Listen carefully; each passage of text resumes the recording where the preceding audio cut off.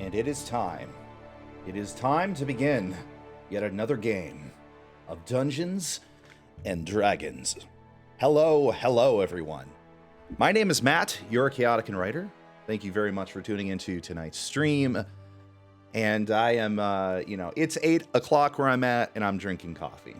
Why am I drinking coffee? Because the energy is coursing through me, and it needs to continue to course through me. And I also am getting over a little bit of a cold, so my throat's a little scratchy, but I may be able to bring in some awesome voiceovers for you tonight. Who knows? It is good to see all of y'all pop in. I do appreciate you spending this evening with myself and some of our intrepid adventurers this evening. This is a one-shot, which is going to basically become a two-shot. It is called Truffle is Brewing, and it is starring 5 new players that have come from the most recent wave of players into Project Aurora. And those players include Atomic Merc, Beefy Boy Rising, Joe, Miriam 1, and Phildo Baggins. And you will be able to see their character art in just a moment. As we transition over to the next screen, you will see the overlay.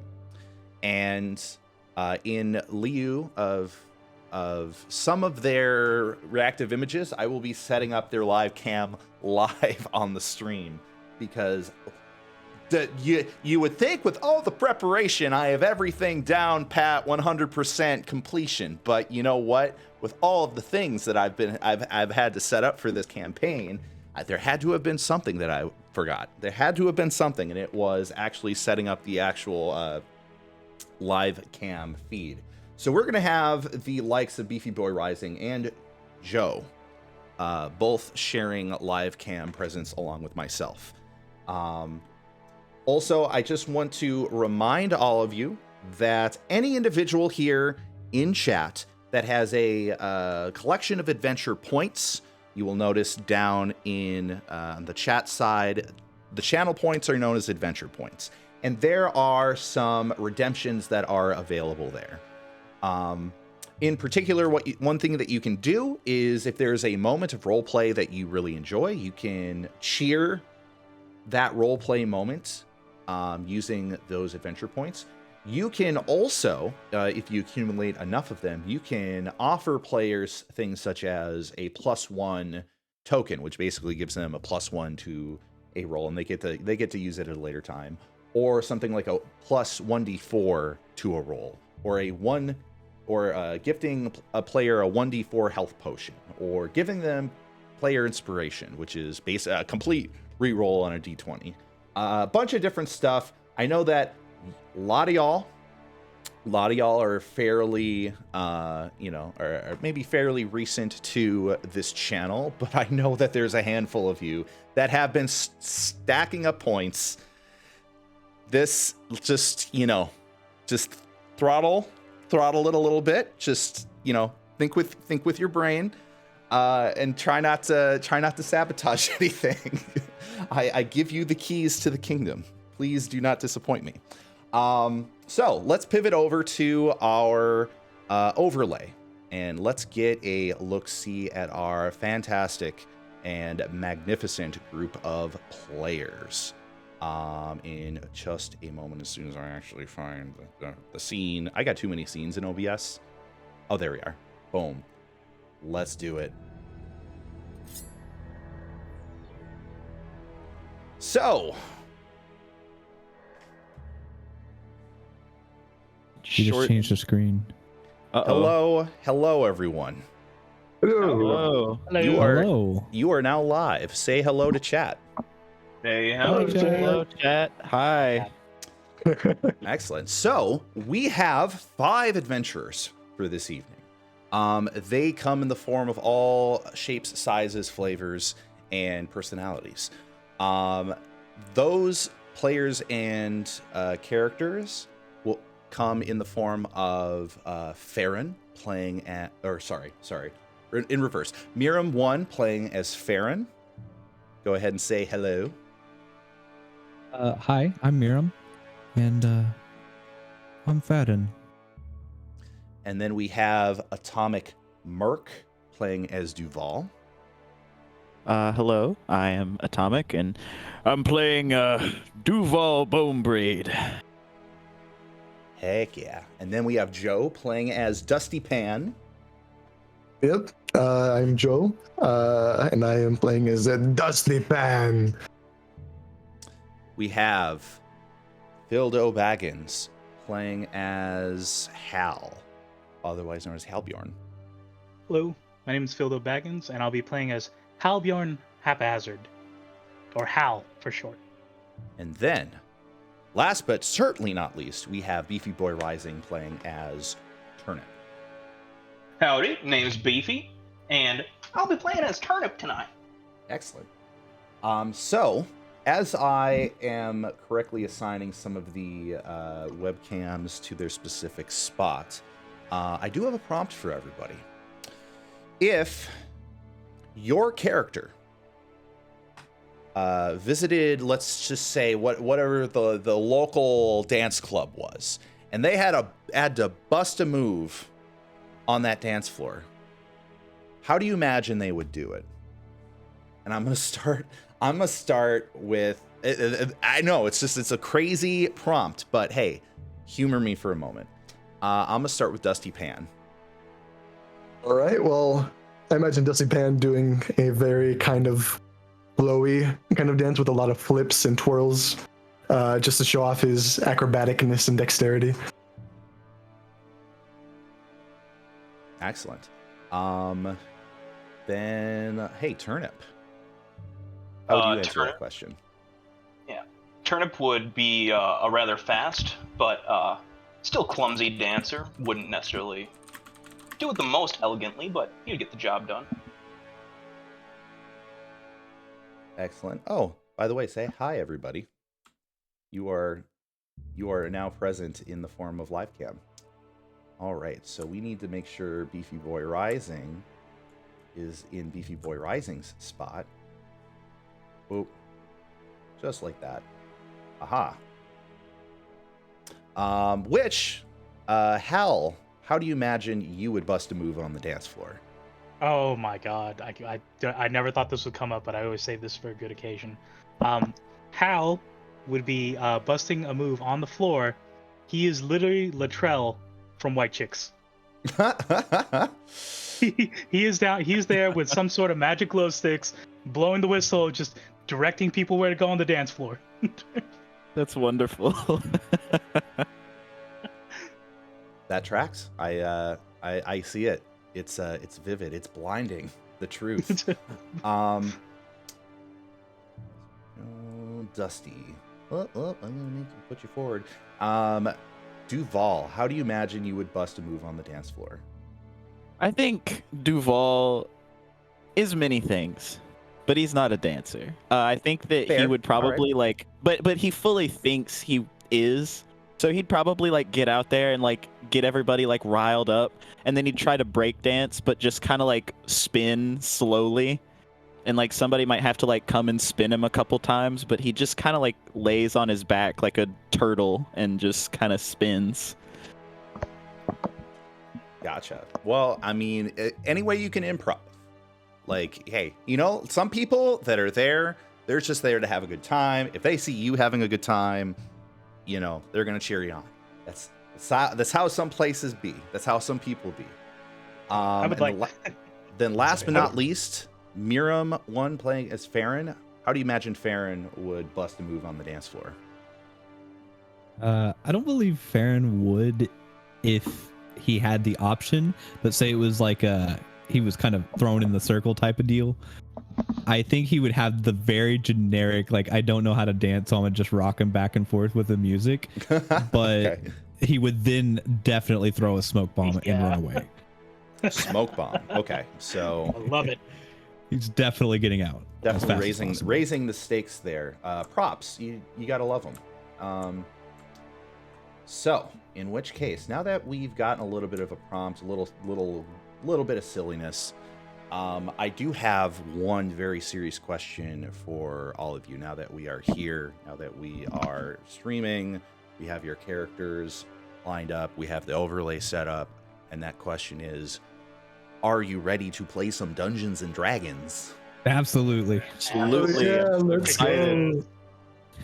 Excellent. Okay, so allow me to do a little bit of just a tiny bit of change up with the music here, because we have been listening to this track on a loop for a moment, and it's time to change it up to something else. It might suddenly get loud, so one sec here.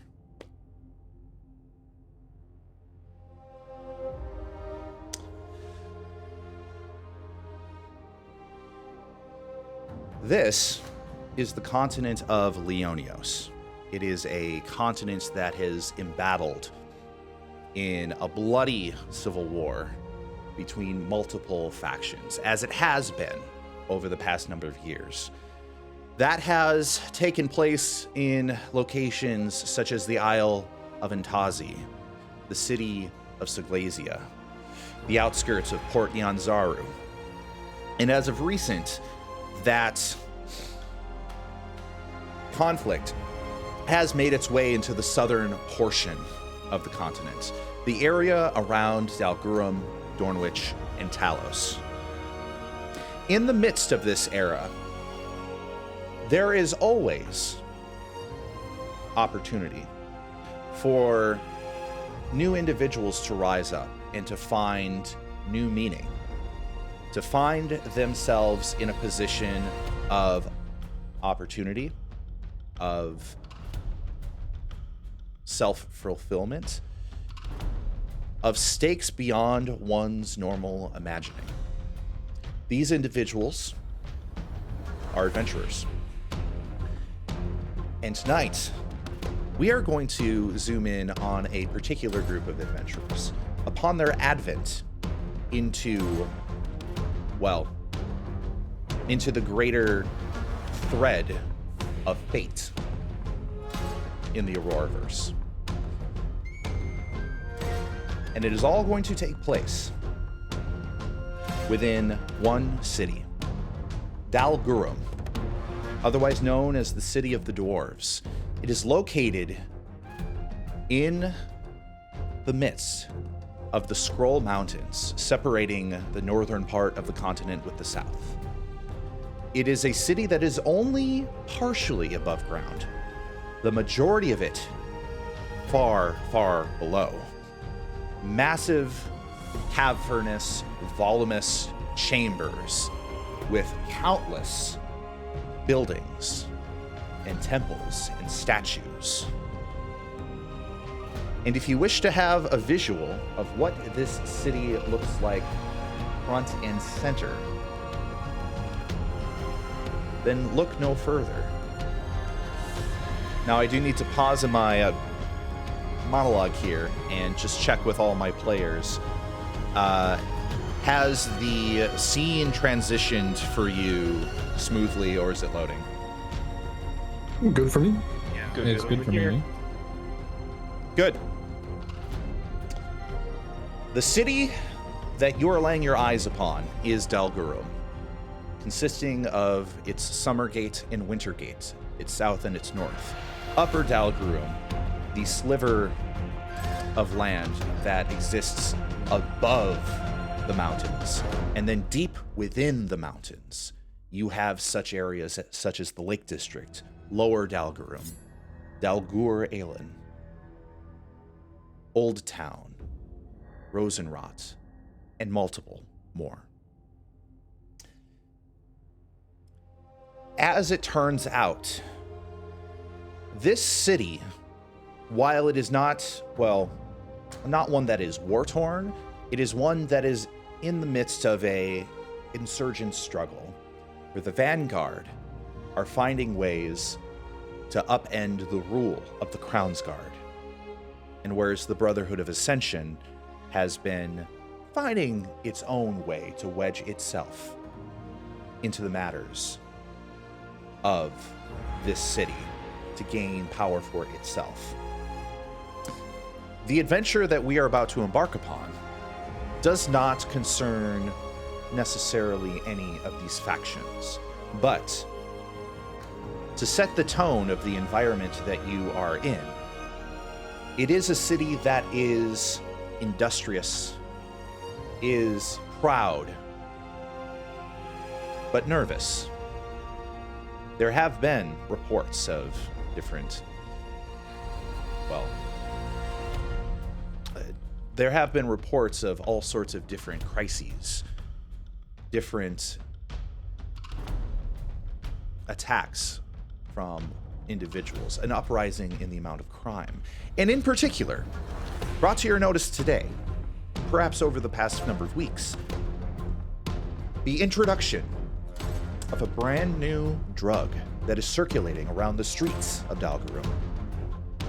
From Dalgur Aelin all the way up to Larg. And this drug is known as TRUFFLE. You may have heard rumor of it. As a matter of fact, this would be a perfect time for everybody to get their official first roll of the game. In which case, I'm going to have every single one of you roll a history check.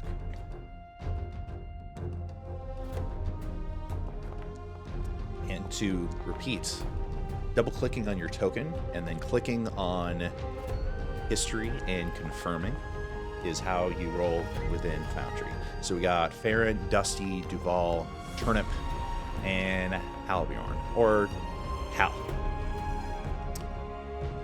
Farron rolls an 8, Dusty Pan a 14, Duval 7, Turnip's initial roll is a 17, and Hal's is a 12. Everybody except for Farron, but it tracks according to backstory. Everybody aside from Farron has heard of rumor of a new drug. You might have even heard it by the name of TRUFFLE. You've heard that it has become a growing problem, but you don't know a whole bunch about it. However, the exception to that would be Duval and Turnip. Both of you have actually witnessed individuals who were, influenced by this drug. You have noticed their behavior. You've actually been able to understand how this drug works. It is an intense psychedelic that sends them almost mentally into a fake Feywild sort of environment where everything around them seems to appear covered in vines and with fairies floating about, and just a glow, an aura around everything. It gives them a certain euphoria. But the thing is that the more that they ingest this particular drug, you begin to see that there's this nearly grotesque sort of fungal growth that begins to build upon their body. And in some cases, they can have violent outbursts because sometimes they can see other individuals as devils or demons, and causes them to strike out at random individuals. Because of how widespread this drug has become within specifically Dalgur Aelin and Old Town, it has come to the attention of the local sheriff. And you have all noticed it by way of bulletin, that the sheriff is looking for a group of adventurers to investigate and potentially deal with the drug. Figure out, to the best of their ability, where its origins are, and to potentially shut it down. Now, each of you decide to take up the opportunity for multiple different reasons, multiple different motivations. Some based upon the promise of thrill, some based upon the promise of profit, some because it may wind its way with other motives. But ultimately, you will find yourself at the office of the sheriff themselves. And allow me to... Well, not the office, but rather... Because let's be fair, everybody's got to start in the waiting room. Oh, So, I knew it. in the waiting room, this is essentially your first opportunity as individuals to have actually come across each other and actually see each other. It occurs to you quite earnestly that all of these individuals are individuals that have potentially taken up that call. So you all understand right away that the group in this room, yeah, you're going to be working alongside them. So, as you are sitting, perhaps with a little bit of, awkwardness, what may it be? My question for you is, what do you all say and what do you all do?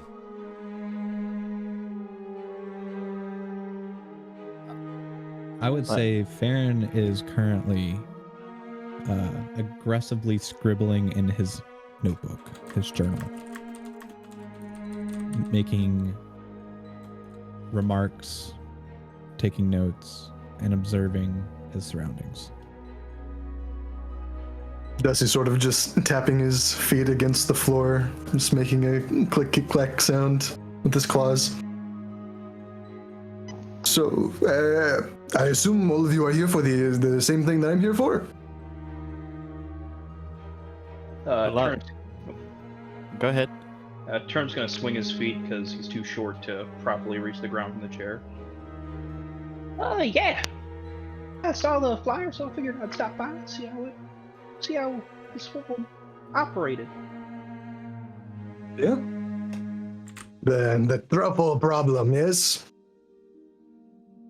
Yes. I've not really heard much about it, only that it has become a problem so far in the city.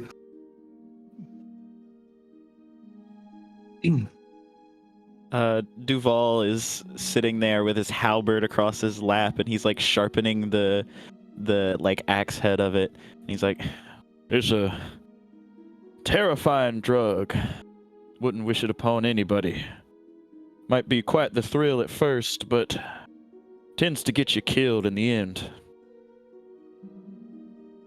Farron stands and walks over and asks, "You know much about this drug, huh? Can you tell me more?" Well, I've seen a few people on it. It's still much a mystery to me, but it's a nasty thing. Makes people violent sometimes, though I am a proponent for violence when it's needed. Seems unguided. Very well. Anyone else? At this moment, what I would like for each of you to do is, while it might come like a moment late, because you are all in this room, feel free to you've introduced your characters in dialogue. However, I would like for each of you out of character to introduce your character in appearance. And let's start with Dusty. All right, so Dusty's sort of in a nomad-y attire, wearing oranges and greens, green cargo pants, orange cowl, and like cloth wrapping around his head, along with some piercings that he has across his body and many wristbands. And he's wearing a backpack, a quarterstaff on his side, and a pouch that sits at his side. Gotcha. Duval. Duval is a dwarf, as you could probably see, but he's got this very he's got armor on that's very like spiky and chaotic looking. He's got a big halberd, like almost too big for him, but you assume that he can use it well. He's got a very like the axe head's very like jagged in the way that like it looks a lot like a lightning bolt. His hair is very like, though it flows, you can tell that it's not gonna like it's not gonna feel very smooth. It's gonna feel very like hardened. It looks like a slightly more let's see, like a slightly more styled version of like Doc Brown's hair, and a lot more full.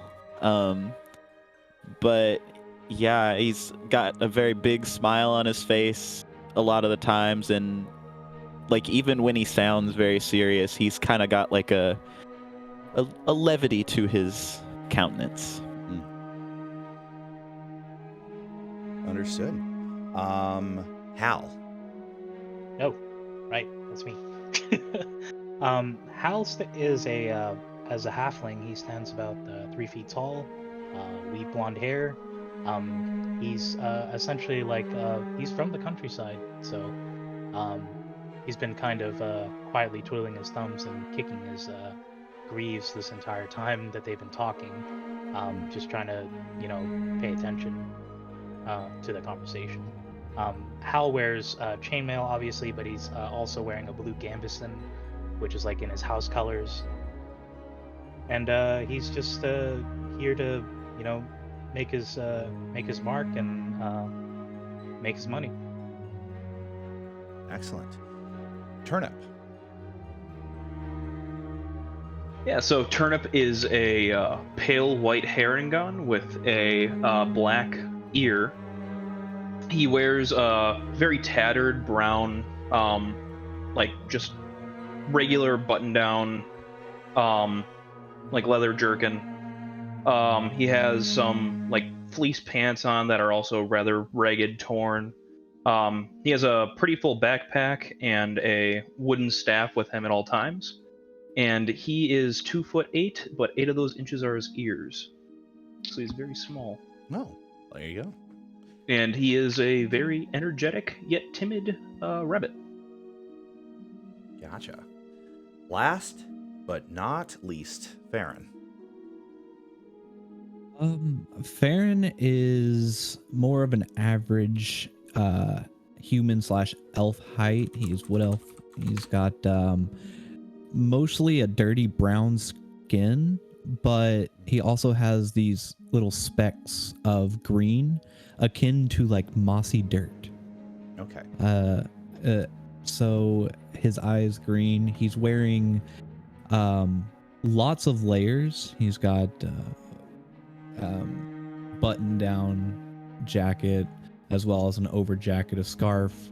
He's got a hood and a mask over him as well, with all very neutrals, greens, grays, and browns to help blend into his environments even when it's daytime. He carries around books. He's got a backpack, and lots of places he can hook and hang things on him. And most of the time that things are being said, you can see him more piercingly gaze in observation. He doesn't make his observations very hidden unless he need to be. Gotcha.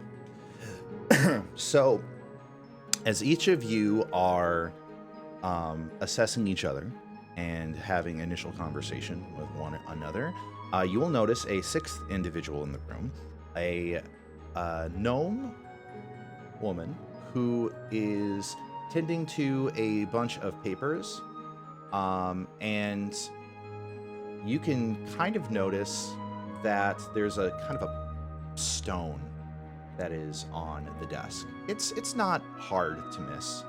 It's actually very much within the sight of everybody. It's a fairly large stone. It's on its own little kind of wooden mini pedestal on the desk, and the stone begins to glow, and it glows in sort of a greenish color and pulses. And she looks over. She's like, well, the sheriff will see you now. Feel free to, go through the door, take a left, and she'll be right there. Turnip jumps up and is immediately walking that way. Wonderful. Let's get right to it. Right. Duval stand up and kind of give a bow and say, "Thank you, madam." After you. Farron stands. She Farron smiles and stands nods. and walks through the door, but he will stop and wait for everyone else to proceed before him. All right. And as each of you make your way through, you take a left through that doorway, and then on the right there is a banded set of doors. They are thick, and they require a little bit of muscle in order to push open. But as each of you enter, you will notice a particular dwarf, a woman wearing splintered mail and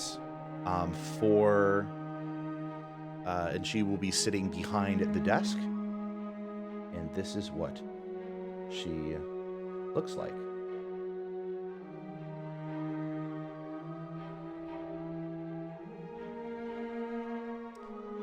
Wonderful.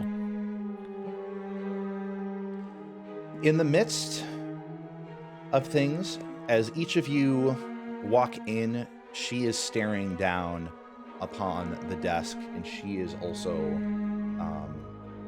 taking a feathered pen, and she is writing a bit, I wouldn't necessarily say furiously, but expeditedly, as if she is intent on wrapping something up before addressing all of you. However, as each of you enter, you do find yourself in a room that is distinctly different from the large stone masonry. It seems that the interior of this room is iron banded. As you take a look around, you get the impression that this is quite a secure room for somebody who is, a law enforcement officer, a sheriff. And this is the room that you see here. You will also notice a few other things in this room. You will see that there are 2 windows, and those windows look out upon the streets of Dal Gurum. There is a series of books in the bookcases behind her. Some of them are basic things such as encyclopedias. Some of those are categories of various different regions of Leonios. Some are perhaps regions that you haven't heard of. You get the impression that this individual is quite book savvy and quite learned, quite worldly. What also jumps out to you is that to the right of you, there is a small coffee table with a skull of a dragon. Smallish, but unmistakably a dragon. And she just continues to scribe away as each of you are standing in that room.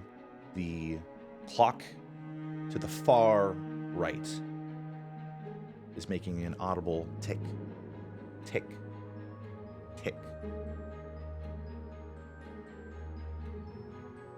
We did not bother you at a bad time. As soon as you say that, she lifts up a hand with a single finger as if to say, "I'll be with you in a moment." And she continues. to write whatever the rest of whatever it is she's writing. Turnip's foot will begin to thump in time with the clock. Hal's been distracted by the supposed dragon skull. He's just been eyeing it for quite some time. He's like, is it real? In his head. As you Baron- are thumping your foot against the floor in time with the ticking, you are actually going to see a bit of a glare. She is at one moment looking down upon the report that she is writing up, and then a long blink, and then the moment she opens her eyes, it is a glare towards you, Turnip, and the writing has stopped. I will stop thumping my foot. And once you stop thumping your foot, she kind of looks around at each of you. And it's kind of an interesting expression on her face, kind of an interesting look she's giving all of you before she decides to focus back on her papers. She must be at the end of whatever it is she's doing. While she's writing, Farron would like to observe her facial features. Try to read what she's feeling. Is she stressed about what she's writing? Is this a tense situation, etc.? Insight check.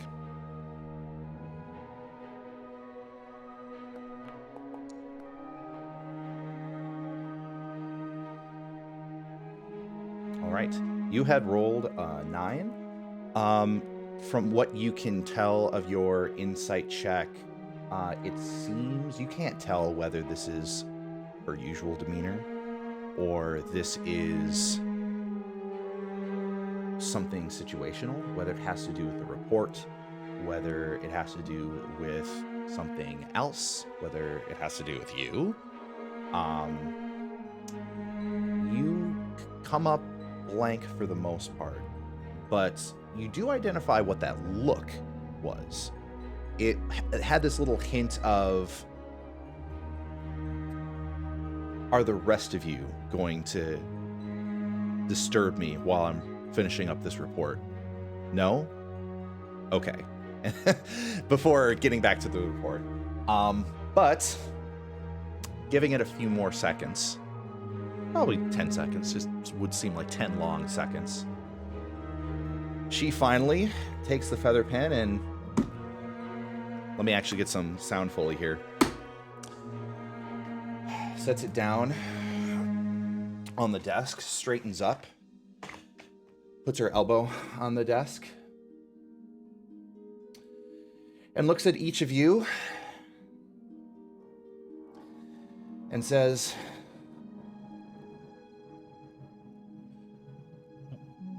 well, you're all an unorthodox catch, I'll say that much, and it seems that I've got quite a worldly group. You are all here for the bulletin that I had sent out concerning a particular problem that I'm having within my ward and the ward to the south, no doubt. Indeed. Yes, the truffles. Farron Yes. nods. Yes, ma'am. And I'm to presume that each of you have already had confrontation in your past with some sort of nefarious group at one point or another, combat capabilities, the abilities to sniff out truths from those who wish not to say truths. I mean, you could say that. Yeah. I dabble. I did just say that. Yes, indeed you did.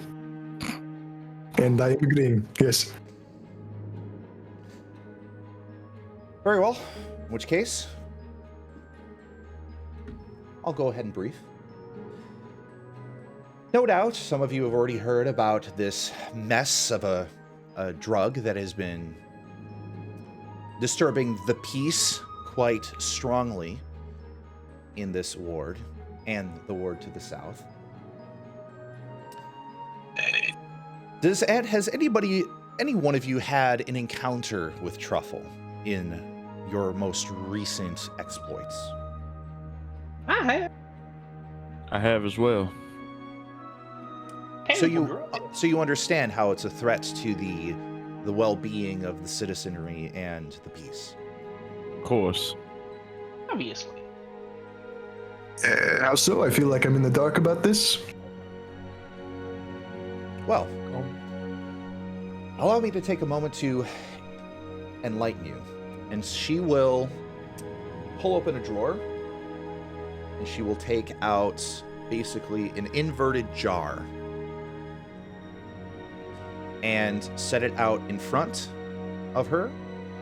And you see this. You'll have to scroll down to see the full image, but... Oh, that is one oozy mushroom.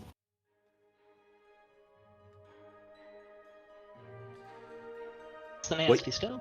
What you see is a mushroom, particularly a high-tipped toadstool of a blue coloration, one that shifts from a sky blue to a deep royal blue.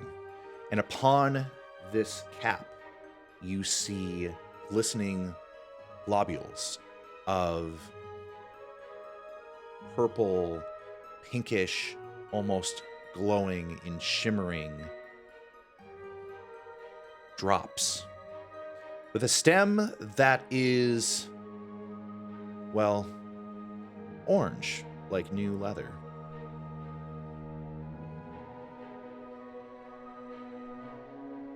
And while one or two of you might have actually seen some sort of semblance of this by far is probably the largest specimen you've seen. Hal begins jotting down quickly and sketching what he's seeing. I am very curious who looked at that and thought it was a good idea to put it inside of their mouth. You would be surprised. Individuals certainly find a way. Since the dawn of civilization, it seems that all manner of idiot and scoundrel and unfortunate have been putting whatever it is they believe into their mouth. However, that is not to say at all. That is not to say at all that this particular mushroom is without due credit. The unfortunate truth is that it's the criminal that gains, well, they gain the benefit of gold, and it's the innocent that gains the curse of addiction. While I am partial to certain substances circulating, you know, I am known to in my youth smoke a little bit of moon weed, as it was so called back in the gets day. down with it, huh? Nowadays, I practice a level of decorum, thank you. The thing is that some of these substances are just too dangerous. They're just too habit-forming. And this has caused a severe scourge upon many, many unfortunates in my ward. Everybody has a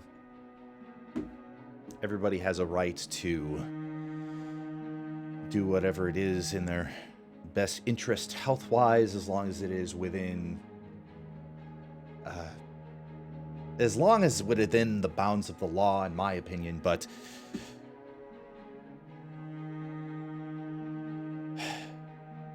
she takes a deep breath, a deep sigh, looking at it. It seems to be sort of an unfortunate, even mournful sigh.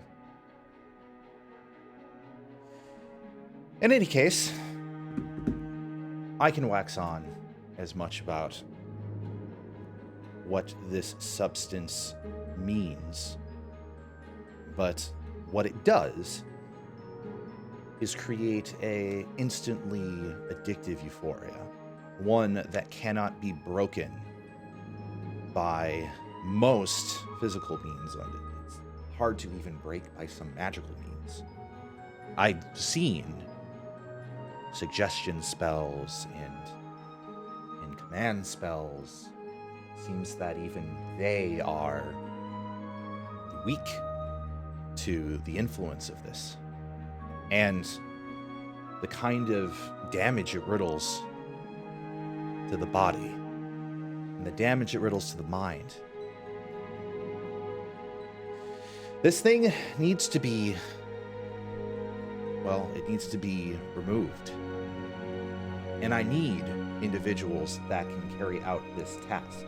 Because it seems that in the midst of all of the struggle dealing with the Crown's Guard and the Vanguard and the Brotherhood of Ascension, I have been forced to contract out.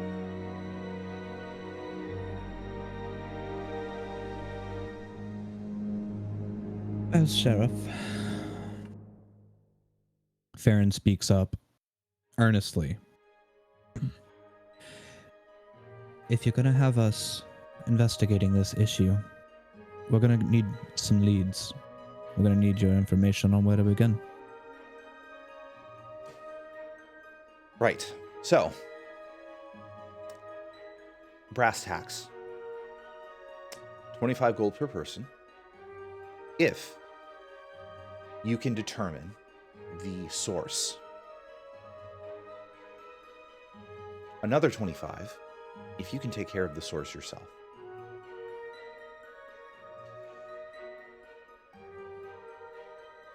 Agree on terms before I give you any information. Sounds viable for me. However, I have an additional request. Information. I need some information about a particular person.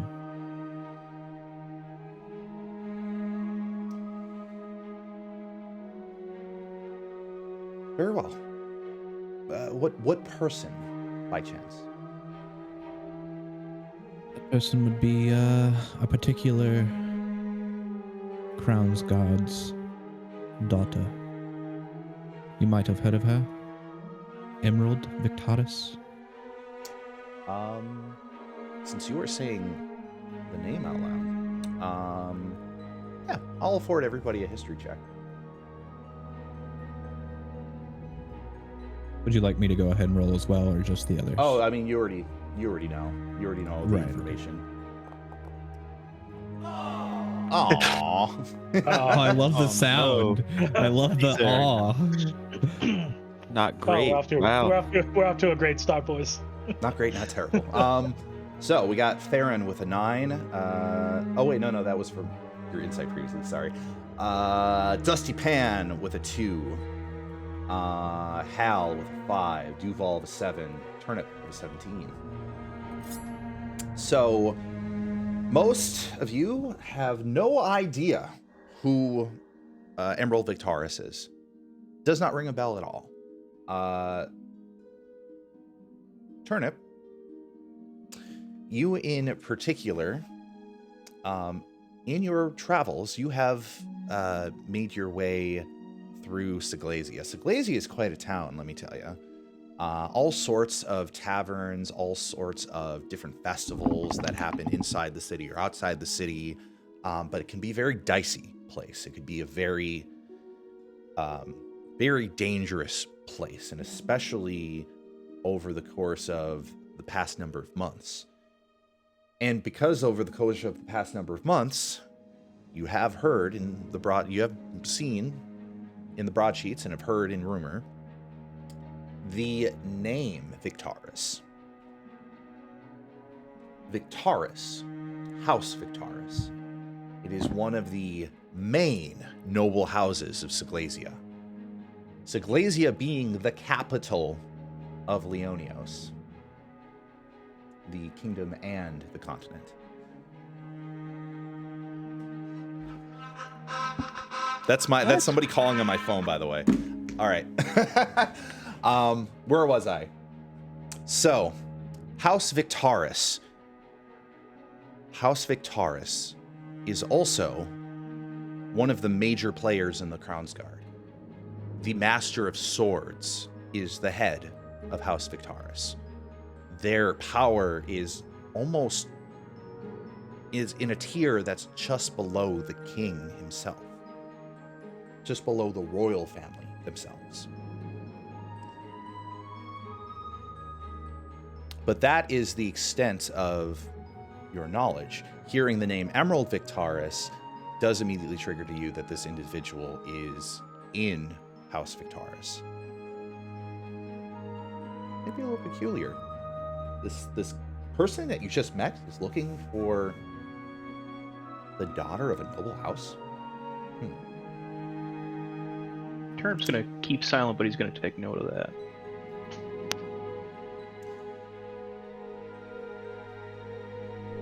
So, what say you, Sheriff? I'll finish the illustration of the mushroom in his book. So, but he's been listening as well. I should also provide this as a resource to everyone. Farron, you in particular, with your backstory, you have obtained this information from, let's just say, a member of House Victaris. And of course, you are here for particular business, aside from taking up this call to action. You have been granted information, including the likeness of Emerald Victaris.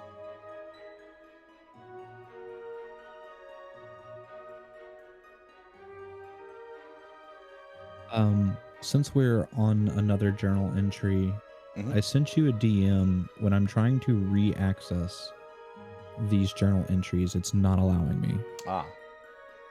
Let me fix that by making them all observable. Because when I've been showing them, I haven't been making them observable. So let me go ahead and do that. So now if you go to the journal section, there should be a section that says Truffle is Brewing, and... Yes, I can now see them. Thank you. Excellent.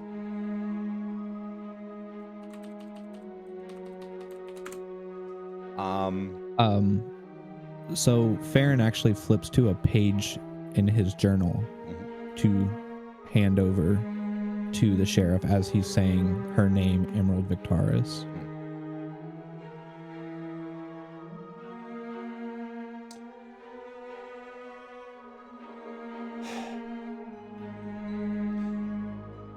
Are you mean to tell me that... Okay. Curious that you were looking for Emerald Victaris, and her eyes sort of like look left and right, and she kind of pats her hands on the desk a little bit. She's thinking, I'm going to see you after the rest depart, if that is okay. It would be better that way. All right. Well, since you've all agreed to the terms of the contract, feel free to speak with Galbraith outside after you're done here to, sign below the dotted line, all of that. But you are being given the special charge from the sheriff of Dalgur Erlin. The most recent intel that I've gotten on Truffle has been that some of its distribution, some of its origin, as far as I've had individuals provide me eyewitness, it seems to be, as far as I've been able to gather, the area of Cinderforge Market. That is a market that is not too far away from this constabulary. You can actually head there due west some 9 blocks. I, unfortunately, have not had the opportunity to have any one of my officers gain any further information. They've been preoccupied with things, as you can imagine, more important crises. So your best bet is to first head to the Cinderforge Market, perhaps ask some of the proprietors there, ask around, and they might be able to give you further information. But that, I would say, would be your starting point. Is there a way I can gauge her like general, like based off of how her face is and how she's speaking, how she generally feels about the truffle? Yeah, insight. Sounds good.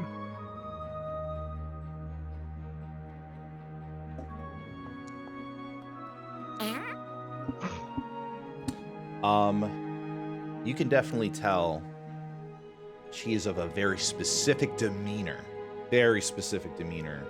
of sheriff. Hard as nails.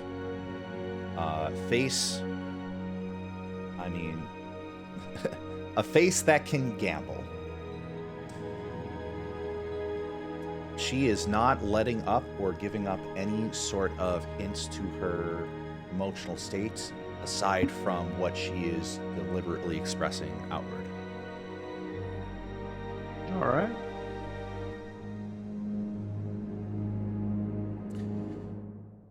Any questions?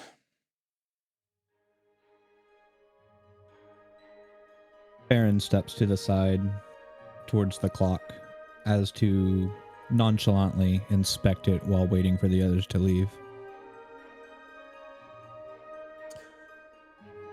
Question. Is that a real dragon skull? No, it is just a prop. Okay. Still pretty cool. I thought so. I would believe with your natural insight, sarcasm. Duval's gonna chuckle and be like, spoken like a person that perhaps didn't kill it themselves. Kind of like with a playful grin and a crossing of the arms while his halberd kind of like leans on him. Are you trying to get a reaction out of her? I'm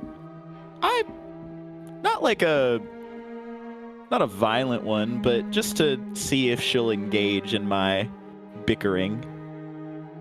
All right. I could say that may be a performance, or all right. I can roll performance for you.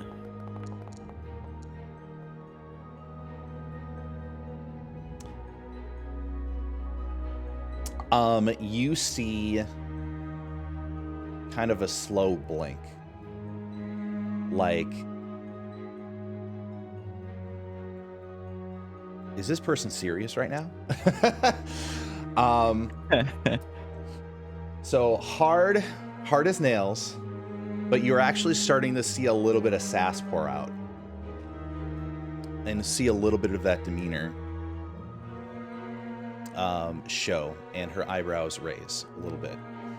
And she looks to you and gazes over to the skull and says, "That red drake killed 8 of my officers. I made it a personal goal to take its head. And take its head I did. So, if you were wondering if it is real, It is real, and I am proud of it. Duval's smile still beaming out. He'll nod and say, "That you did, my friend. We'll stop this for you." And he turns around and starts walking away. Make me proud, adventurers. Make me proud. All right, so are the four of you leaving? Yes. All right. Yep. Oh, Hal doesn't realize that everybody has started walking out of the room. He's still like sketching the dragon skull in his book now. Oh, but he looks at the sheriff and he's like, "Thank you for the opportunity." Hey, he bows a little bit and he kind of scrambles out. All right, and as soon as you all step out, the doors close behind you. And the sheriff swivels in her chair. You don't usually see swiveling chairs in fantasy worlds, but this one swivels. Can I try to listen in on this? Yeah, go right ahead and roll a perception check if you can. Oh, how sneaky of you. I'll move out of the way so he can put his hair You and said to the door. perception, or what was that one? Perception. Perception. Okay. You're sorry. using your ears. I get advantage on perception checks. No. Well, go for nope. it. You have proficiency in perception. My bad. Yeah. That's it. Okay.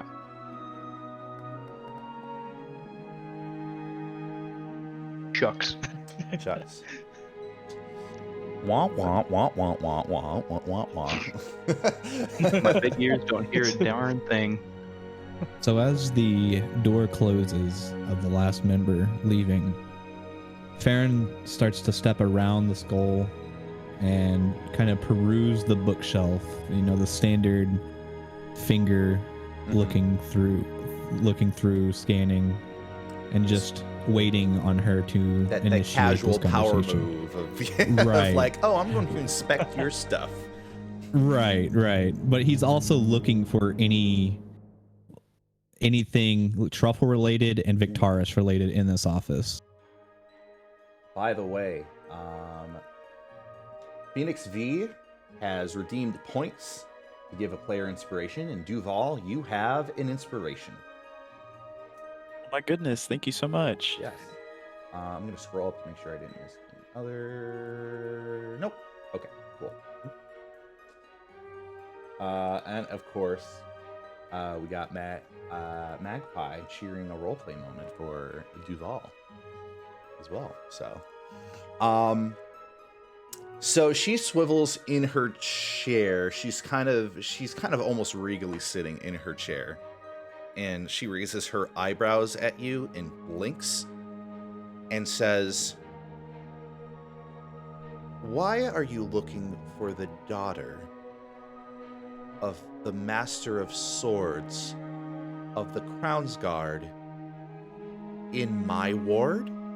And she is giving this sort of like very intense look at you, but I think it's enough with passive insight to pick out worry by the news she's just heard. Well, we're going to be working together quite some bit, so let's cut to the chase. She blinks to that, like she wasn't anticipating that to be the case. Yeah. She's missing. Assuming willingly. And, well, I've been hired to chase her down. I'm tracking her and her last whereabouts. Your ward. Let's be real, the only reason I've taken this truffle is so I can speak more with you, and hopefully I scratch your back, you scratch mine. I need information.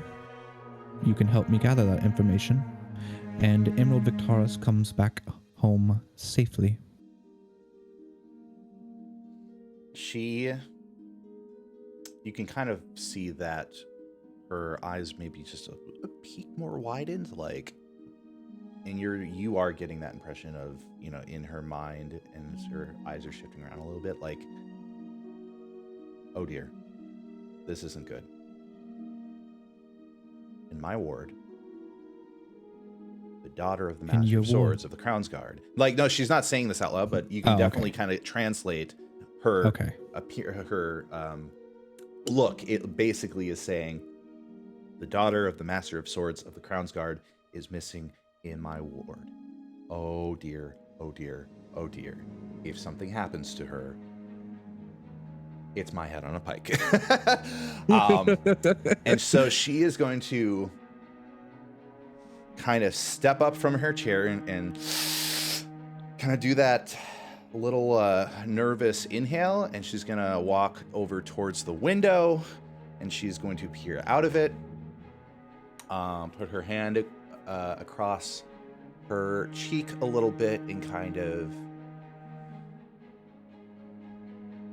of just look out, sigh, and she mutters something under her breath. As she's being dramatic, Farron notices her stress and says, "Calm down, Sheriff. That's what I'm here for." Do I look like I'm not calm? A chuckle. Farron repeats back the insight that he's found. The staggering breath, the worrisome movements of her hands on her face, the glaring or sudden opening of eyes, all her body language. And while you may be profound to many others in your stone cold face, it is my utmost profession to read yours. No offense. Right. Magic. Proficient or not.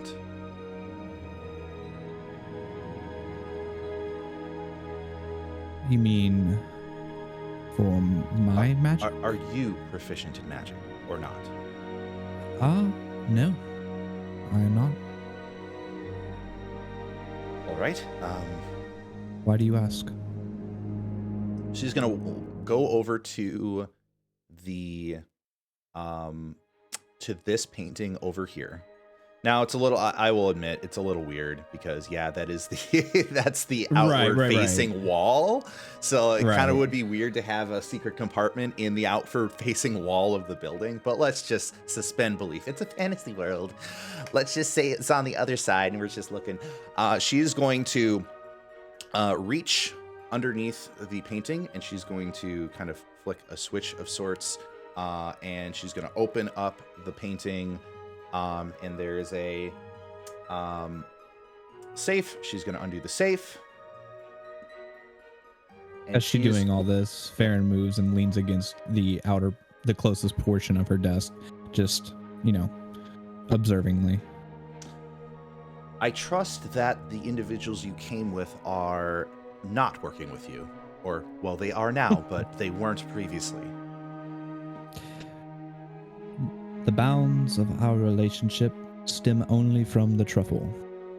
That was a mushroom pun.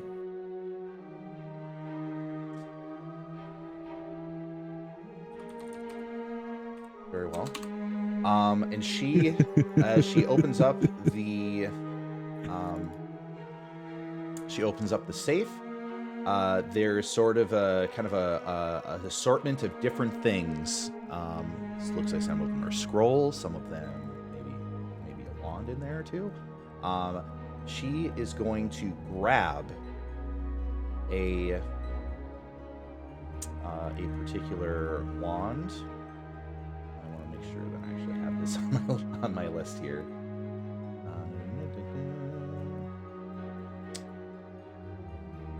Well, then I have a task for you. I'm pretty sure, whoever it is, you are tasked to serve in this case, and I think we both know who that may be.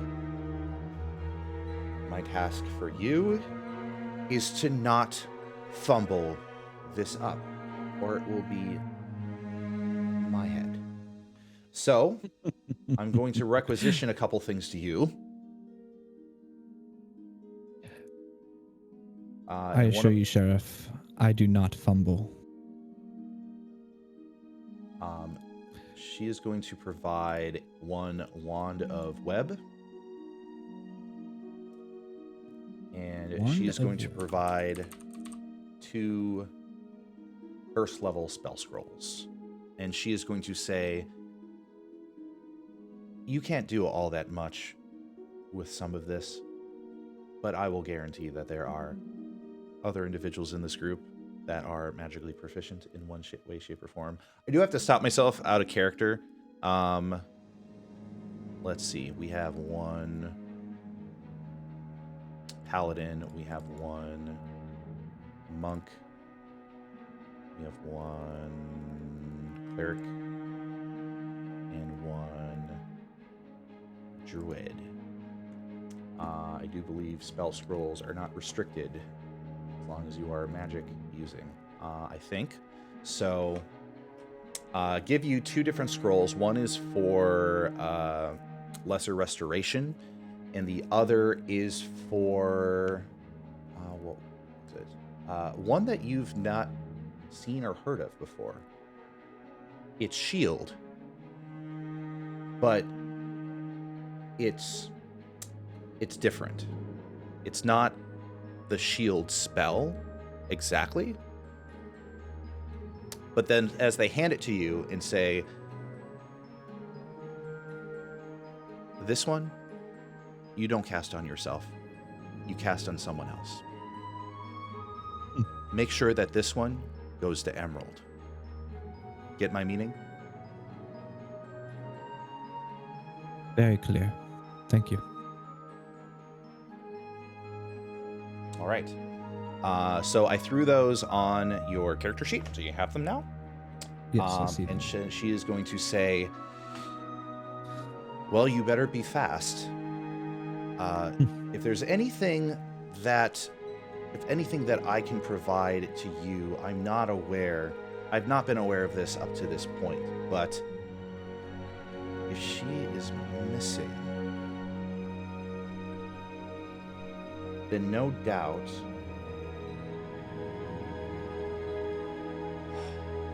I can't say that whether this task in particular is going to provide you any luck in finding her, except that I have heard rumor that an individual has been visiting the Dagger's Den. He quickly flips a new page, starts a new heading, and starts a layout of like information for this Dagger's Den. The Dagger's Den is a seedy place. Well, it's in a seedy location. But it attracts laborers, some adventurers, travelers. And more. I did receive rumor that somebody passing through the Dagger's Den had to have been of noble birth. Somebody who was avoiding Crown's Guard, but that's the most that I've heard. I pray that this is Emerald, and at the same time, I pray that it's not. But that's the best I can give you. Very helpful information indeed. I have one more request from you. Perhaps you have a sigil, some sort of status of your authority board to help me along with your soldiers. Need I access or information? Symbol of She trust. grabs into the safe, pulls out a badge, tosses it at you. I grab it and immediately slip it into a innermost jacket pocket. That is a deputy's badge. If I ever find out that you are using it for any purpose aside from what we've talked about today, you are going to be seeing me again personally. Entirely understandable, madam, but if my reputation was not beholding of itself, I would not be on the job I am on today. Have no worry. And I would like to roll a persuasion check on that. Yeah, go ahead and persuade. Or I would like to try to persuade her, sorry. To tell her that I am in no shape or form trying to worry with her. All right. It is going to compound with a bit of an insight check. Not from me. That is to say, it is going to be from me. Let me roll that really quick. Okay.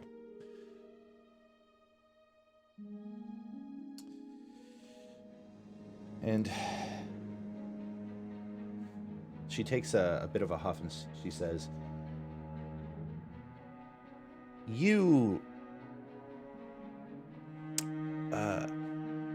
I take you as somebody that does this sort of thing for a living.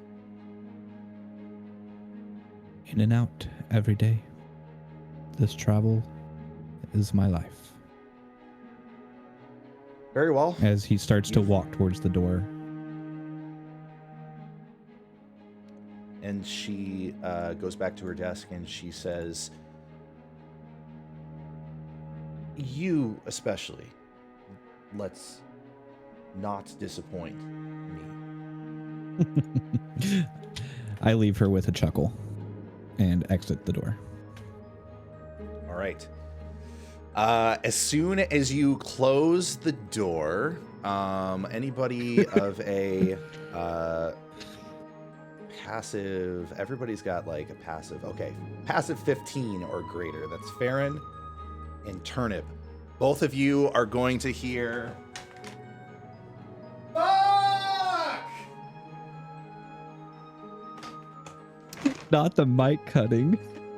Oh, did the mic cut? Yeah. Did you not hear me at all? Hold on, let me do it again. We just heard the beginning of the scream and it cut out. Fuck! Oh, Just a loud fuck. Oh my. I'm guessing I also would have heard that. Yeah. Farron would have also heard that. Okay. No, Hal's just looking over at Turnip. What did they say? That's an excellent question. In walking out and seeing the party still there, I just kind of give them all a glare. Shall we get to work? Duval's gonna he's got his arms crossed and his grieved boot tapping. It took you long enough. Thought we were gonna have to bust in there and save you. You can kind of see a gleam in the eye. You can't really make out facial features from Farron, but he gives you a nod and a slight chuckle. Well, hopefully it will be the only time you worry about saving me. Indeed. Let's get moving. After you. She was so cold. I swear I could cut the tension with a knife. Ugh. All right. So, you all, one by one, shuffle out of the, location, constabulary, and upon doing so, and of course, switching up the music again, we're going to play this tune, as we are going to the Dalguro map. So you're presently at the sheriff's office, and allow me to do this last moment here. Oh, look, it says new text. That is actually supposed to be Cinder Forge Market.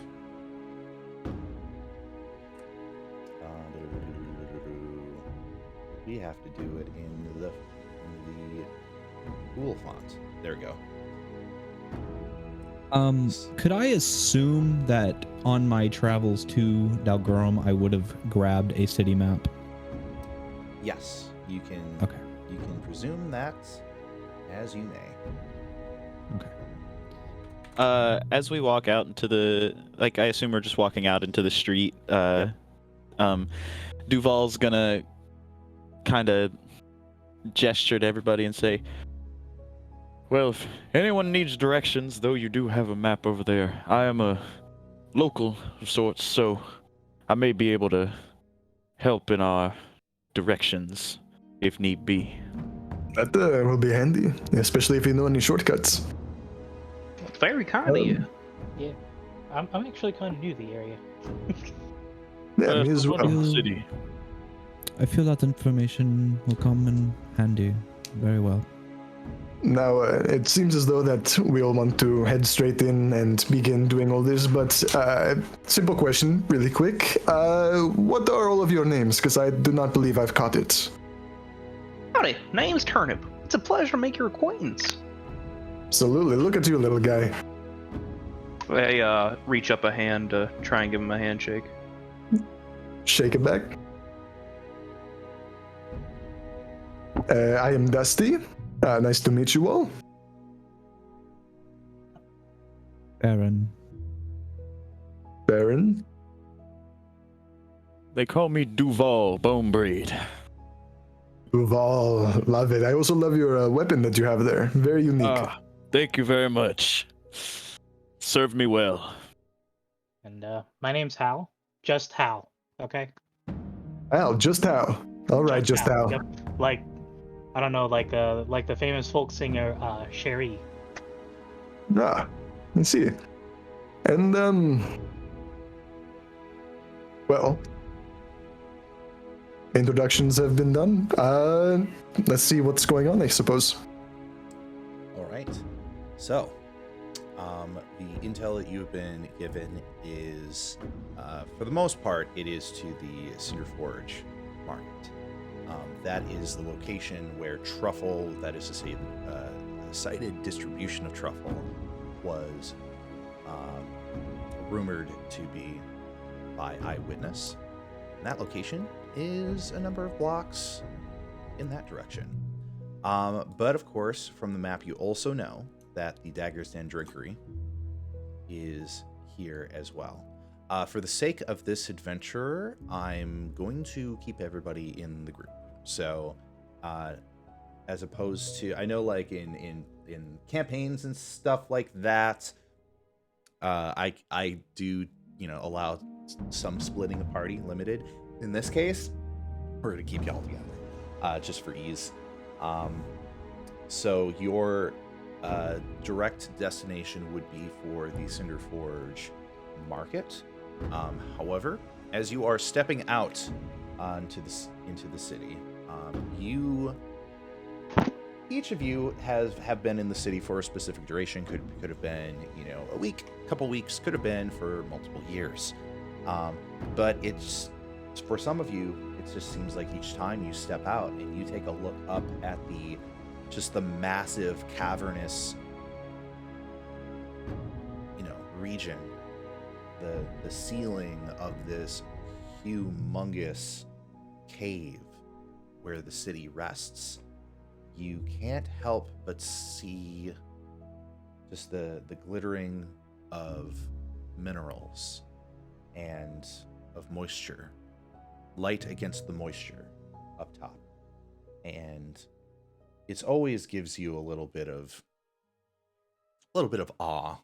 Dalgurum is a picturesque dwarven city, and in the distance you will always find the glow of a forge or the sound of boisterous voices. However, being in this particular time in Dalgurum's history, it's not always the safest.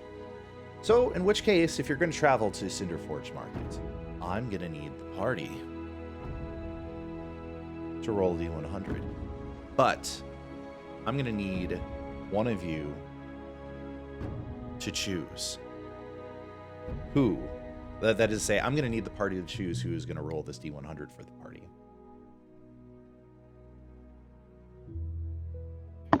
Based off my rolls so far, I wouldn't suggest turnip. Actually, I'm going to have you roll, but it seems that Dr. Squiggums has redeemed a very high counted channel point selection. So this will make the encounter very interesting regardless.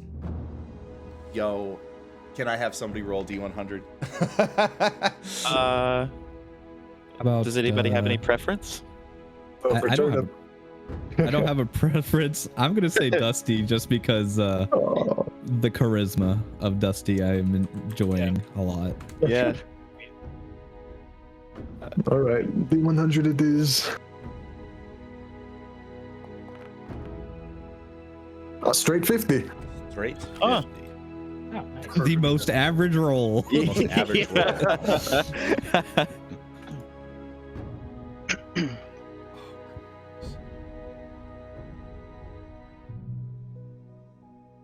Oh, really?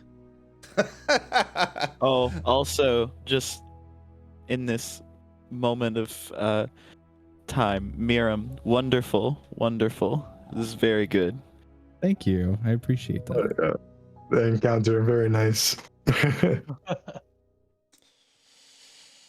I was not trying to take up too much of the time. No, I think it was Alright. I was good. digging it. Yeah, I was very enthralled. Awesome.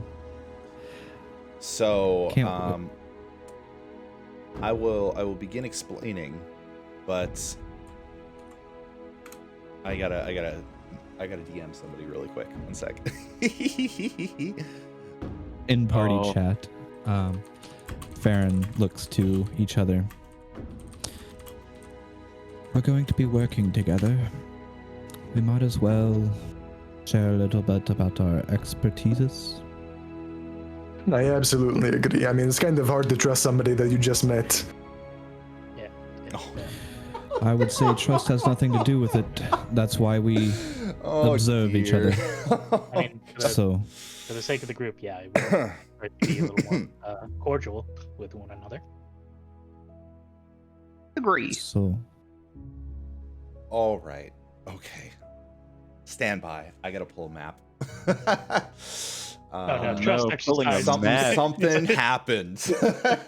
Trust. It's a trust exercise. All Something right. went So here's the wrong. deal. I have a channel point redemption called The Plot Thickens. DM's Oh no. Now, Dr. Squiggums, you've met Dr. Squiggums. Dr. Squiggums is a character part of, it was a character part of Tales of Siglasia, is going to be same character in my upcoming campaign. Also is one of the staff members. He has redeemed it, and I have given him what the result of that encounter is, and I have asked them how he wishes to twist or corrupt it, and he has told me how he wishes to have that done. So, God. in which case, I have to take a moment here. We're gonna go in a little bit of a different direction. okay. It's gonna be fun, I promise. Sounds like it. I'm excited. All right, so I gotta find historic scenes here. Is this gonna work out? I hope it does.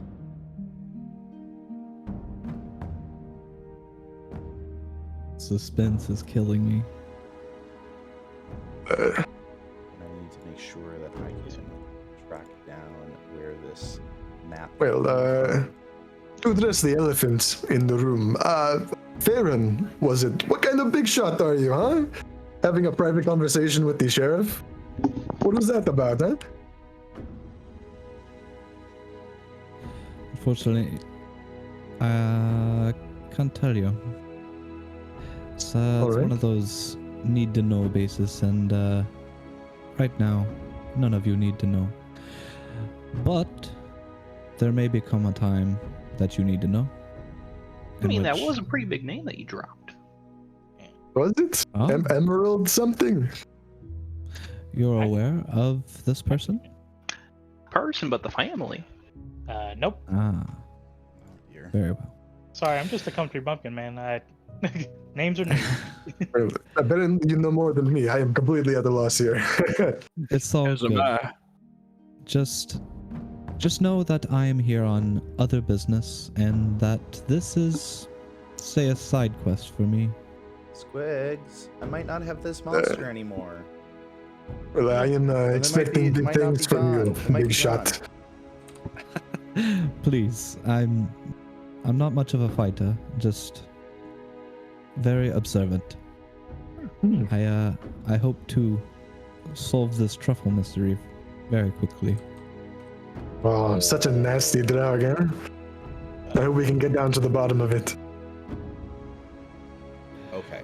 I'd like to learn more about it. It looked beautiful on the desk. I have a picture of it right here. So, All right. And Hal holds well, up like this giant iron-bound book that's supposed to be his journal / guest book. It also serves as a shield when he completely closes it. Really? Yeah, that's Very really good. Hal's guest book is his shield. I actually take a mental note of stop it. Hal storing information in that book for potential later use. Yeah. If you notice off to the side, there's tiny little doodle stick figures with like really super deformed versions of your features on them. It's like Hal's little side notes about his party members. Right. So, back to what we were wanting to discuss. What are your special skill sets, everybody? What are you good at? What can I rely on you for? I mean, hospitality. That is nice. Stealth, Oh, I investigation. Oh, I found You know, it. Okay, so I'm in the dark. we're doing this. Okay, so let me as you are having this conversation and you are walking down the streets towards your destination, you come across as you're passing down the street, each of you are coming across a bridge. There's a bit of a canal that cuts through the part of town where you're at, and it seems that this bridge for the most part is I would say for the most part empty. However, as each of you are passing it, I need everybody to roll a perception check. Hot dog. Hot dog is correct.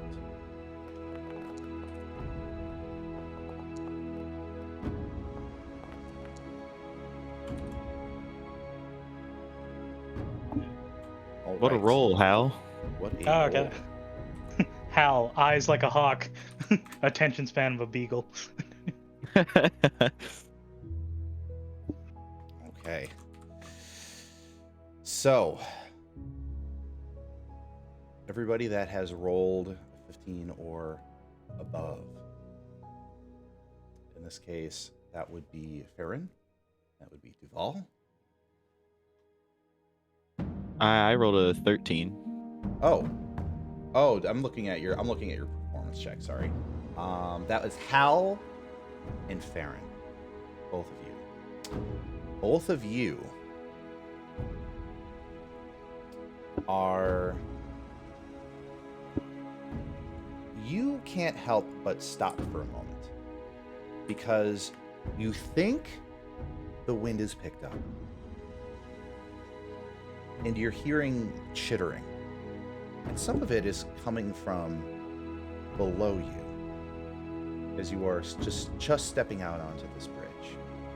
And well, allow me to pivot you to a new scene just to demonstrate what this is.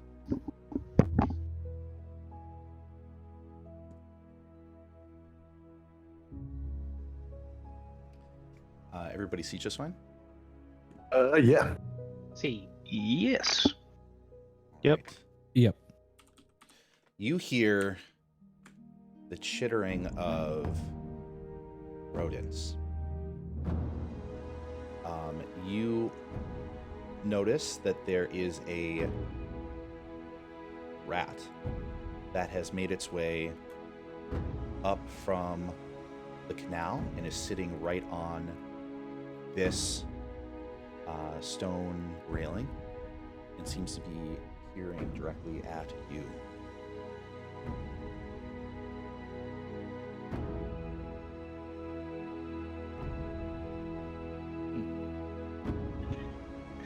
So just sorry, go ahead. I was just asking, me and Hal both see that, but the other three are still walking, or did you say we all see the mouse? Both of you hear the chittering and you both notice the rat. I lock Okay. eyes with the rodent for a moment. I glance at Hal glancing at the rodent, and then just kind of pause. It's just because it's a tavern keeper's worst nightmare is to see a rat. Dusty just keeps walking. Hal Yeah. just has an uneasiness about the rat because, like, you know, rats have something to do with disease, and he feels it in his bones. He's like, this place is not very clean. Would either of us, you said we feel this wind and this kind of like interesting feeling. Do we get a uneasy feeling from it? Or is it just like we're noticing this? It's not necessarily unusual for the air to move around a bit inside of the cavernous place that you're at, but the wind has this sort of rotting stench to it.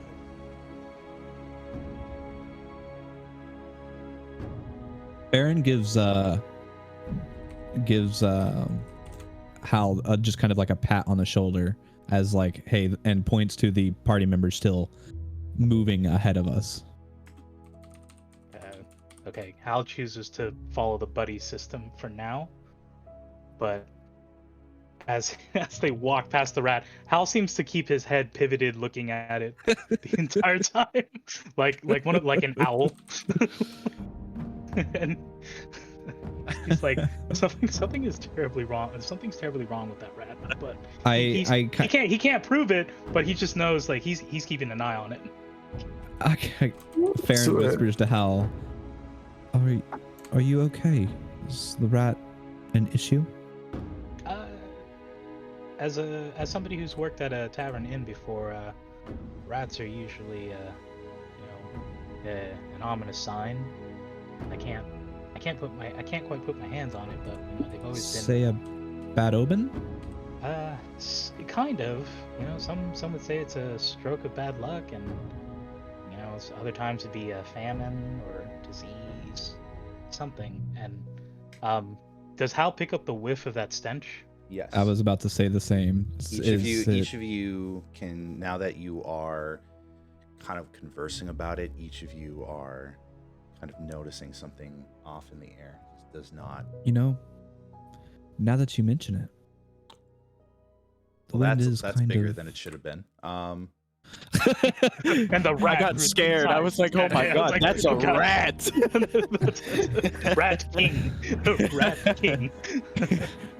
Big now that rat. you mention it, the air does smell off, you could say.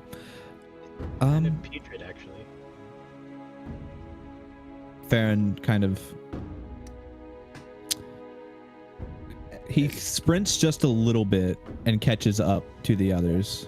Yeah. And kind of in one of those like shadowy movements, just like I'm just standing between them type of things. All of a sudden, like, oh, where did you come from? Type of deal. Mm-hmm. I just kind of, do you smell that? Do we all see the rats now? Yes. Can I Because turn there's into more one? of them. And they seem to be creeping out one by one. And the thing is that Duval, at a moment there, you had stepped forward and one of the rats had sort of run up in your path and started hissing at you something. What terrible. the hell? Duval at that is just gonna like, he's just gonna chuckle. Little guy thinks he can step up to me. He's gonna pull out his halberd. And he's gonna like try and just like axe cleave into the ground where the rat is. Is You're this gonna attack the normal rat? for the rodents in the city? I would like As- to Oh, wait. attack this rat. Yeah. All right, go ahead and roll a weapon attack. In order to do so, open up your character sheet, go to inventory, find the image of your halberd, and click on it. All right. You Done that. may want to make sure that the particular rat is targeted. You can hold Alt and then click on the rat to do so. Do I need to move like within 5 feet of it to? Yep. Oh, it's a halberd, so you technically don't need to. Oh, I'm gonna That reach. yeah, I'm gonna stay back here. So Duval, you carry that thing on your shoulder, right? Yeah. Well, I probably have it out. Like I'm very like Duval's very much a Okay. Go ahead. Farron is gonna like when he sees you raise this thing, he's going to kind of duck and step back as to not Yeah. be in the reach, and he's just gonna kind of like throw his arm back, immediate sneaking position. Like, what's going on? Why is this man swinging a halberd? I feel like, look, Hal's like right behind him, cheering him on. He's like, that's the way to do it. You gotta have a show of intimidation by force. I'm just so perplexed at what's going on. So your dominance. Hal's just like, like pom-poms everything. Assert your dominance. Do Okay. these rats like all immediately seem threatening? Do they all seem threatening? They all. Yeah, Let's go ahead and threatening. do a nature check or a perception or investigation, whatever check you feel would fit what it is you're trying to determine. Okay, so paranoid checks all around. while that happens, I have the rat targeted. How do I actually roll it again? All right, so you want to open up your character sheet and you want to Yeah. click, go to your inventory, and you Yeah, I'm there. will want to click on the image of your halberd. Also, you can take it and you could drag it down to your macro bar if it's easier that way. I do have it down there. I did do that earlier. Okay. So if you click on it, then go to chat messages. It should show up there and it should give you the option to attack, I believe. Ooh. Well, that's cool. With a 17, and The that first attack roll. is going to be a hit. So let's see what the damages for that is. That is a 9. How do you want to do this? And what does this look like? Basically, like Duval's just kind of walking like in stride, like big beautiful smile, like halberd like on his shoulder, and this rat like jumps in his way and starts hissing, and he's just a challenger, and slams the halberd like just straight like cleaves it in two. There's no more room. Kind of forget to inform you, but it seems as though we are being surrounded by more. As soon as you do that, the chittering stops.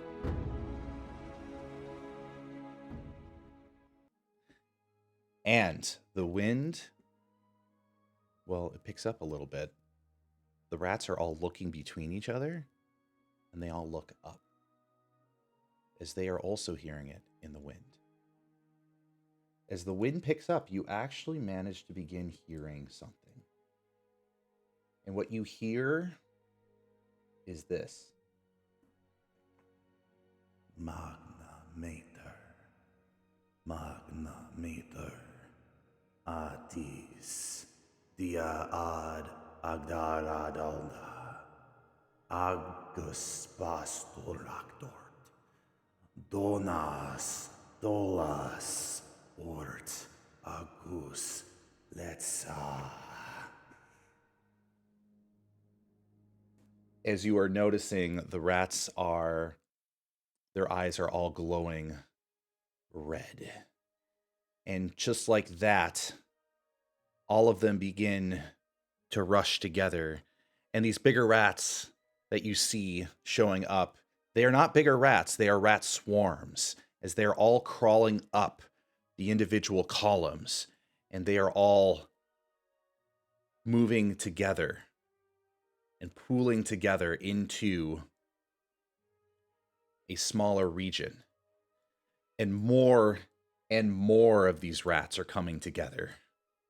I don't think I like this city. Are the town guards not seeing this? Does What's going on? fair- Can I roll like a danger check? A danger check? Is there a danger check? I mean, I'm Arcana check is I'm probably the closest scared.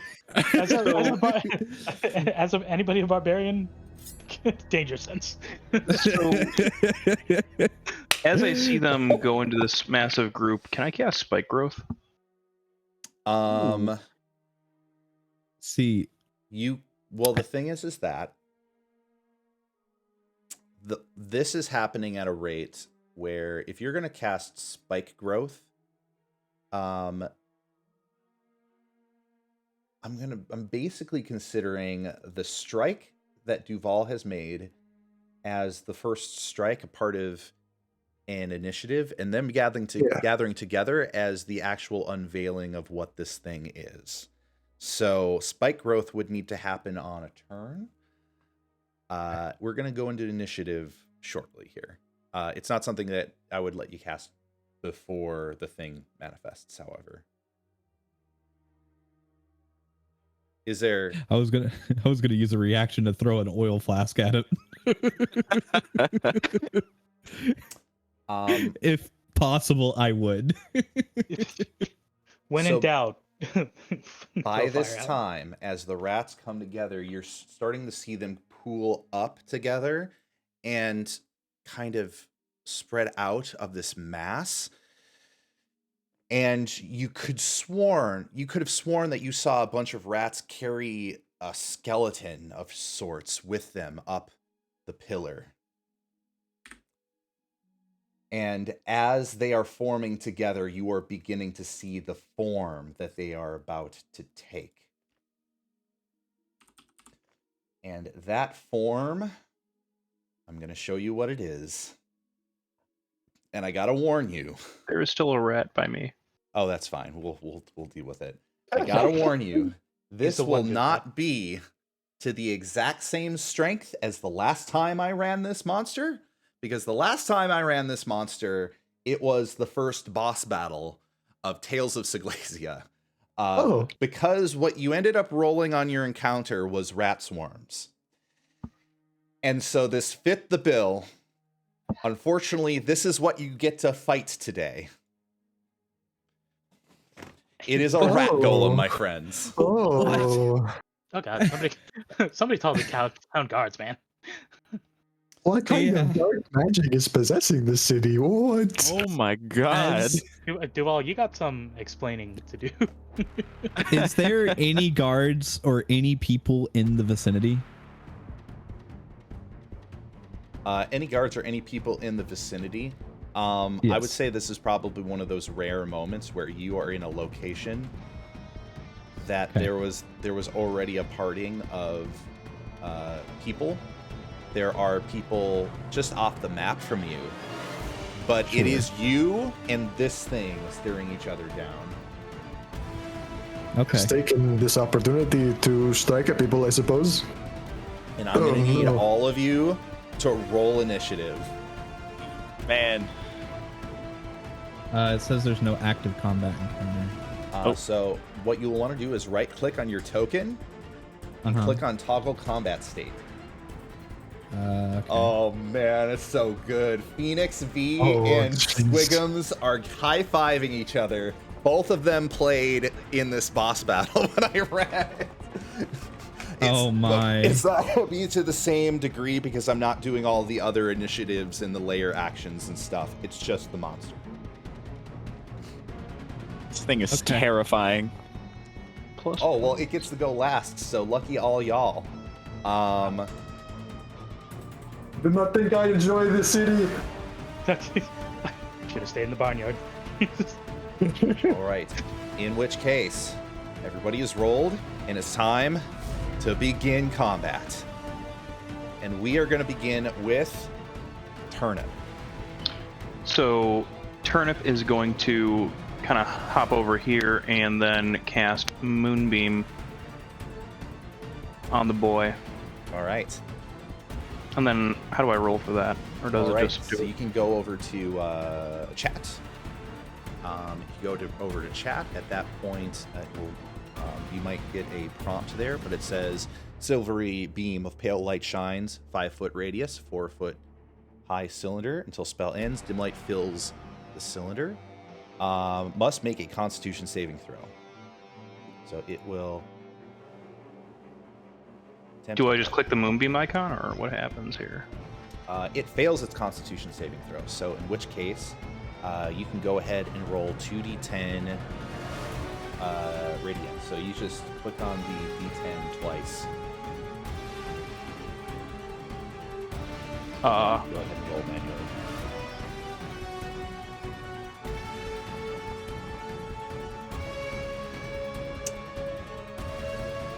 Right. That is 11 damage. All right. All right, and then a shape changer makes its saving throw with disadvantage. Okay, well it failed already, so that's fine. But that's interesting. On each of your turns after you cast a spell, you can use an action to move the beam up to 60 feet in any direction. First time on a turn or start this turn. Okay. First time on a turn or starts its turn. Got it. So you're from the top of the, not the entire cavern, because it's only 40 feet, but there is a flash of light as something shoots down as if cutting through the mountain and strikes down in a luminous beam upon the rat golem. And you see it breathe back, and you hear a gurgling, terrible scream accompanied by an entire chorus of screeches. As this thing begins to burn, and you are noticing puffs of smoke flying off of its body. But then it crouches down, and it hulks as if it is flexing muscles. It knows who it may attack first.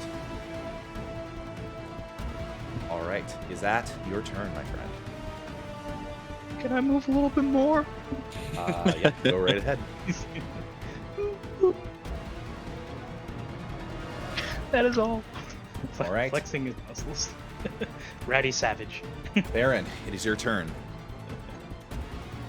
Okay, so Farron would like to kind of in a very anime attacking style, he's going to run. Well, I guess he's going to just jog because he's not dashing quite yet. But he's kind of dashing up through here. And then he's going to take his ball bearings in his bag and just kind of throw them out. And they cover 10 feet on a side. So I guess... on a side, huh? Yeah, here. Can I put that in chat? Yeah. So whereabouts? You can also click on the left side. You may notice measurement controls, and you could put down a rectangle that is 10 feet on either side. Okay. So I'm not sure how Or to I put can it do in it for you. chat. So 10 feet on either side. So something like that. It says square area that is 10 feet on a side. I don't know if that means 10 feet on a side. Okay, so that's is that actually a rectangle?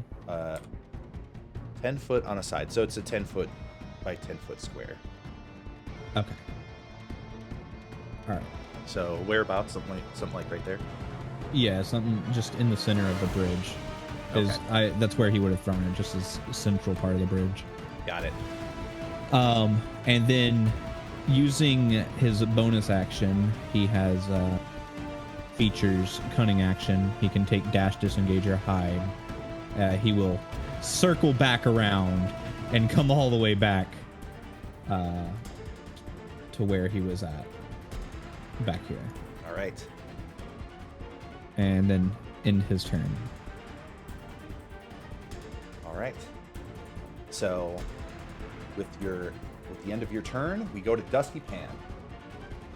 All right. Gonna move up 5, 10, 15, 20 right there. Okay, this was very unexpected. Come at me, big guy, and I'm gonna use my action just to dodge and wait there. All right. And how do I end my turn? Or do you do that? I can go ahead and do that. Okay. Boom. Now we move on to Duval Bonegray. All right. Duval is just gonna he's gonna kind of chuckle and say, "Ha ha! I've been waiting for this." I'm gonna go 5, 10, 15, 20, 25. Just gonna move up and kind of position myself kind of like in front of like just slightly in front of Dusty, kind of give a nod on his way over, spin his halberd, and he's also going to take the dodge action, just kind of wait for the kind of trying to direct attention towards the trap that was laid, and that's going to be my turn. See how stupid this thing is, eh? Aha! All right. In which case, we move it onward to Hal. All right. Well, Hal is gonna move right up here, position himself right there, shield up, battle axe drawn, and he's gonna pray to BREWING, his patron god of war, to bless him and his Duval, and Dusty. Oh, much appreciated. Thank you very much. Yeah. All right. Don't mention it. Let's just kill it. You're gonna need it. All right. So, in which case, is that gonna be the end of your turn? Si, senor. All right. Now, we happen upon the rat golem in particular. The rat golem flexing its muscles. You will notice something occur as it seems that even more rats begin to surface from the edge of the bridge and approach. And upon doing so, end up entering into the rat golem. And you are going to see the rat golem grow just a bit larger. And you become a little bit more vigorous in nature. Oh no. Does the rat enter the moonbeam before it joins it? The rats would, because it is technically a movement. So, in which case, they're definitely going to have to roll a Constitution saving throw, of which I'm pretty sure they're going to fail. So that's gonna inhibit how many are actually. Oh, I gotta start making that public. But how much did it come to? Oh yeah, they definitely fail. Click 2d10. Let's go, Moonbeam. 12. Well, I mean, that's going to cut the rats in half for sure. Okay, so not nearly as much as it could be. That is still very concerning, considering that it is just going to constantly be gaining a supply of rats. How many rats are underneath this bridge? How many rats are in this city? It's going to step away from where the moonbeam is located. And looking upon each of you, it extends its arm, and a number of rats begin crawling onto the arm, and it becomes larger and larger. Pulls its arm back and thrusts. As you are all, that is to say, Duval, Dusty Pan, and Hal, are going to need to make a dexterity saving throw. As an entire mass, like a boulder of rats, is going to crash right in the middle of all of you. The dex saving throws. Okay. Where do I do that? Is it just the big numbers at the top?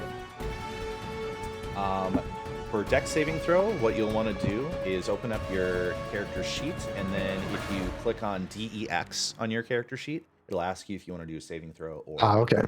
Yep. And we can make that with advantage because we're dodged, right? If you are set to dodge, then yes. Ooh. Okay. Yeah, I was doing that as well. Do I need to roll it again since I rolled a dirty 20? Let's see here. For you rolled a dirty 20. Yeah, there's always a chance that you will critically succeed. Roll it again? Okay. Well, Duval is gonna be half damage, and Cal and Dusty, this is gonna be full damage. I know that each of you have just entered into the cold when it comes to this combat, but I'm hoping that this 3d6 does not do too much. 16. Yeesh. Oof. 16. Sorry. 11. I was reading the wrong thing. It's 11. Oh, okay. So you can, in this case, you'll want to manually deduct it from your character sheets. Half of that rounded down is 5. So open up your character sheets, and then you can click on where the current hit points are, and then do the quick math. Quick maps.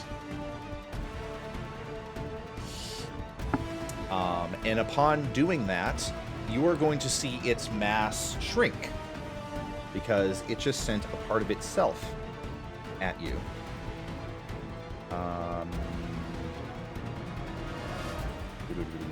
That's what it is. Okay.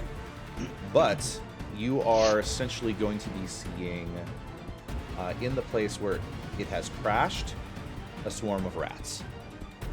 Oh. Let's see if it does have any other... Oh, yes, it does.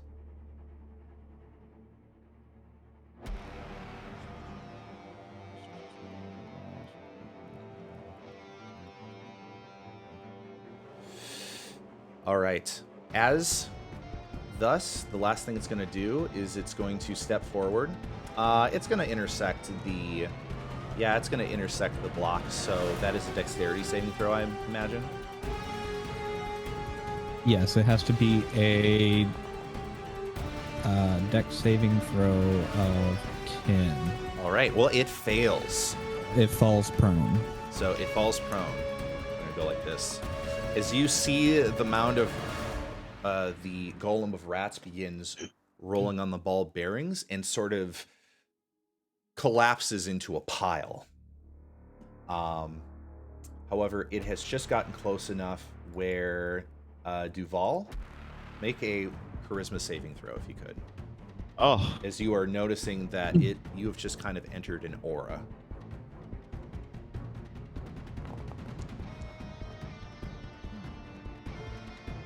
All right. You feel sickly. And unfortunately, you are stricken with the plague of ill omen. It is not a disease, it is a curse. When a cursed character makes, basically, you are cursed with bad luck until the start of the rat golem's next turn. All When right. a cursed character makes an attack roll, ability check, or saving throw, it must subtract 1d4 from the result. Okay. All right, and it's going to end its turn there. Turn it. It is now your turn. I'm gonna pop out from behind the railing. Yeah, get back under that beam. And I move, but it will allow me to, the moonbeam. Boom. There we go. All right, so you move the moonbeam. So it will need to make the check. Is it every single time that it re-enters? It's once per turn, either if it enters it or if it starts its turn the there. spell's area for the first time. Well, it did on the first time on a turn, or starts its turn there. So it'll roll on on the start of its turn. Okay. But Sounds good. it is placed where the rat golem is. All right. All right. And then I believe that's an action. Is that your turn? Yes, sir. All right. Baron, it is now your turn. Okay. So if I were to light a torch or using a tinderbox, just could I light a match and that as an action? Let's see. You don't have torches lit. That's a good No, but question. I do have a tinderbox. You do have a tinderbox. The lighting a torch It says it can take an action, but is a could I throw it? use an object action. Oh yeah, so as an action, you can do all of that and light a torch. Yes. Okay. D&D, let's say throwing an object. Can be done as a bonus action. Because it's got the small container holds flint, fire, that's a steel, and feat? tinder. Hold on a sec. So I was thinking, the fire steel, I could just, or the tinder, I I'll could light it. argue. And So it's not typical, but I'll argue that I'll argue that throwing it is a bonus action. Okay. Also, I got a question in chat here about Moonbeam. In that on case, each of your turns, you can use an action to move the beam up to 60 feet in any direction. So just as a refresher on Moonbeam, it takes an action to move the beam. Just answering in the chat. this case, I'm going to use some movement to move over to here to get line of sight. That is 20 feet would hit the target, correct? 20 feet. I would argue it would still be an attack roll because you are throwing something. Same thing as if you're like throwing a dagger Yes, or something. I have to make a ranged attack throw. I'm going to throw a flask of oil at this beast. Okay. And so inventory. Let's see. So there's that. 20 feet, shattering that, impact. Make a ranged attack, treating the oil as improvised weapon. So it doesn't have a way for me to actually click on it and roll, I'm guessing. So I guess, do you just want me to roll a d20? In this case, a d20 plus whatever your attack roll typically would be. My two hit. You could alternatively roll like a dagger thrown. You want me to just roll a dagger strike? Sure. Okay, and you said, is it alt click to target? Yep. To target, yep.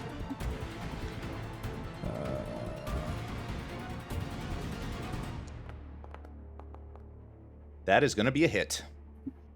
Okay, so it is covered in oil.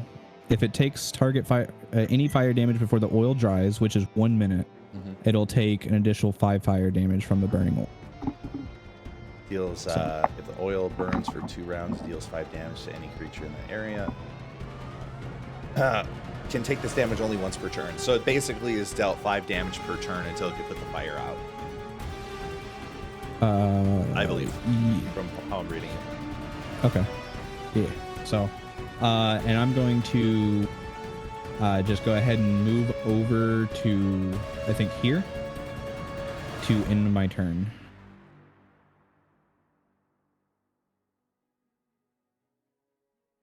All right.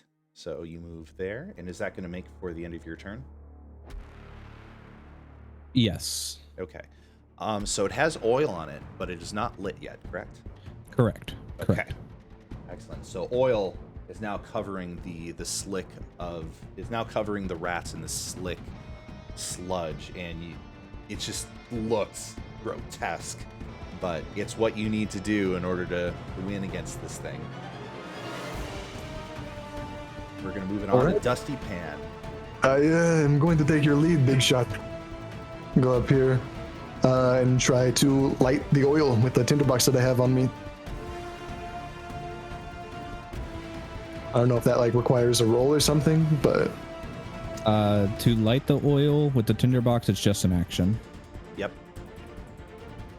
nice. All right, so it is lit it up. All right. You should still have bonus action. Mm-hmm. I have to stay there. All right, let's get an effect in here to simulate fire. Thing is getting cooked right now. It smells so bad. It's already in the wind.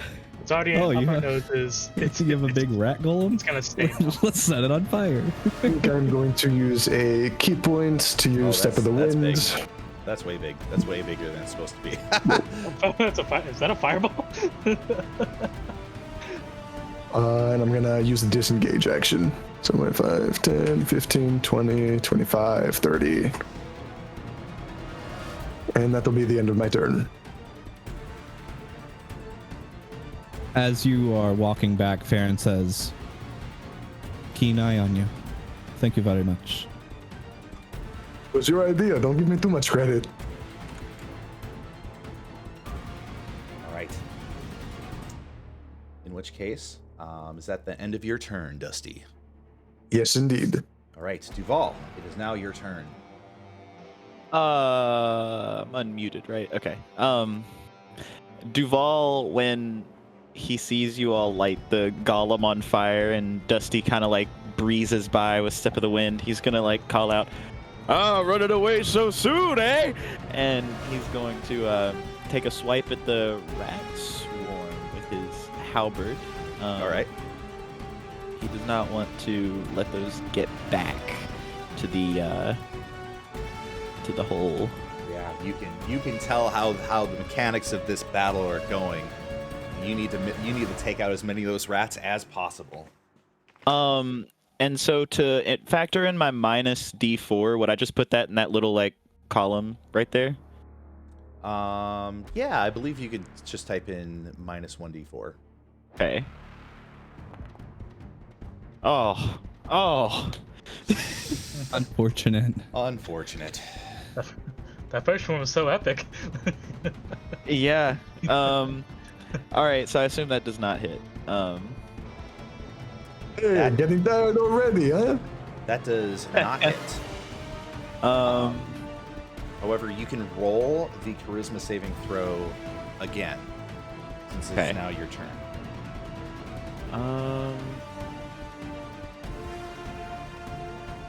I think. I'm not sure that it would have changed anything, but would he have rolled that before he attacked? No, it would be. I mean, it would be on the start of its turn. But okay. I'm having you roll it sooner anyhow. I gotcha.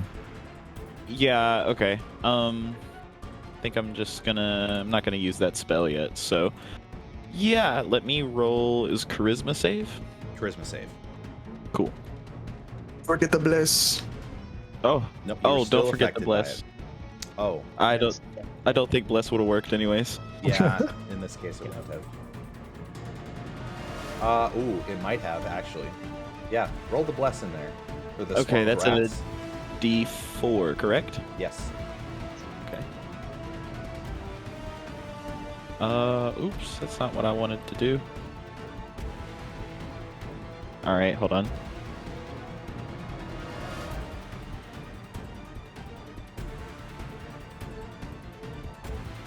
There we go. Sorry about that. All right. Okay. We'll retcon that. That is a hit, in fact. So, in which case, I'm going to hit the yes button that it has Ooh. struck. And the damage is 24. Oh, it was just 3 damage, I guess. Look. It's not a whole lot of damage, is it? Wait, No. so that's with your halberd. Why is it only showing a d4 worth of damage? It was further up. That was the bless that I rolled, the d4. Like it Damage showed for me a 7. d10. The damage for me Okay. says 7. Oh, the damage for you says 7. Yeah.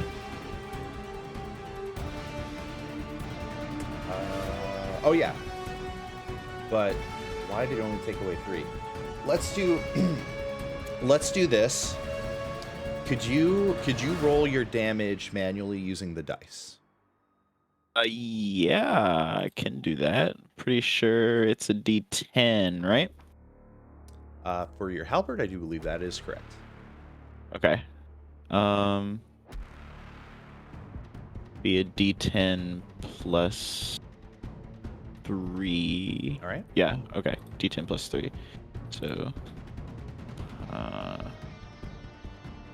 plus 3. Good 6. lord. Well, that's better.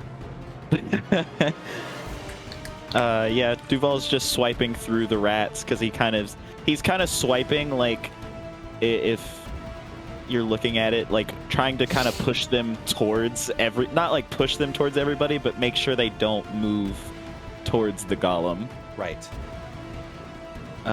And that is going to be his turn. All right. In which case, we are moving it forward. Hal, it is Also- now your turn. Oh, never mind. That's fine. Okay. All right. Well, Hal will go ahead and he sees these rats. Target them. He sees the move that Duval's making.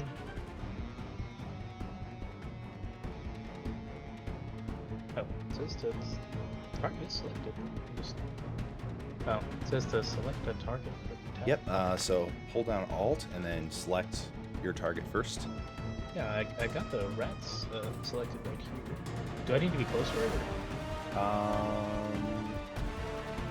I don't think so. Nope, you're. Yeah, you're 5 feet on my screen, anyways. Yep. Yeah, but it keeps like highlighting me. It says select target, but it's like I have it target for me. Oh, let's see. So you're targeting the rats, and when you Yeah. click on your character sheet to try to attack, it says you can't. Yeah, because like the arrows are pointed on it. Interesting. Well, in which case. Oh wait, I got it. Okay. Go. Okay, so he will roll the attack. Let's do this. All right, that is definitely going to hit. The damage of that being. Wow, 3. You Wait. rolled a 1 with a 1d8. I rolled a 1 on the damage. But Okay. it's more than nothing. And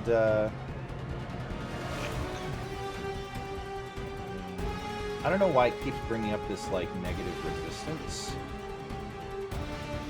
Yeah, I don't know why that is. So it's going to be minus 3 damage. Gotcha. Can I go ahead and use? I guess I could use one of my channel divinity, one of my war priest bonus actions to roll another attack. Sure thing. Yeah, do it Go again. to it. Come on, give me something. Yeah, that's going to hit. All right, sweet. Come on, redemption. Yeah, redemption indeed. So that came out as a total of 10.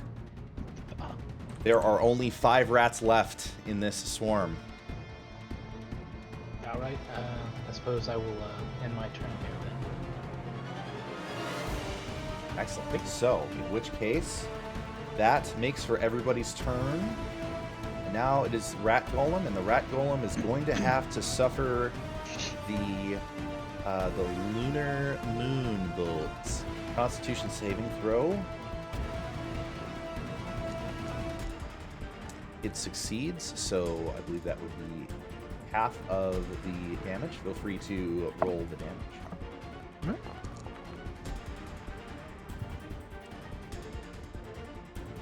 17. So you round it down to 8. 8 damage. Okay. The fire. And the fire. It is I subtracted the 5 damage from it for this turn already. So you are noticing that rolling off of its body, there are a number of rats that are in cinders, or that are just burnt to a crisp, falling off of its body. But it begins to try to constitute itself again. Is it still prone? It's becoming unprone. Okay. And it is going to begin to motion and then take its arm and then try to put it down on the edge of the bridge.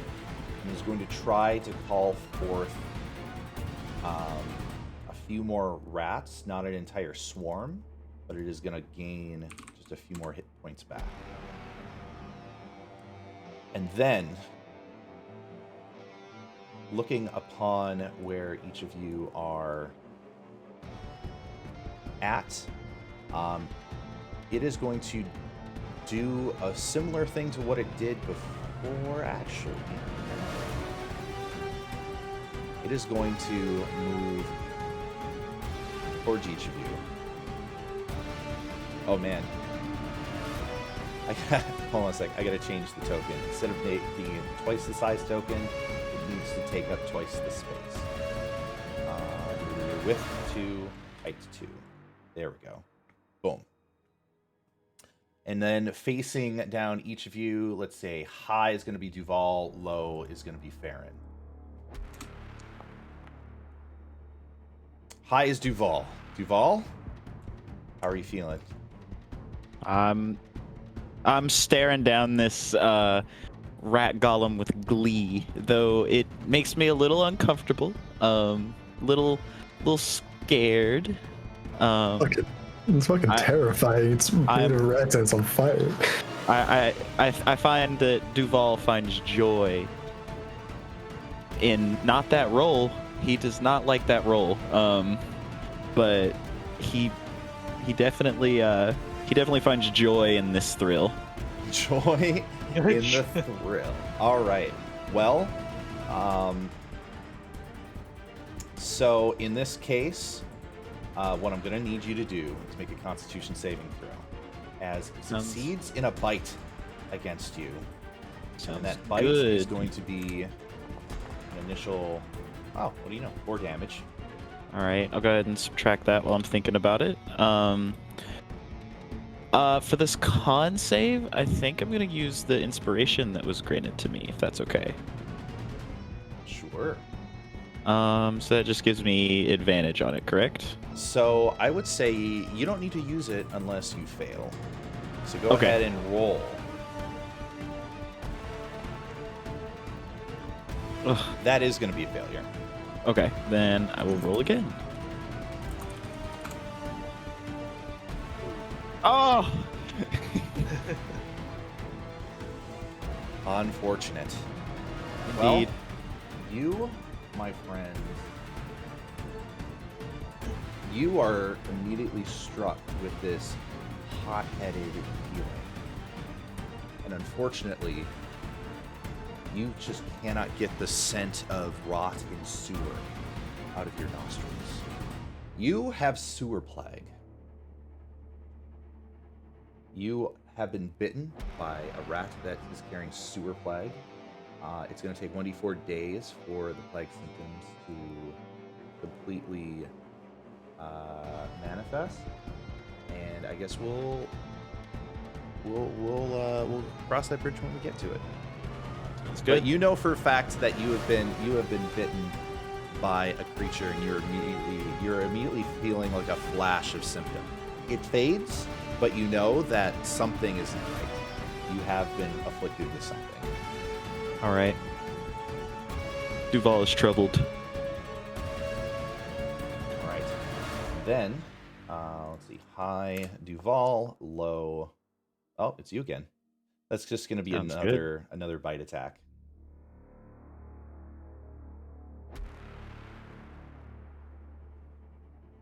Does 17 hit you? Pretty sure it does. All right. It does, yeah. All right. In which case, that is going to deal 3 damage. And then for its third attack, oh, it's gonna attack you again, I guess. That's Really fine. doesn't like you. He's all right. You know what? I don't like it either. So It's because Farron blends in with the bridge. That is also gonna succeed. Oh my god, 12 damage Oh my this time. god. God. Oh man. So All right. that is not a good time. All right. Oof. And the thing is that all 4 of you are going to need to make a charisma saving throw because you are all within its aura. Does the plague give me the same -D4, or is that not? That's over now. You had failed the last time you rolled it, so you Okay. still get the -D4. Oh, Gotcha. boy. Farron, you are stricken with the plague of ill omen. Whoa. And on net 20, let's go.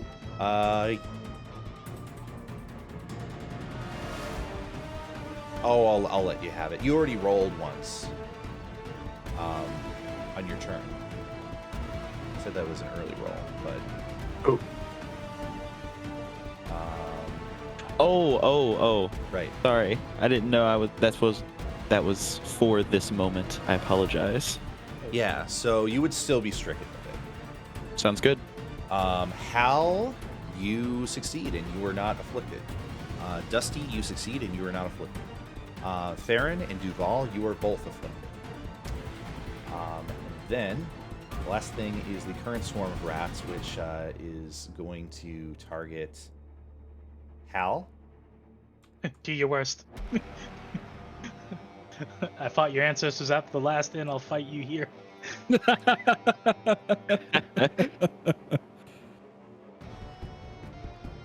Well, that's a crit. God. Oh. Ah, These God. rats are. Oh my god, they're on a Yeah, mission. Oh God. Somebody But that's loves these 3. rats. Oh, okay. It didn't do a whole lot, so there's only 5 rats, so it wasn't gonna deal all that much. So lucky you. But they are on a mission, and their mission is to feast, and that is their turn. We are now upon Turnip's turn. So Turn up. actually, already moved the thing, but I was Oh, gonna I do that. did absent-mindedly. was But gonna do that's that what you anyways, were gonna that's do fine. anyways, Yeah. right? Yeah. Okay. And then can I come out here and like try to pull what's his name? Horrible with Dusty. names. Dusty. Can I try and pull Dusty back because I see that he's a little bit injured? You can. Uh, As you do, please make a charisma saving throw, because you are Can do. within 15 feet radius from its edge. Charisma.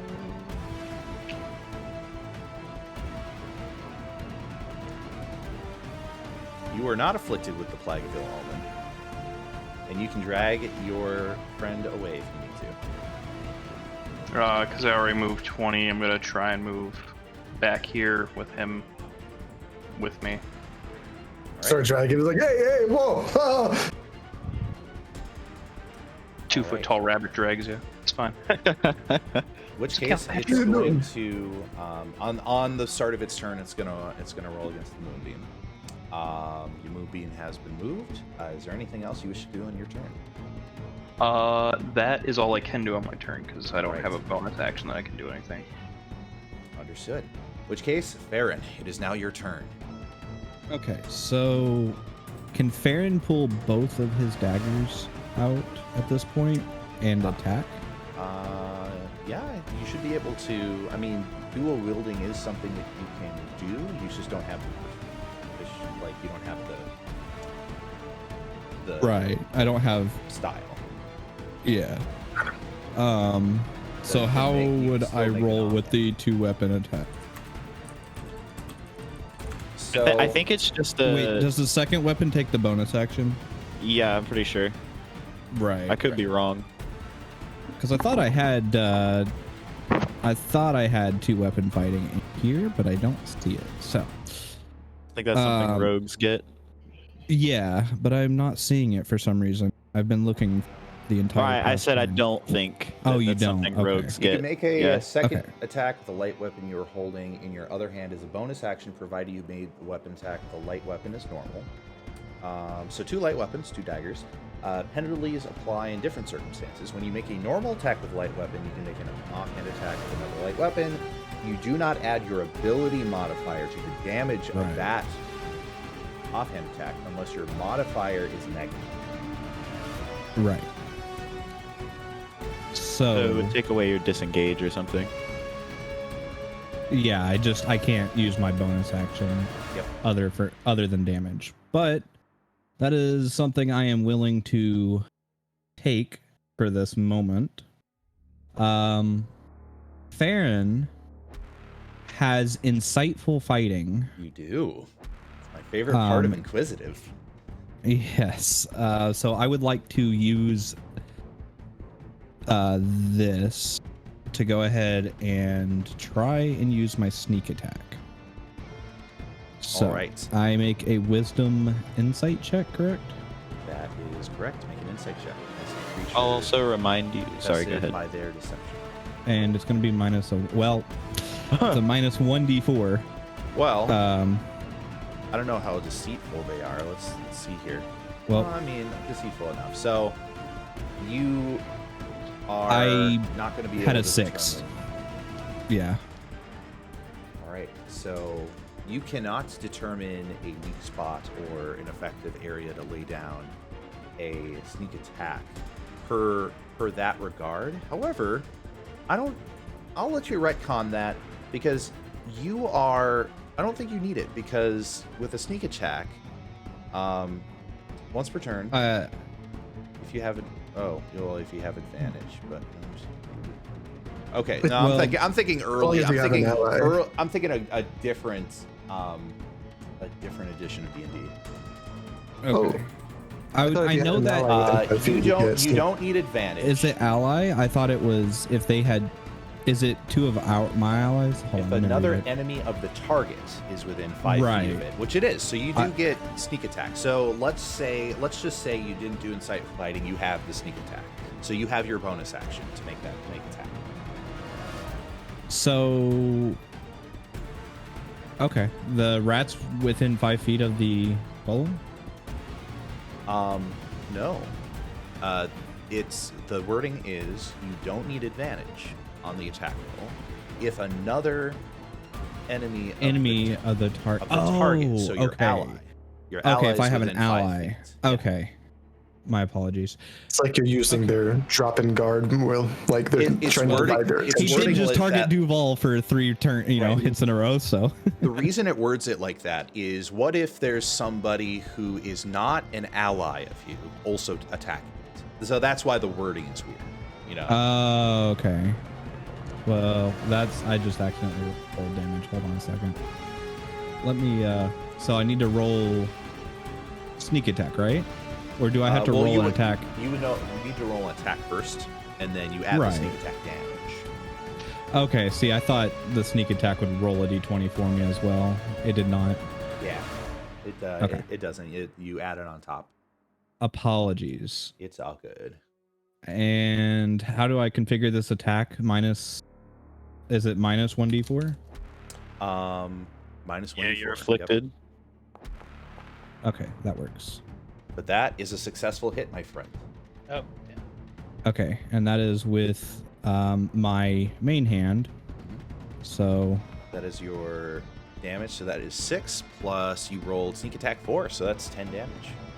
and then great. And then I can roll my offhand now, right? Correct. Okay. You can do that. at Sorry. advantage. Keep it up, man. Stab him in the rat kidneys. You said with advantage? Yeah. I mean, it's hold on a moment. I gotta slow down. How many times can a person do sneak attack on a turn? Let me double check. It's just once in a turn. Yeah, it's once all per right, turn. all right. Boy, I should have had a V8. So you don't do it at advantage then. It's just a normal attack. Right. And then it is not letting me take off my ability roll for this. We roll. can, I can see what the So it rolls should are. be -2. -2. Yeah, my ability is +2. My proficiency is +2. So, right. All right. That is still going to succeed. Okay. In which case, with a success, offhand, that is going to be 4 damage. As you are taking both of these daggers and slashing, left and right across its body, and rats are falling from its form, and you notice that it has shrunken a size because it is below a certain level of hit points. Okay. That's going to be the end of my turn. All right. In which case, it is now Dusty's turn. Right. Turnip, was it? I appreciate your concern, but if I need to get out of a situation, I know how to do that quite well myself. Thank you. And I'm gonna pull out my quarterstaff and run up towards the golem and pole vault and just slap him across the face with my quarterstaff. How do I do that? This one right here. Select a target. Oh, there we go. And bless is added to attack rolls, right? If I recall Bless correctly. Yep.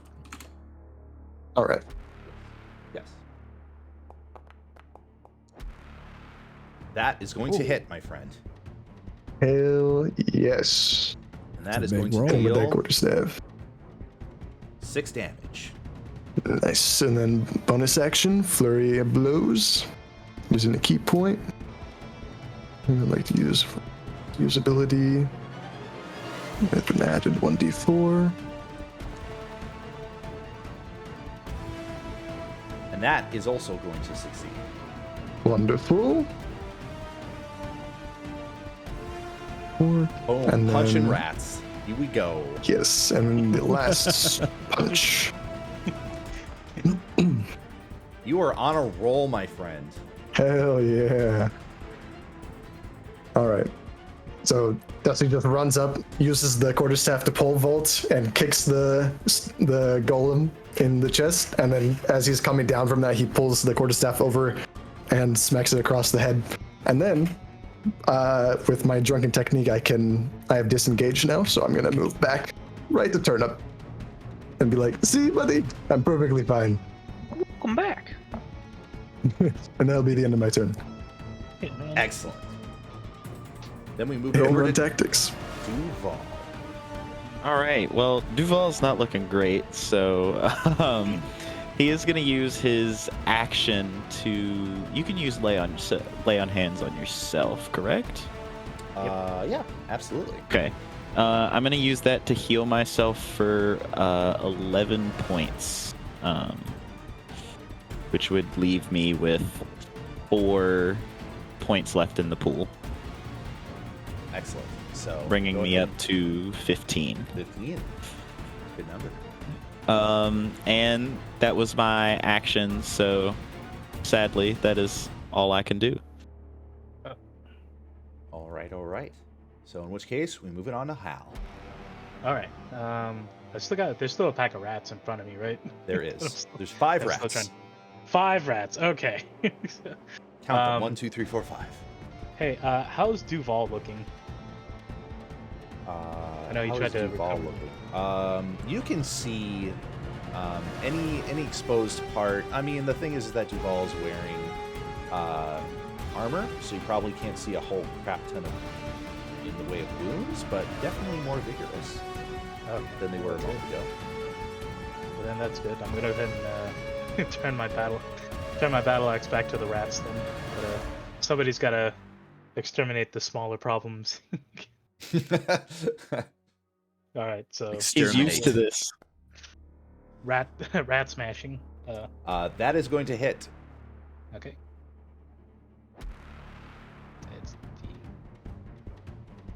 right, and then I guess I'll go ahead and make another attack. If I can, I'll use a War Priest again. Let's roll the damage there. Oh, 3 damage. Oh god. There's 2 Wait, rats can left. No, that's right. Halfling Luck doesn't apply to damage. I forgot. Alright, well, let's do. It does not. Let's see. Also, just to let you know, one of our esteemed viewers, Trick33R, is given a Duval a +1 token. Oh, thank you so much. Yes. Let's do that second attack. That's, I mean, what does this look like? There's 2 rats left. How do you want to dispose of the 2 rats? Hal is just gonna do this thing where he essentially just like his book, he's gonna slap it to the side of his battle axe as a weight. And he's just gonna like golf swing low and watch as like, you know, his axe just tears through him. Excellent. So as you are bringing down the blade of your axe, swiping left, right, both of these rats are now X-rats. Want to let you know, Hal, perfect exterminator. You see him do like a finger gun, and he'll end his turn. All right. So rat golem, oof, that's gonna be another Constitution saving throw, which is going to be a success, half of 6. Okay. All right. And then they get dealt 5 damage. There are not a lot of these rats left. You are basically seeing about 11 rats. Kind of, it's looking less like a rat golem now, and more like a sort of a floating spine and a skull, and a bunch of bones that are just kind of cassoed on top of each other, and there's a bunch of rats just scurrying within that cage. That at this point, that's all it looks like. However, it is going to screech out, and you are going to see a swarm of rats. And of course, they are going to enter. They are going to need to make a Constitution saving throw. 13. Is 13 a miss? 13's a failure, isn't it? I believe so. Let me check. I have to. Maybe? Against your spell save? I guess I should probably check D&D Beyond, shouldn't I? Oh, let's see. Your spell save. Spell DC is at the very bottom. It's 13. Okay. So they made so a 13. All right. So that is going to be 1 damage to them. But they are essentially going to enter in and add another 23 rats to it. However, as you can imagine, there's only so much it can do with its total of rats. Would the rat swarm that just went into it, would they take the moonbeam damage as well? Oh, yeah, that's They what did. that was for. Okay, gotcha. Yep.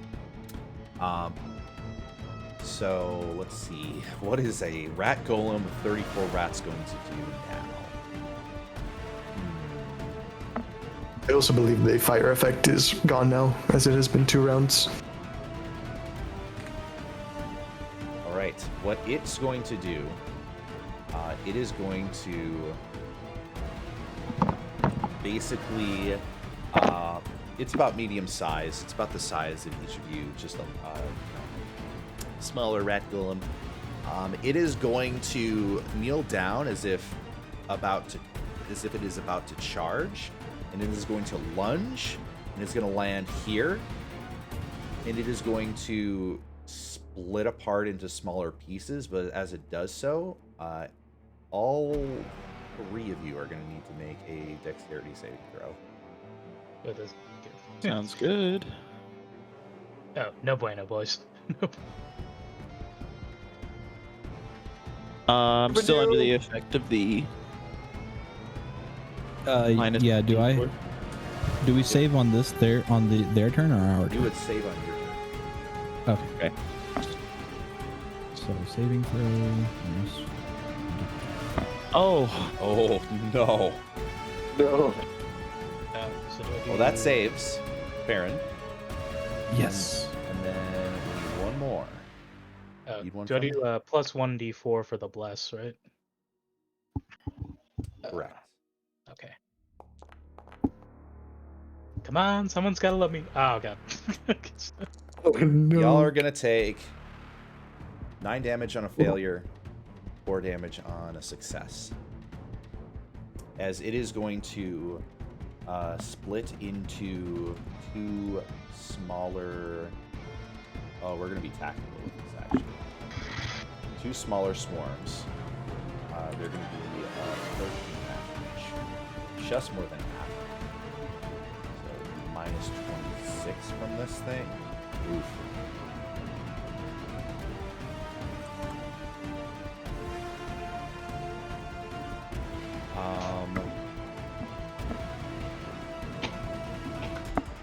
And it is going to use its bonus action to give the rats action.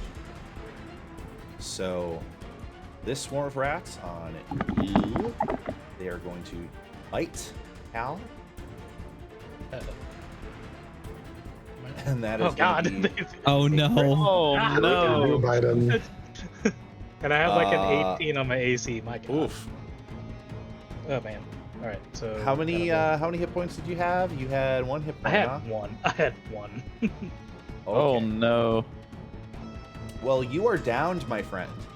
Ah, That is Hal's biggest fear. how good. This is Yeah. not how I wanted to go out. Imagine. This is. Okay. All right, and Duval. Let's see. Well, it was sort of random where they split up. So let's see. High Duval, low Farron. Oh, low Farron. Hey. They're basically going to encroach upon this space. They can both fit in the space at this point. And they, I'm gonna say they'll switch spots. That might be better. Kind of chaotic from splitting apart like that. And then this swarm of rats is going to attack you, Farron.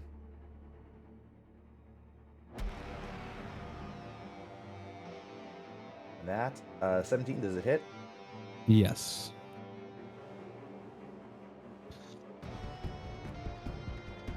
All right.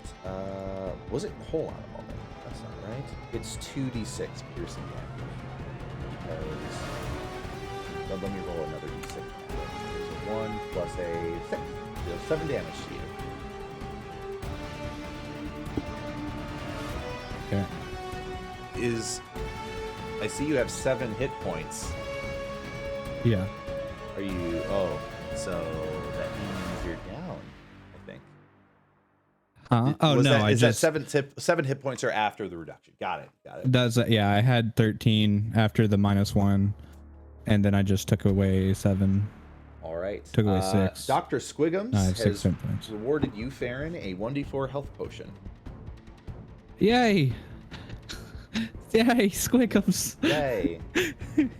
And that is going to be their turn. It is now Turnips. It's a little bit. You're realizing that this is a little bit more complicated because they've all split up.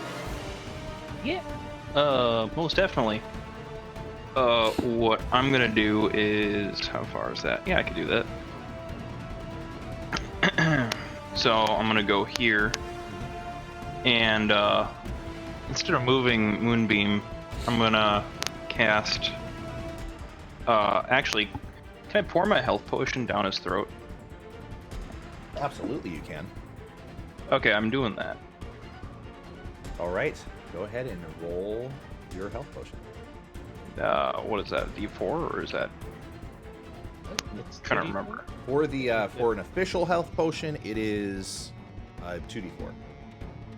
All right, is it plus anything or is that just? Oh wait, here. Let me just. Can I cast it? It's 2d4 plus 2 for a common health healing potion. The one that's rewarded by chat is just a 1d4, but a 1d4 is always useful in case somebody goes down. I'm just gonna manually. Oh, 11 hit points. Back up. Kill. Did that roll 2d4 plus 2 per each one?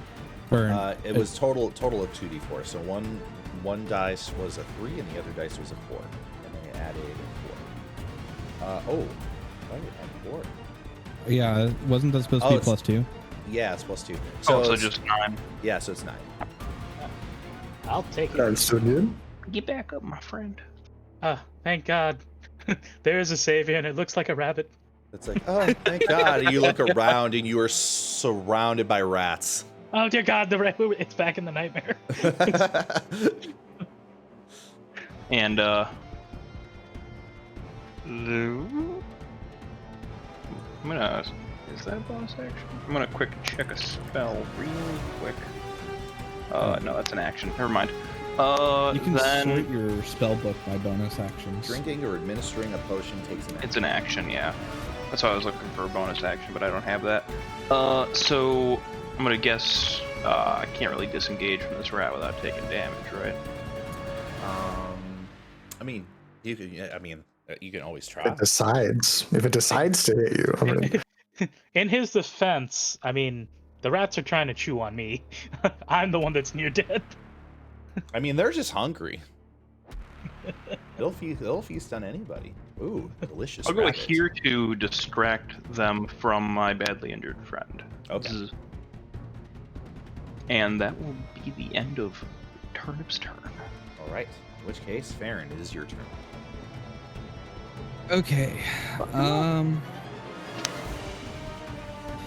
Let's see. Farron is going to walk through this space over here and just chase down this damn golem. All right. Farron's like, don't you run away from me. Which actually, just curious, since he switched places, would I have gotten an opportunity attack against him? 'Cause he left my No, range? that was me rearranging what Okay. amount where the rats were placed. Just so. Okay. Yeah. And so I'm gonna go ahead and make normal. Oh, so I need to do my charisma save, right? Correct. Oh, Okay. I forgot. Well, yeah, everybody's gonna need to do their charisma save. Turnip, could you do a charisma save for me?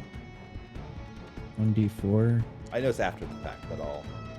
Okay. Well, It's easier. I failed.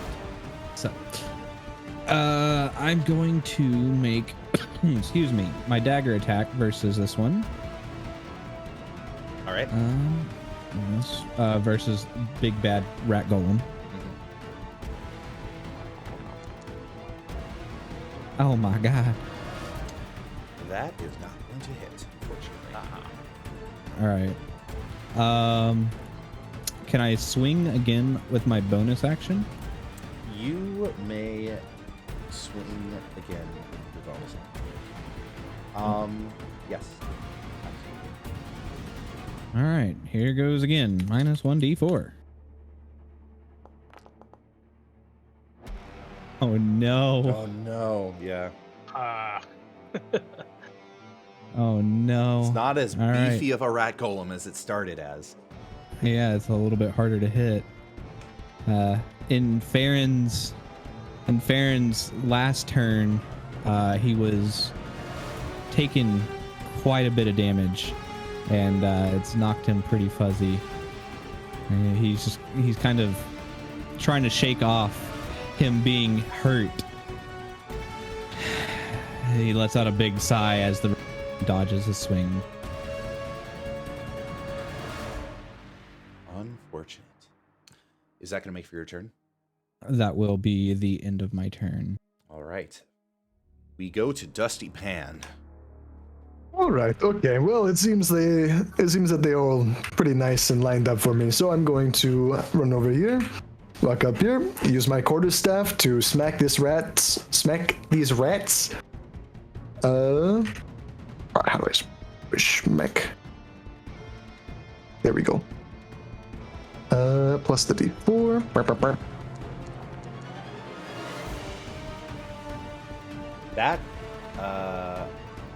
That is gonna hit. Oh, I did that. I have that guy selected. That's fine.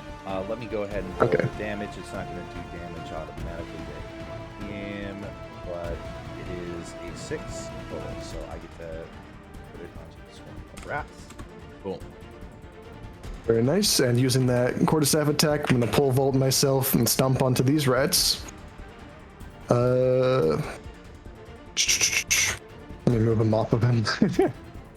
You're under the rat. You're not on top of the rats. You're under the rats. They swarm around and He's bury infiltrating strike. their forces, their numbers.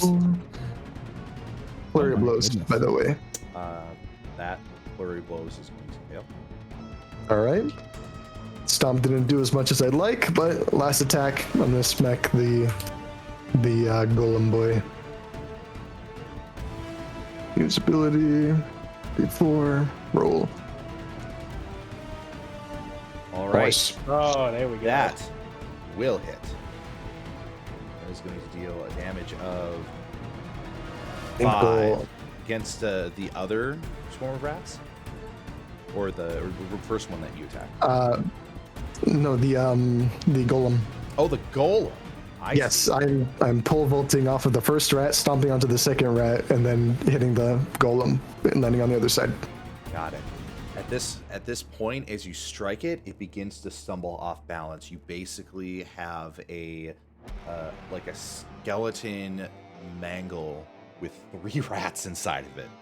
Hey everybody, this guy is looking kind of beat up. Just a little bit more. We're almost there. That'll be the end of my turn. All right. In which case, Duval, it is now your turn. Wonderful. Duval has like a bunch of little rat bites all over his face, and he's probably like got an eye closed because one got a little too close. And he just like kind of growls, and it's just like, this damn rat problem this city has. And he's gonna take a wild swing at the rat golem. So I need to minus my 1d4. And also, how long does Bless last? Do I still have that? It's up to like 10 minutes, I think. Yeah, so I mean, you Okay. would still have blessed, I do believe. Awesome. And what does the +1 token do? Give me a +1 when I use it? Yeah, so you can use the +1 token on it. And also, I should mention that, Darren, you did also receive a +1 token. Okay. Let's hope I get to live to use it. Haley. Okay, I'm gonna use my token as well. I don't know if how I type this in is actually gonna work, but we're gonna try it. Wonderful. That is going to hit. Damage being. Fuck it up! You get to tell Yes, me, sir. what does this look like?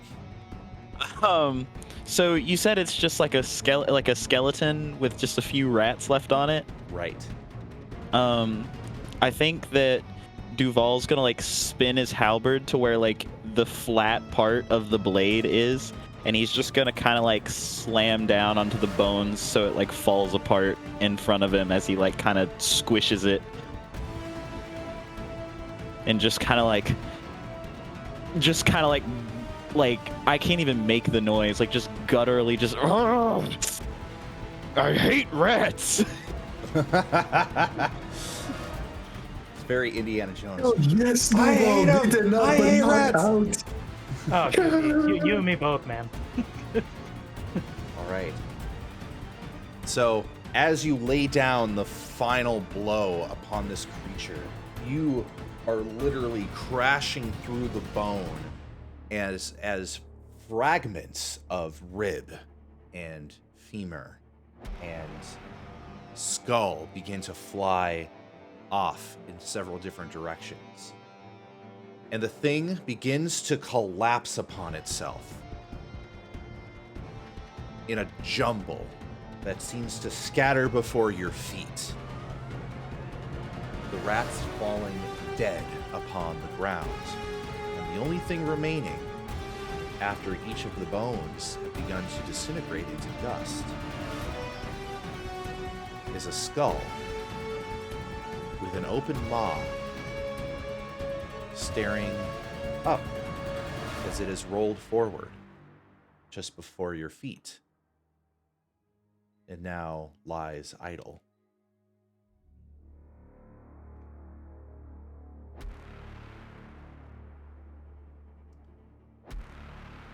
And as that has taken place, you are noticing that the rats, the other rats, they screech out.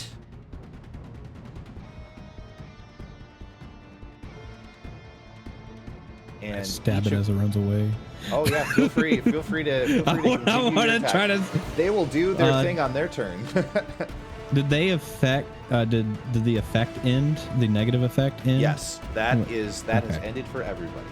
Oh, okay. Well, I'm gonna make a dagger strike as it runs away. Yeah, are See the how ones stomping. are these ones here that I'm highlighting? Are they running away? Is that what's Yes, happening? they're all going to run away on their turn. Awesome. Okay. Hal's just Does gonna a get some 10 payback. hit the swarm of rats? The 10 hits the swarm of rats. That's their AC. All right. How do I roll damage from the chat? What's interesting is that it asks for. Oh, there it goes.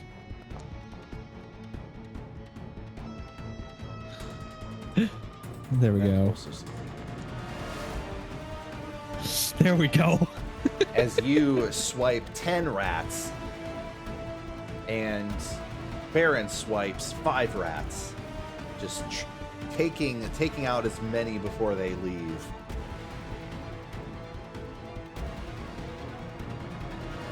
In which case, they are going to begin to scatter. They are going to fall back into the now. Hell yes, look at us. And you well-oiled have machine. solved my rat golem puzzle. Puzzle. What a mysterious puzzle. Again, feel free to thank Dr. Squiggums for that. Thank you, Squiggums. Oh yeah, thank you for the Yeah, PTSD too. Yeah, that was a fun encounter. It was great. That is a weaker version of the rat golem. The previous time it was the rat golem and a bunch of initiatives and layer effects. It could do things like send rats in a bowling ball in a straight line, have a whole bunch of people dex saving throw. It had a bunch of other pretty terrible effects too. So you got the still pain in the butt, but not full on boss battle version of it. All right. You said that there's still a skull on the ground, correct? There is. Duval's gonna look around to his fellow party members and he's gonna say, "Well, does anybody want to give that a look before I stomp it into dust?" I call dibs. Alas, poor Yorick. Look at us. We did it. We killed that fucking rat thing. Awesome. What a well-oiled machine we are, eh? And I look at the oil on the ground. Literally. No, Hal is just standing there covered in rat viscera, holding his axe. He's like, "Oh, never again, never again." Duval's gonna like clap a hand on his shoulder and be like, "You did well." Oh my god. Wasn't too There's bad so of a fight. Oh my god, there's so much rat. We're going to think about that fight every single time we cross this bridge, I tell you. I did. Yeah. I was gonna take the long way around from now on. He's never crossing this bridge again. You see him a week later petitioning for the demolition of the bridge. Turn up as you pass by Farron to look at the skull. He pulls a health potion out and gives it to you. Says, I'm sure you'll need to replace the one you used on our friend. That's no problem. Keep it for yourself. As you can see, I'm in perfect health. Very well. Good job, guys. I clap his And, chin because he's too tall for me. And Farron just kind of stumbles back to the side of the bridge and does like a kneel down type of thing, muttering, I hate fighting. That was crazy. What was that like light that was going down on top of him? Who was doing that? You're welcome. You little guy, you were doing that, turn up, huh? Yes, sir. Seemed like it was burning him real good. Not gonna lie, I'm a bit of a coward in that fight, but worked out in the end. You did what you had to do. Yeah, man. Any real warrior will tell you winning ugly is still winning. Now let's have a look at that skull. Oh yeah. You do have a skull. Can I look at it to see if there's any like interesting properties to it, or is it just a skull? Well, feel free to investigate it. Can I give the help action on that? I'm essentially eyeing it because I want to break it. I want to smash it. I don't know if that necessarily is aiding an investigation, but That's fine. I mean, I will allow it, but you were breaking the skull. Well, I'll probably say just with what little, like, kind of religious knowledge I have, or like something like that. Just, I'm also kind of making sure I'm not gonna like put some bad omen on us if I do break it. Yeah, I rolled a You're not- 12. Rolled a 12, I don't know if So, there's any D4 or something that was 12, supposed to add to that. 12 investigation. But are you breaking it? I guess I forgot that part. I said I was just gonna wait until like I wanted everybody to get their chance to look at it before I did. I'm basically waiting for someone to give me the like thumbs up. We should break this. Hal's like, if you don't break it, I will. Turn it. You are noticing what appears to be a number of etchings, a number of engraved eldritch symbols throughout the temple and across the back and the sides. These, well, your investigation of it, you are holding it and taking a look. It's enough for you to get a sense that, well, somebody with magical knowledge might be able to tell more with an Right. Arcana check. Ah. Fair enough. Oh, who's doing the Arcana check? Any of y'all have a specialty in magic? Mine is more nature-based. The I only don't experience I have in magic is seeing relics that my parents used to sell. Dang, so not much on me. All I got is a dabble in history. Ah.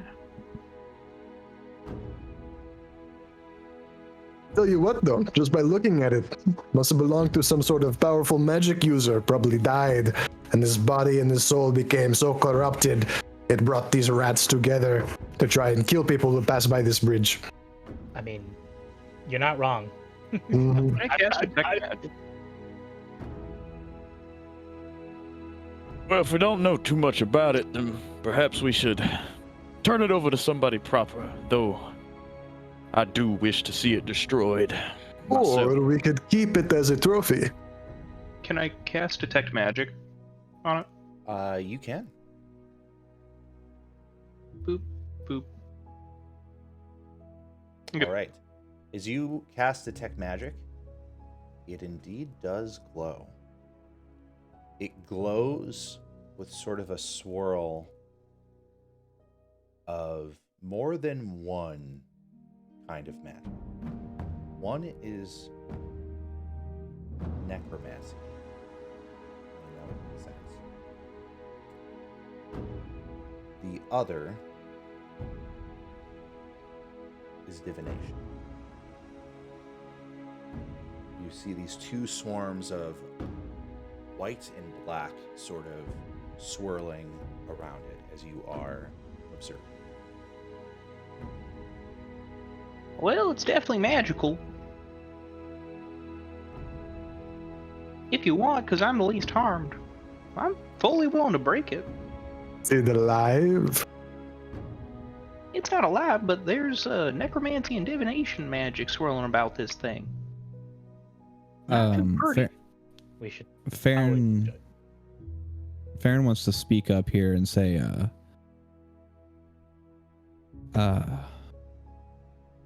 which one of you knew so much about the town again? That would be myself. Born and raised here. Duval, Yes. would there happen to be any schools of magic here? Would I need to roll to know that, or would I just know as a I local? mean, if you're somebody who's proficient with magic, if you know magic, you understand just from general schooling and whatnot that there are multiple schools of magic, and you know what those schools are. Okay. So there's no question there. Okay. I mean, I'm a paladin, so I'm sure I've at least been in the vicinity, probably, I would say.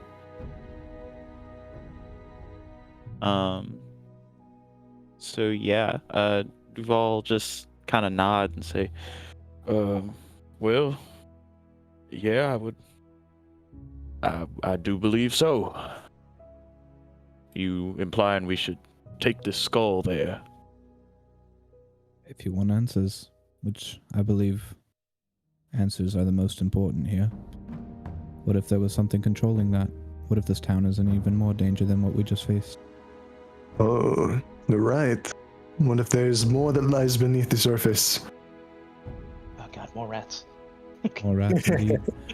I believe that turning it over to a school of magic would be the best for everyone involved. Not Indeed. only do we get more truth and answers, but also people made aware of such dark things.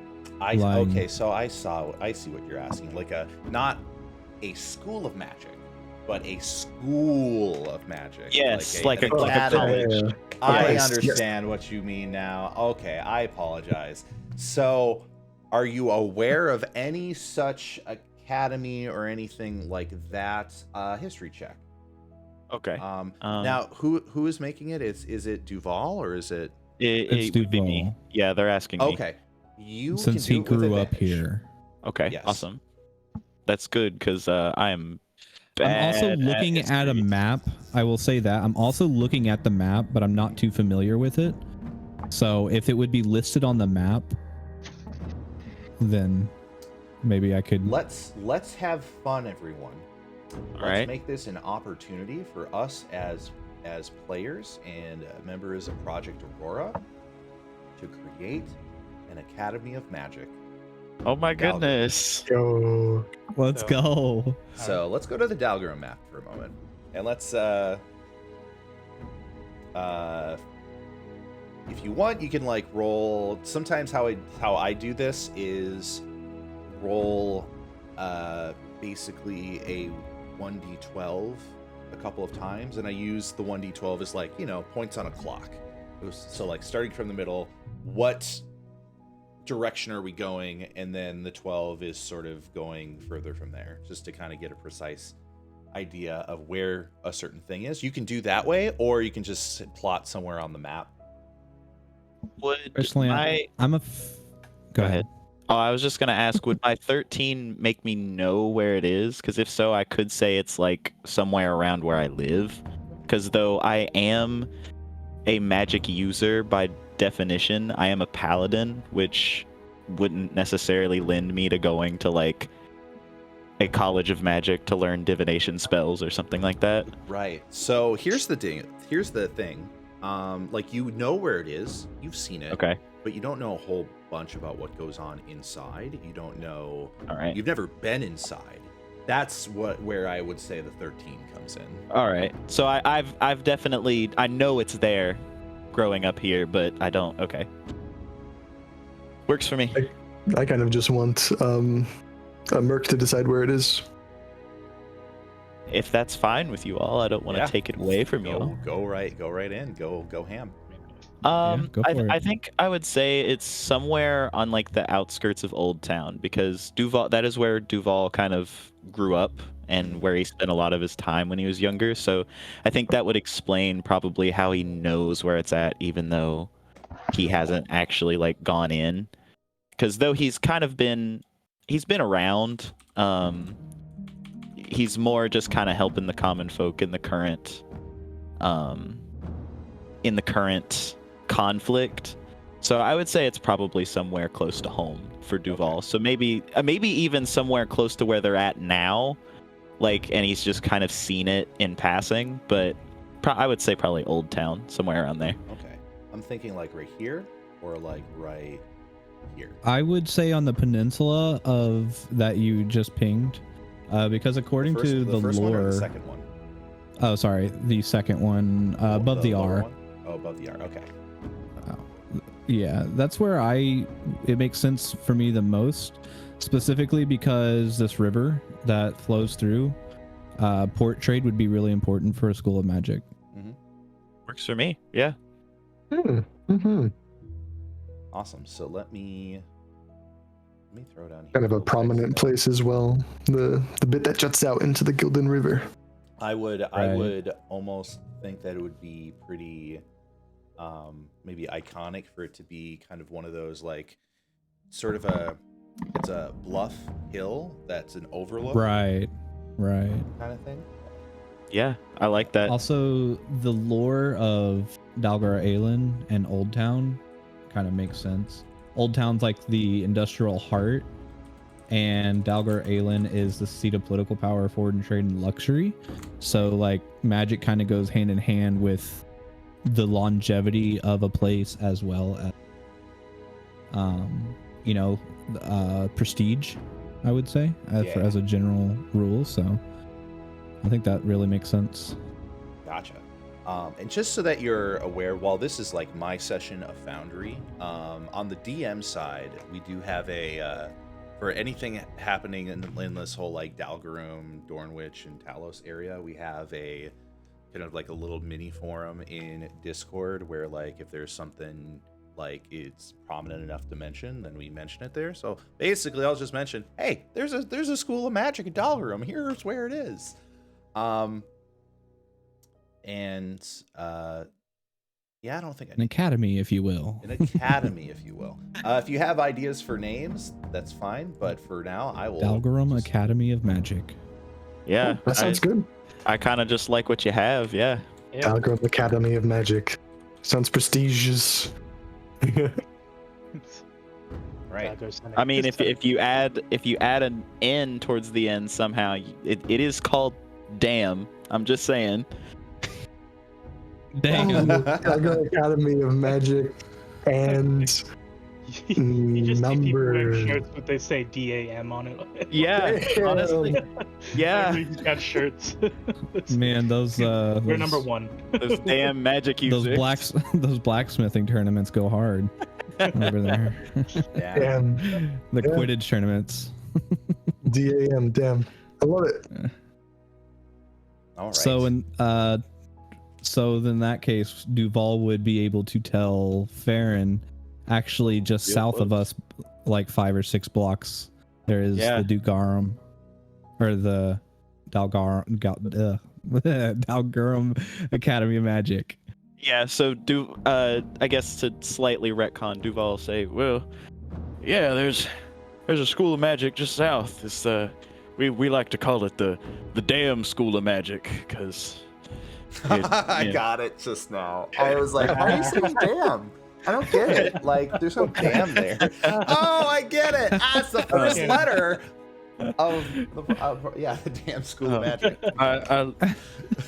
But we love those damn spellcasters up there. But The damn spellcasters. Oh my goodness, this is cracking me up. The damn wizards, the damn deans, the damn school, the damn academic program is the best in the country.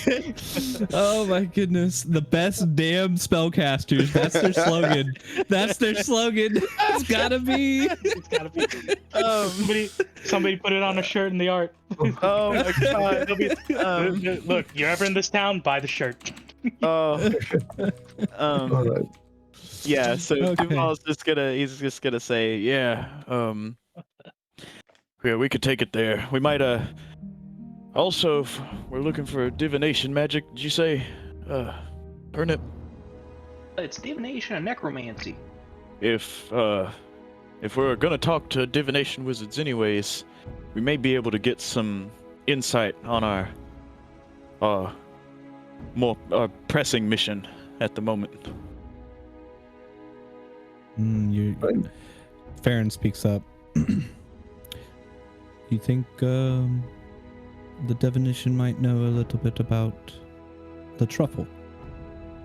Not maybe directly, but I know their magics do something about looking into the future sometimes, so maybe they could at least point us in the right direction.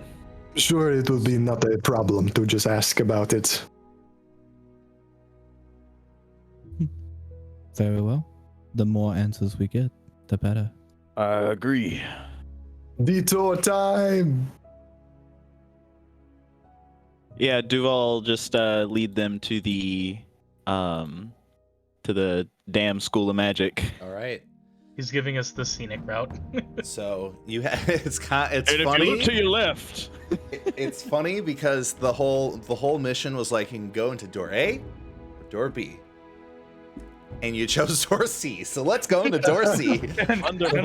No, correction. We made a door C. You created your own door C. Yeah. Squiggums, Dorsey. The best damn spellcasters. If that's not on their front door, I'm disappointed. No. It's the banner. We're walking down the street. We're seeing banners that say "damn." I'm sure, I'm sure there's probably like a level of like understanding, but I feel like it's also a lot of the students. I don't know. That's up to Chaotican, but like in my mind, it's probably the students have picked up on that almost immediately. Yeah. They are wearing the badge proudly. All right. I'm curious. Like, that's what the students would do. I want to know how open to the staff is. Is the staff strict? Is it like a, is it a very strict place, or is it a very liberal? I'm gonna say 1 is strict and 12 is not at all. Okay. I mean that's my role, but if you have a counter suggestion, so my thought is, I think that they try to be strict specifically for prestige, but it's one of those like when everyone looks away, they can't take it seriously. Not just because like where they're at, because this Dalgurum is of dwarves and blacksmiths and industrial. It's not a big magic presence, right? There's church, there's ritual, there's abbeys, stuff like that, but it's not a primary focus. Right. So even though that there's a school of magic, it's a very lesser prestige school of magic. So they try to take themselves seriously, but in reality, like if it were a sport, like a sports school. They're always dead last type of stuff. That's how I envision it. Oh, But- Yeah, I like that. Wait, have you? It sounds like you've turned it into literally the the Derek Zoolander Center for kids who can't read good. You want to learn how to do other stuff good too. It's like it's like, okay, imagine you grew up in Dalgurum and want to do magic. This is where you go to do magic. But Dalgurum is not a place for magic. You're just too poor to go somewhere that does magic. I mean, to be like, why are you going into magic? There's no Nah, profession in that. There's I no. mean, I mean, they might be part of a network. I know that the Arcanist Inquisition is a faction in Okay. Okay. You know, and it's probably within their network. There's probably Arcanist Inquisition mages that teach there. Okay, So, For sure. that works. I mean, they're- it could be like, like, you're still I'm gonna totally get- cool with the community college vibe, but they probably do Yeah, take professors. That's so- kind of what I'm getting at. It's definitely a community college type vibe. Yeah, I like that. So it would be like a crossroads school where it's like, you know, you will go there, get the credits, but then you will take the credits and go on to higher education at some point. Yeah, exactly. So it is a, you know, So- it's not the best, but you know, I you know, it's a magic. academy. Necessary. It's necessary. It's there because it has to be. Yes, Right. exactly. Magic is still powerful, even at like lower levels. It's nothing to Right. be scoffed at, and For sure. For sure. It's just not the main focus of the city. It's not what they pride themselves on. But it is a Exactly. necessity. Yeah, we Exactly. could make another school across the lake that's like the the Dulgar School of Blacksmithing and Artistry, and it's just like that's the one that gets all the money and the credit. And on your I- left, we I have the school said that gets no. grants. I said no IRL. No, I'm joking. Like Nash. It's too real. It's too real. It's too National Lampoon, huh? Anyways, Can't so get a the scholarship to parties. Siglasia Institute of Arcanum is what Swigum says. It's not. Look, it's not everybody's first choice, but it's a good choice. It's an okay choice. It's a choice. it is one of the choices ever. I, for one, am very excited is- to see what's going on. All right. Well, It is- if you're headed there, that also means I need to create an NPC. So that's going to happen too. See, it's just this flood. It's just this flood. So Damn. do me a favor, somebody. How many? Can you roll me a D100? You said a D100? Yeah. Oh, we Turnip got the D100. Okay. Wonderful. Pretty high roll. 62. Hey Duval, while we're still like, you know, taking in the sights, you know, what's the food like around here? Ooh. What's the food like? Some of the best, might I say. You can tell there's bias. I don't actually know how good the food is, but I know that I've never Duval used this thinks it's token good. before. I mean, How- just how big- judging by the map, the river is right next to the industrial city, so I assume there's not very good seafood here. It's probably polluted. Duval will be like, don't get the fish. do not eat the fish. Okay. Please. How's looking at him wide-eyed? Okay, you're the boss.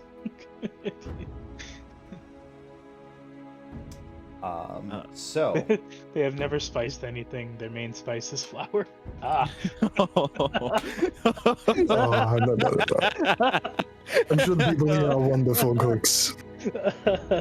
So, using a random name generator, specifically one of the random name generators that I, Chaotic and Writer, created and is now on the chaoticandwriter.com website, I have determined the name of the NPC that you are going to speak to, and it is Greta Yearquest.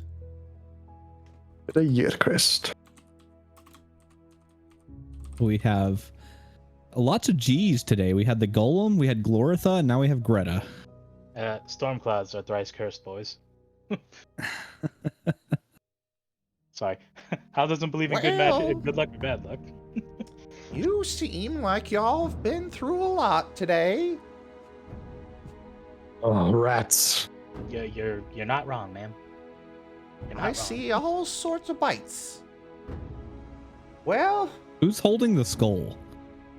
I think it was Turnip. Took it. Okay. Yes, I do. my. Well, feel free to sit down. I can get you some special tea. Serves you some tea. You drink the tea, you gain. I mean, you're all. Let's see. You're all gonna gain 3d6 Ooh. from drinking the tea. Oh my We goodness. just roll on the roll, and then we all heal that much.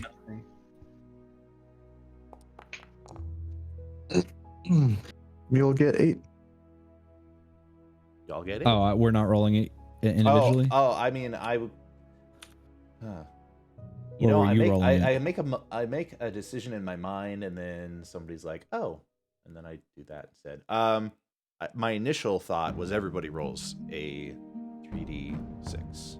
So it's up to Alright. you. You can either take the 8 or you can gamble on the 3d6. I'm gambling. All right. Well, 3d8 is below average, so Haroon, watch over us. Yeah, can we all take the 13? I mean the 14. Can we all take the 14? I'll take it. 14, hot dog. Yeah, 19. That's good. That's good for me. But it's not like I need it. Turnip. All right. Did you just get temporary health points? Oh my goodness, this tea! You I got don't know what spirit it is. boosted tea. Wonderful. Got that damn spirit. Sonnies, what can I help you with? It seems you came here to the Dalgrim school because you needed something looked at. And So, you know what? Glances over towards the skull, which is very apparent. When we were crossing just an ordinary bridge down in Dalgar Island, we happened upon a very large, monstrous-looking golem sort of thing made of rats. And we lit that thing promptly on fire and started beating it until it's just turned into this leftover skull that you see here. Oh dear. Oh, I hate rats. Oh, me too. Now. As do I. Join the club.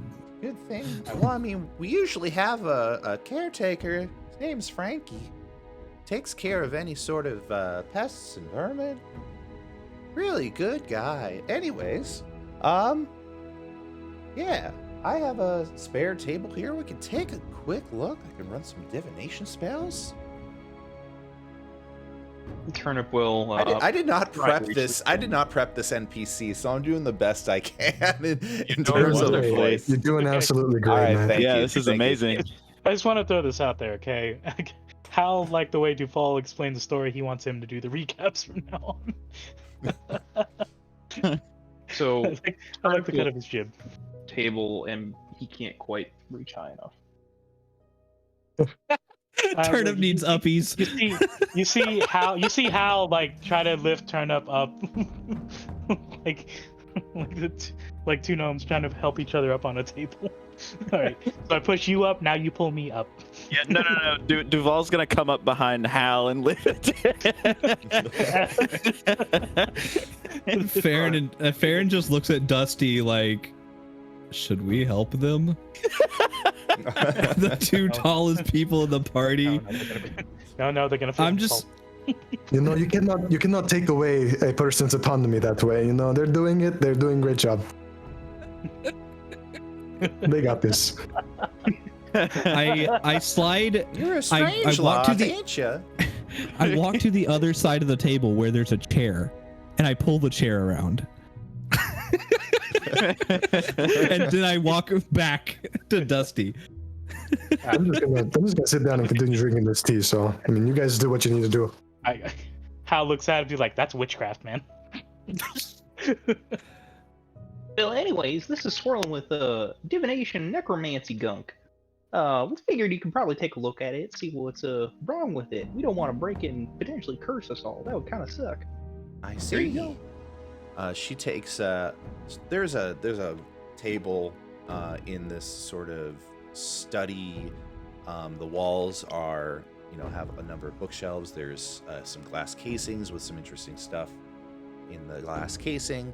She goes over to a desk, pulls out, from a drawer, pulls out a magnifying glass, kind of very slowly walks over, and she, with a shaky hand, she puts up the magnifying glass and peers in.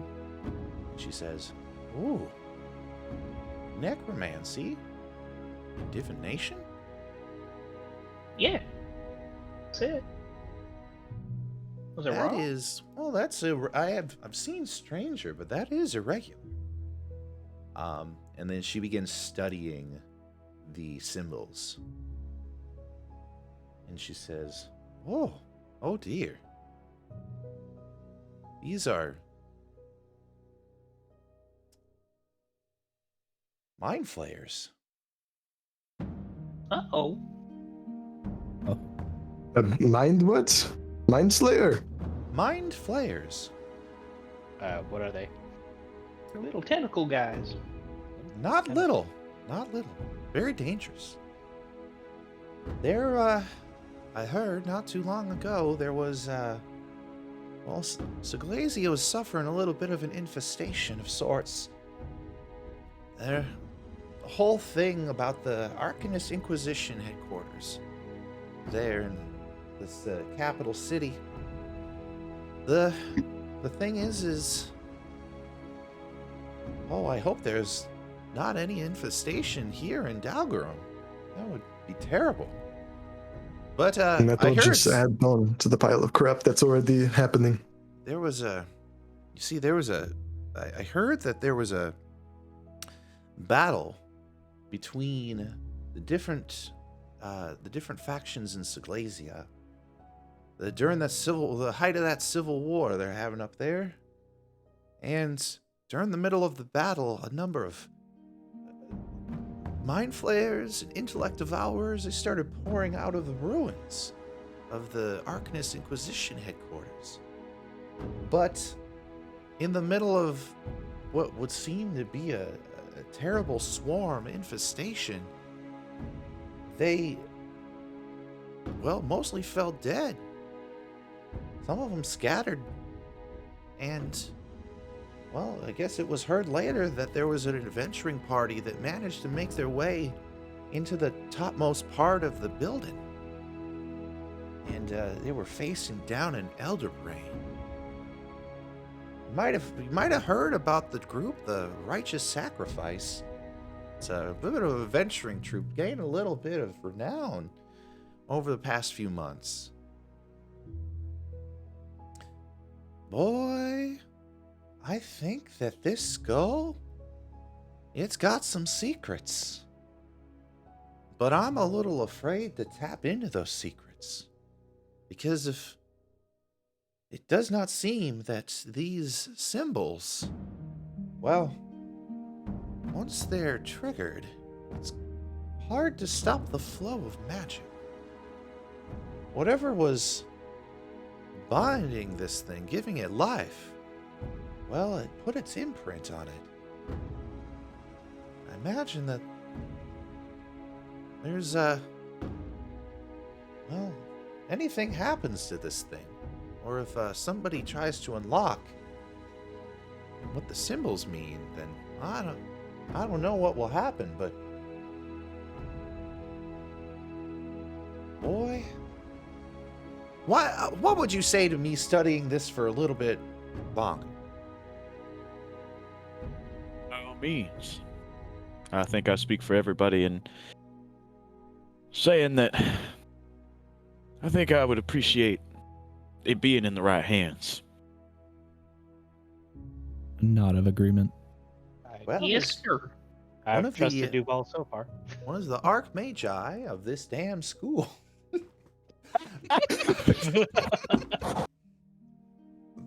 God damn it. One of the Archmagi of this damn school. I will take it upon myself to do some personal research.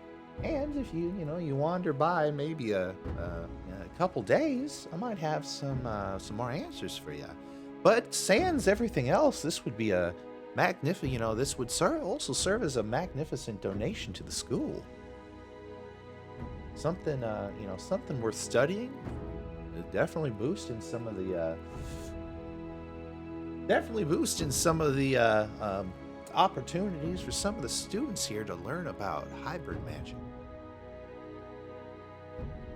But only if you would let me use it for that purpose. By the time I'm done researching it, it's up to you how you want to use it.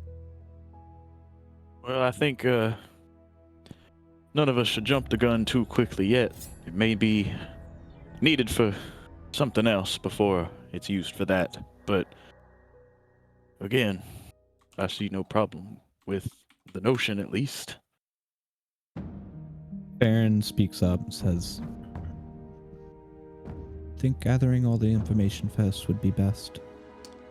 Tell us what you know about it. In a few days, we'll be back, and we'll go from there. Certainly, Sonny. Certainly. I don't know why this rat golem appeared where it did, but something about you. These things don't happen to normal people. May have to see you something with the weave of fate. But we'll find out soon. In the next episode. I was gonna say, while we've been sitting here, I would say that Farron was writing a letter to the sheriff. And is going. I'm assuming there's some sort of outgoing mail. Oh, here. absolutely, yeah. Okay, so yeah, he would like to ask to borrow a wax seal and to stamp this and mail it to the sheriff, if that's okay. Oh, well, sure thing. No, you're gonna have to. Yeah, you're gonna have to donate 5 of gold. No, I'm just kidding. Stamps? You think I'm gonna charge for stamps? What am I, a politician? Oh, I don't even know if that makes sense. But anyways, yeah. Take this stamp. He stamps the scroll and puts it in the outgoing. And the stamp comes out, and it's the picture of a school on top of on top of a little plateau, as if it's like a lighthouse looking over the river. Right. And on it says DAM. Oh, wait, hold on. Let me fix this because I wanted to add on to it. I put it in the chat. Damn it. Your Academy of Magic, Magecraft, Intelligence. Oh shit. but we call it damn for short. Have you seen the dam by the Gildan River? Okay, all right. I'm done. All right. Well, feel free to wander by in a couple days. I'll probably have some answers for you then. Sounds good. Thank you very much for your hospitality, ma'am. Absolutely. As well. Thanks for the my tea. pleasure. But you all seem like you have somewhere you ought to be going. So maybe you ought to go there. Indeed, we have something to do. This was Clearly, this was the pilot episode. quite the detour, and it seems that the end of the detour led us to you, Greta, and we are much appreciated to have met your acquaintance. But we do have our business that we have to attend to, and hopefully we'll be seeing you soon again here. Absolutely. Toodaloo. Farron walks towards the door. Oh yeah, we're getting out. Yeah, I'm We headed gotta- out. I said thanks for the service. Get out of this damn school. All Turnip right. pops off the table and waddles towards the door. All right. So as you step out of the academy, We forgot to ask her about the truffles. Oh God! Ah, Now we can't go back in there now because it would look like idiots going out and going back in. Damn it! Oh. Damn! That damn that damn woman. We'll ask her about it next time. I don't want to look like a fool going back in there. let's get out the damn door. All right. I'm sorry. All right. So, let's see. We're at 12 a.m. my time. So, question. I want to probe the. No. I want to inquire from the group. Sorry. Extra half hour. Yay or nay? I'm fine me. with it. I just need to pee really bad. All Yeah. right. Take a bathroom break. You need to take. All good. Yeah. Okay. Bathroom Well, break. If I could and take I'm a good. quick bathroom and I'm good. All right. These people are awesome. I mean, Yeah. I might as well fill up Be my back. water cup while we're at it. So. Oh yeah. Yeah. Also, thank you everybody for the wonderful stuff. It's awesome. Hell yeah. What a ride. Thank you for making sure this wasn't a very short journey.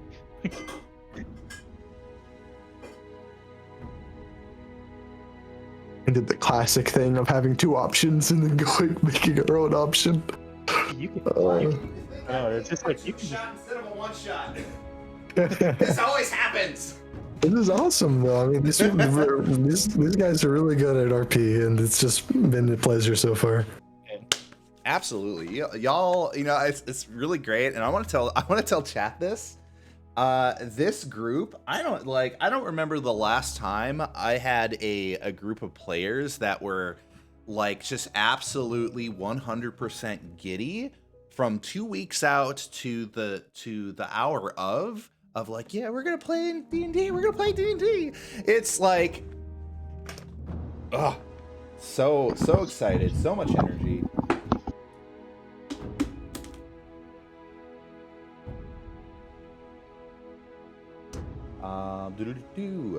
So, has everybody returned? I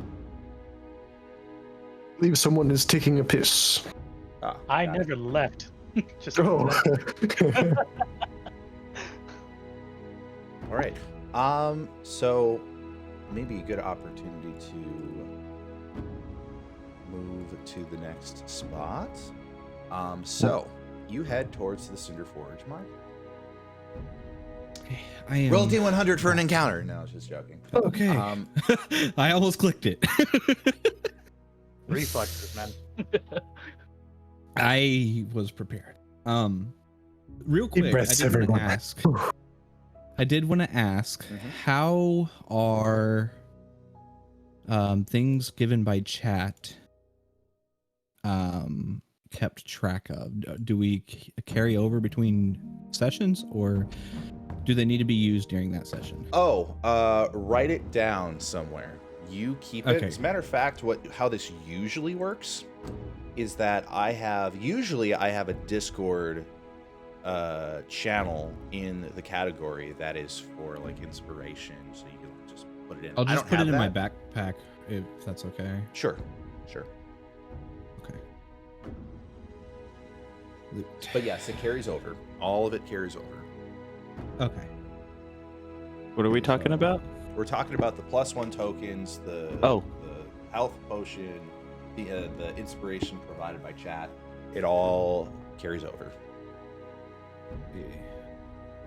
Now, it doesn't necessarily carry over if like you take that character and you play in like another campaign or Right. one shot, but for this case, in terms of this stream, it does.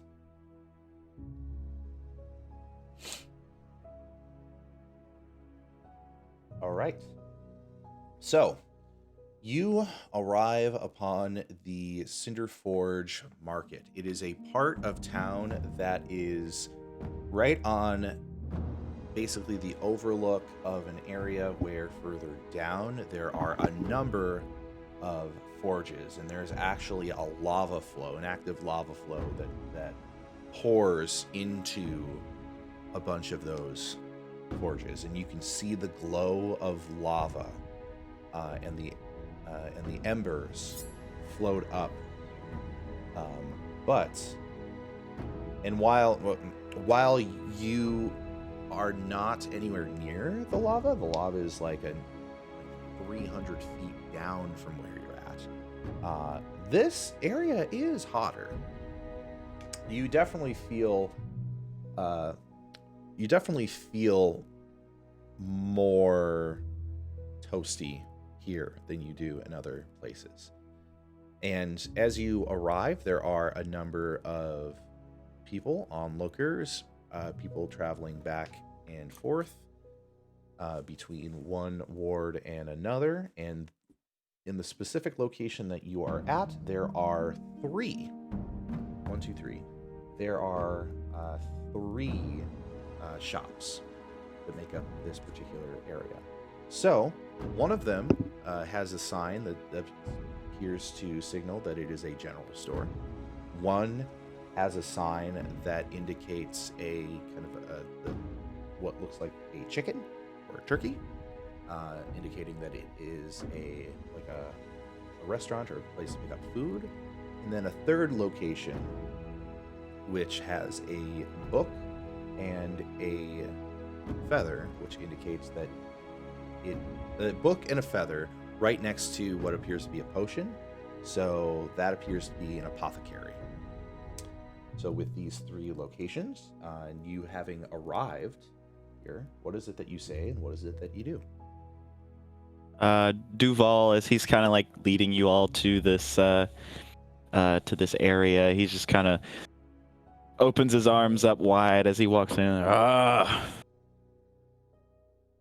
Some would say this is the heart of the city, but I disagree. I think it's the taverns, but we won't get into debates about that unless you want to. But You'll have to take me to one sometime.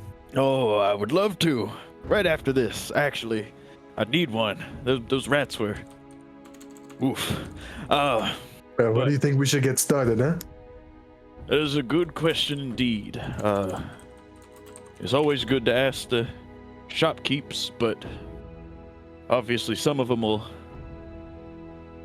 get a little disgruntled, if you will, if you go in and ask questions without buying something at least. Information doesn't come free. As I'm sure some of you know. That is pretty much always the case. Well, Well, where should we start? Where would you all like to start? I have no clue. You're the big shot here, huh? Dillis, how do you begin an investigation? You want me to lead? I like that one right Very there. well. Anywhere that gets me out of this heat. It's pretty hot down here. Well, give me a book, man. I'm wearing a gambeson and armor. My goodness. Well, if you'd like me to lead a little bit, I guess I can. Let me show you a little bit about investigation. Firstly, you have to gauge the interest of the people you're talking to. Why are they talking to you? Do they need something in return? So, shopkeepers? Yeah, like you said, we're probably going to have to buy something, do them a favor. Unless they've been personally affected by whatever we're gathering information for. It's probably not going to happen very easily. However, those in the street that are just mingling about their day, well, they're more likely to spare some time. So, personally, I think we should start with the ones mingling about. Perhaps they can point us to a specific shopkeeper that would be more beneficial than the others, who might not waste as much time going door to door. Sounds good to me. I would have never came to that conclusion. What a wonderful idea. Mm-hmm. Sorry, he's the new leader now. I follow him.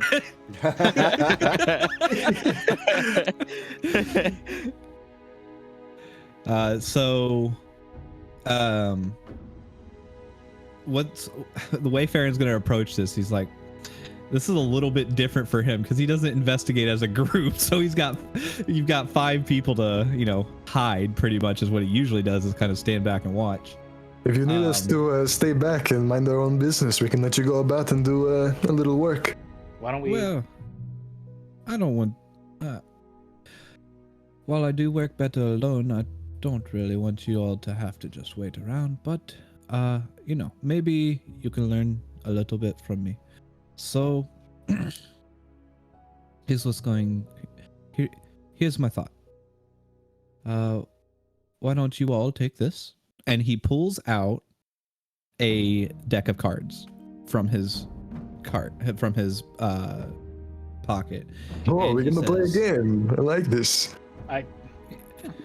So, why don't you all sit here? And he gestures to like a little area, where there's not foot traffic, and says, "Just keep your eye on me, but you all can have a little bit of fun while not looking conspicuous.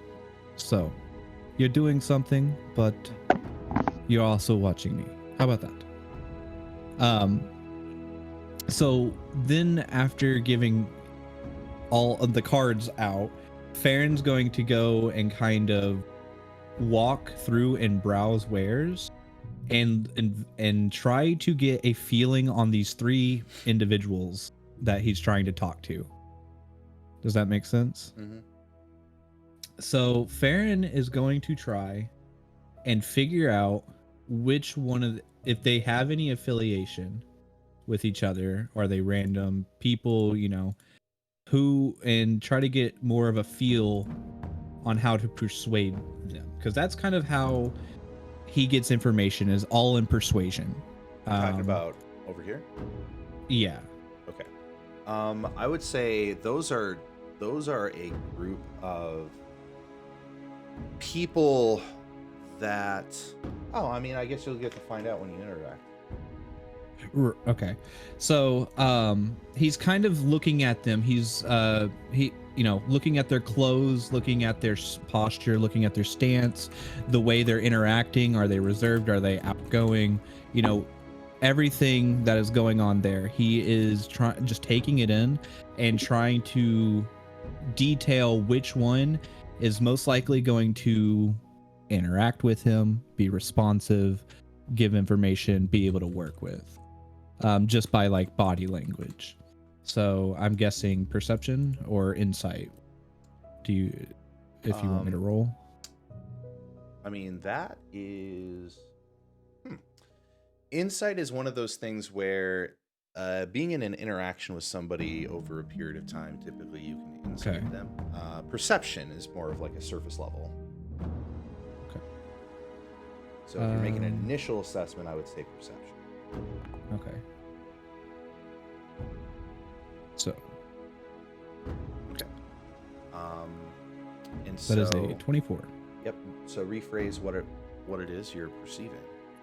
So Farron is walking among shops currently, but not going in them. He's just kind of outside them, looking at things. This is a ruse to get different angles of the people he's watching. Okay. He is looking at their body language, their clothing, to get a feeling of personality type. Who is more likely to communicate? So these 3 individuals are kind of standing about, and they are talking to each other. One of them is standing straight with their arms crossed. They have a little bit of a kind of an amused look on their face. They're seeing the shorter individual, the lady with the dark brown hair. She seems to be talking and like telling a story. And the third person, the person with the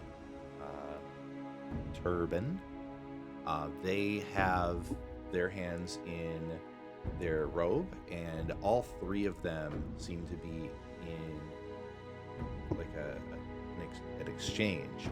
It seems that the woman is telling a story, and you're seeing the other 2 kind of react with a little bit of a chuckle. You get the sense that these individuals, they are, they could be casual.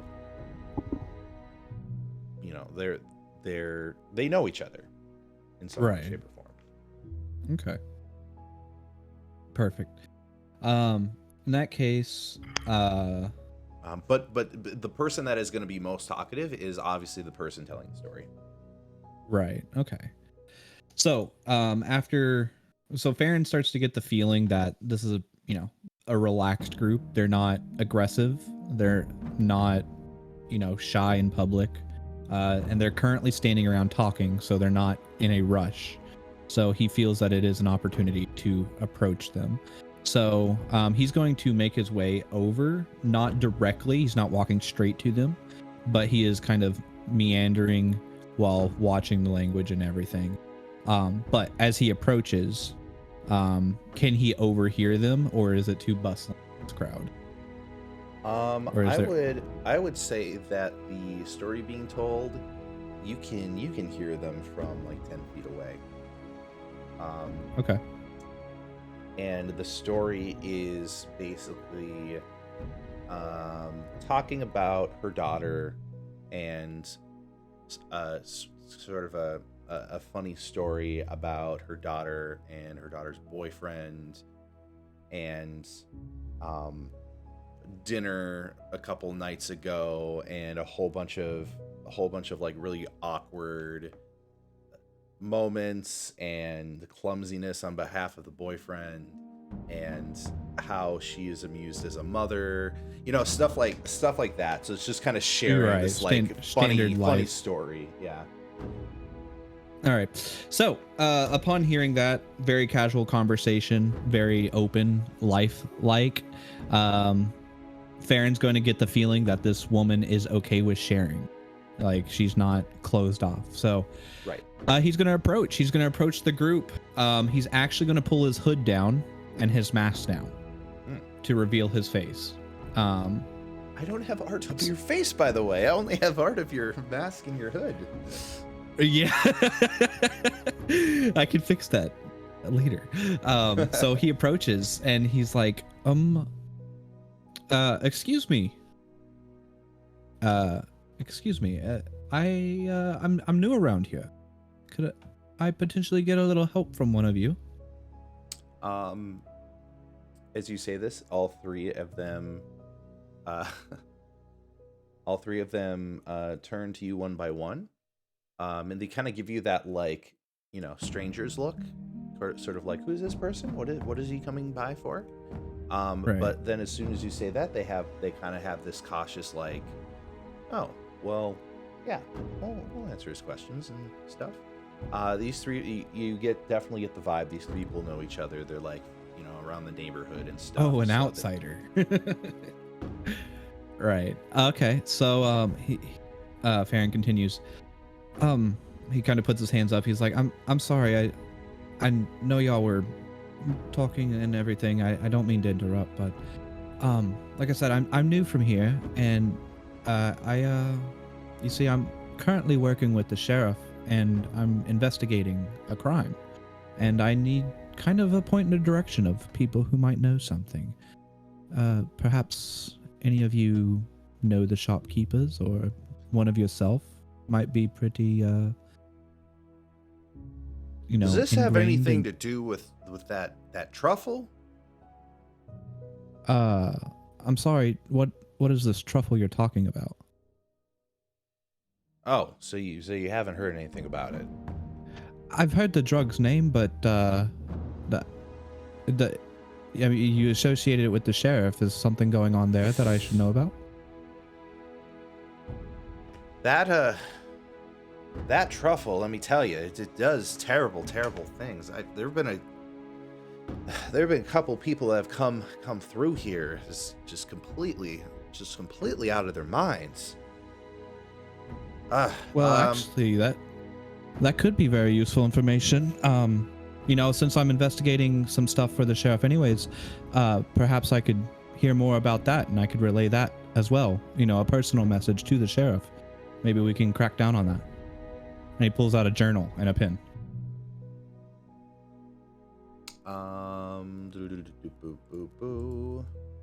Also, which one was it that was mentioning that? Was that the turtleneck or the turban? Turtleneck. Okay.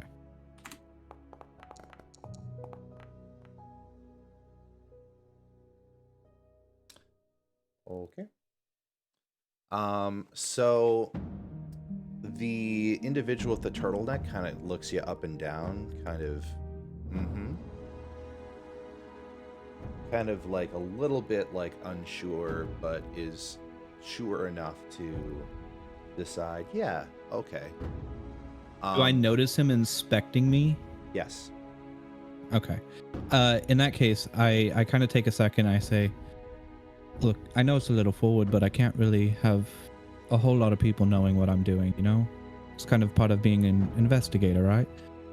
But I see you're a little hesitant. If I may ease your mind, I open my jacket and inside hangs a deputy's badge. You notice as their kind of caution just goes away as soon as they see that. Oh. Okay. And the shorter lady says, "Oh, well, thank heavens! I the times nowadays. I mean, they're Dalgarum, especially even this part of town, has been dangerous, and it's kind of hard to trust. We didn't want to incriminate ourselves by to the wrong people, saying that we witnessed something, and then." One of us I is in nod trouble in later with agreement. some nasty people. I continue like positive affirmations, body language, like Yeah. reciprocating, like, I completely get it, ma'am. They look over. Is everybody else watching you? Yeah, all the Go fish. Yes. I'm trying to he said convince, go fish. I'm trying to convince Hal to arm wrestle me. Okay. I was like, and these somehow Hal- must be your friends.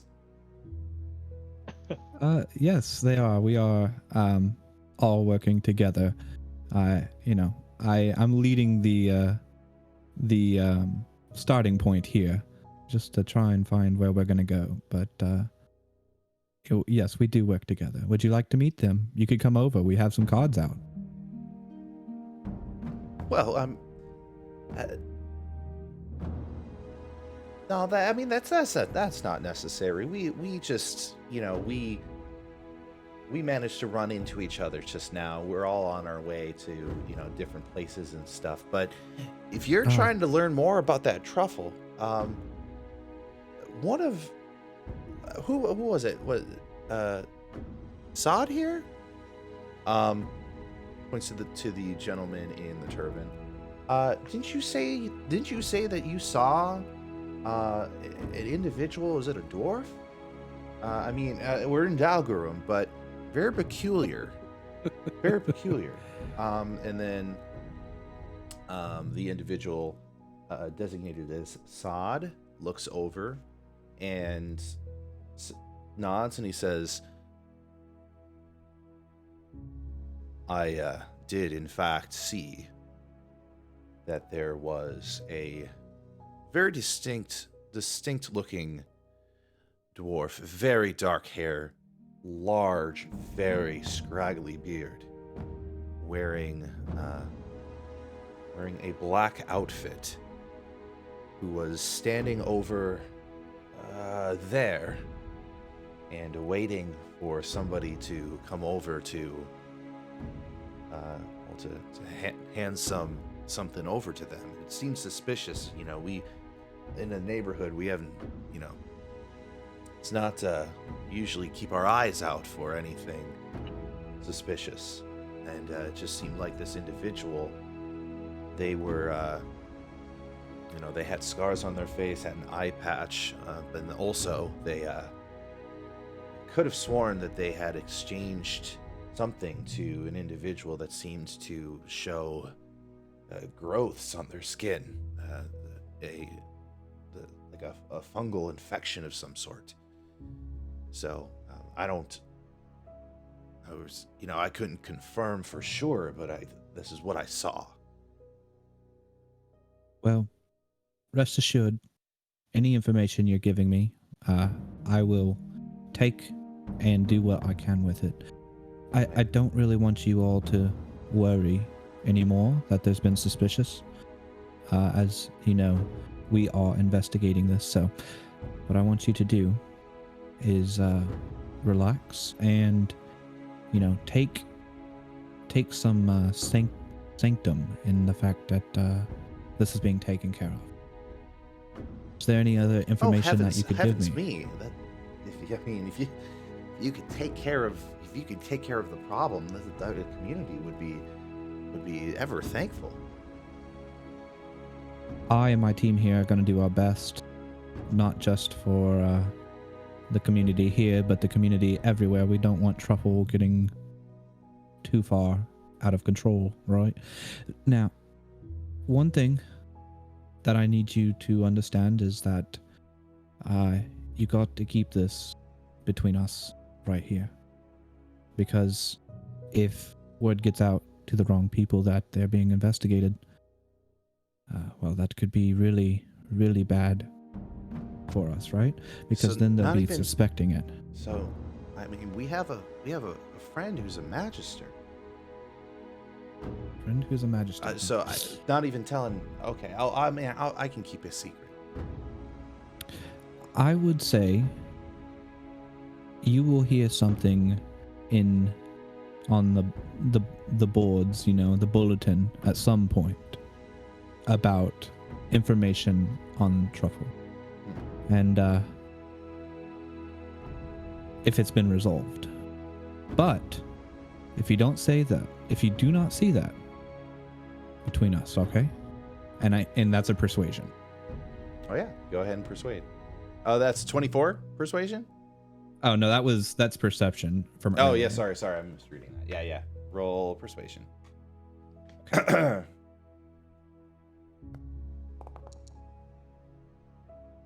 Boom. So, she's gonna step forward and she's gonna say, during times like these, sometimes you can't trust even adventurers, but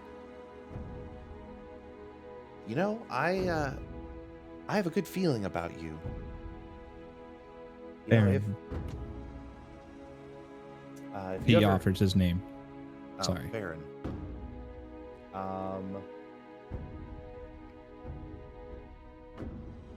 She is going to. What should she do here?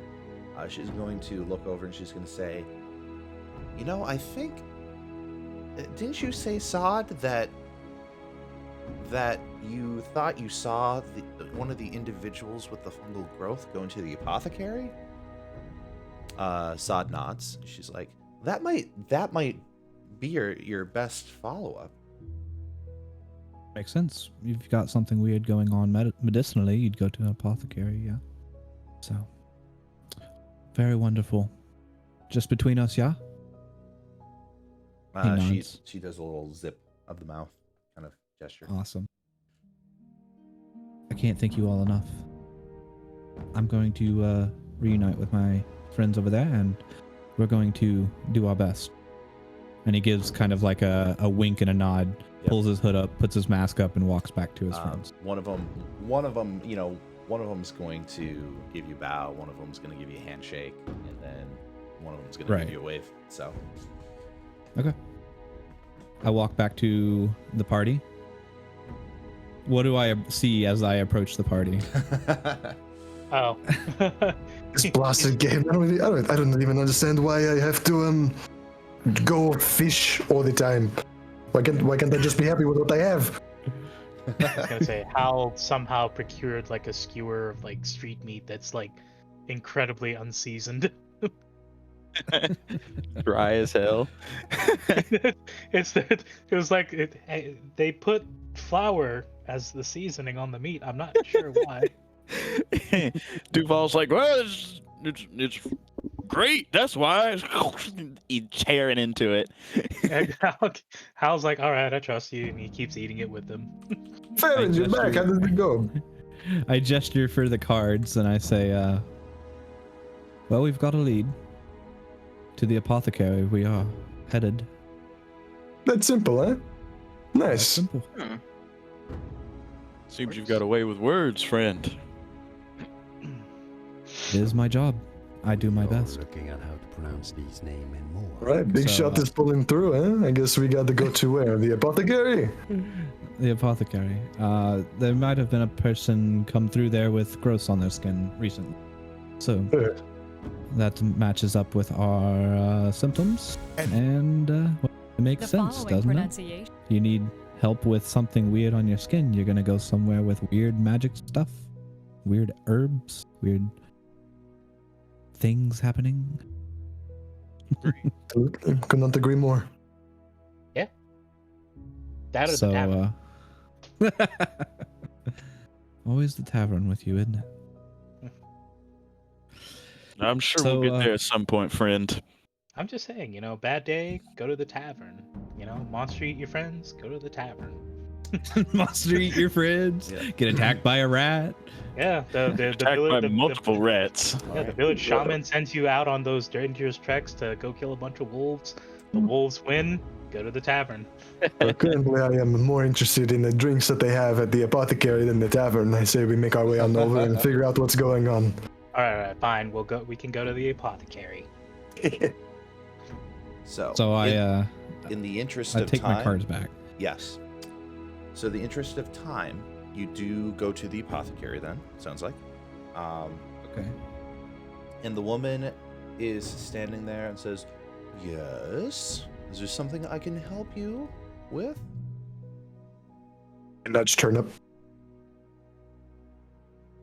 What's up? Oh, Hello, little rabbit folk. Is there something I can assist you with? yeah, I'm just I figure we were looking for somebody who came through here with mushroom growth.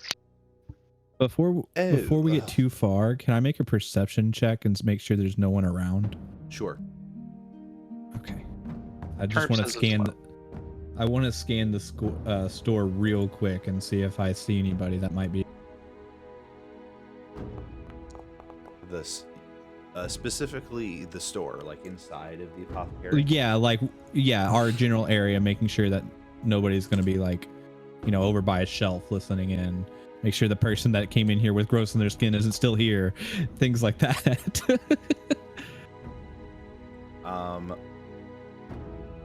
She in fact does.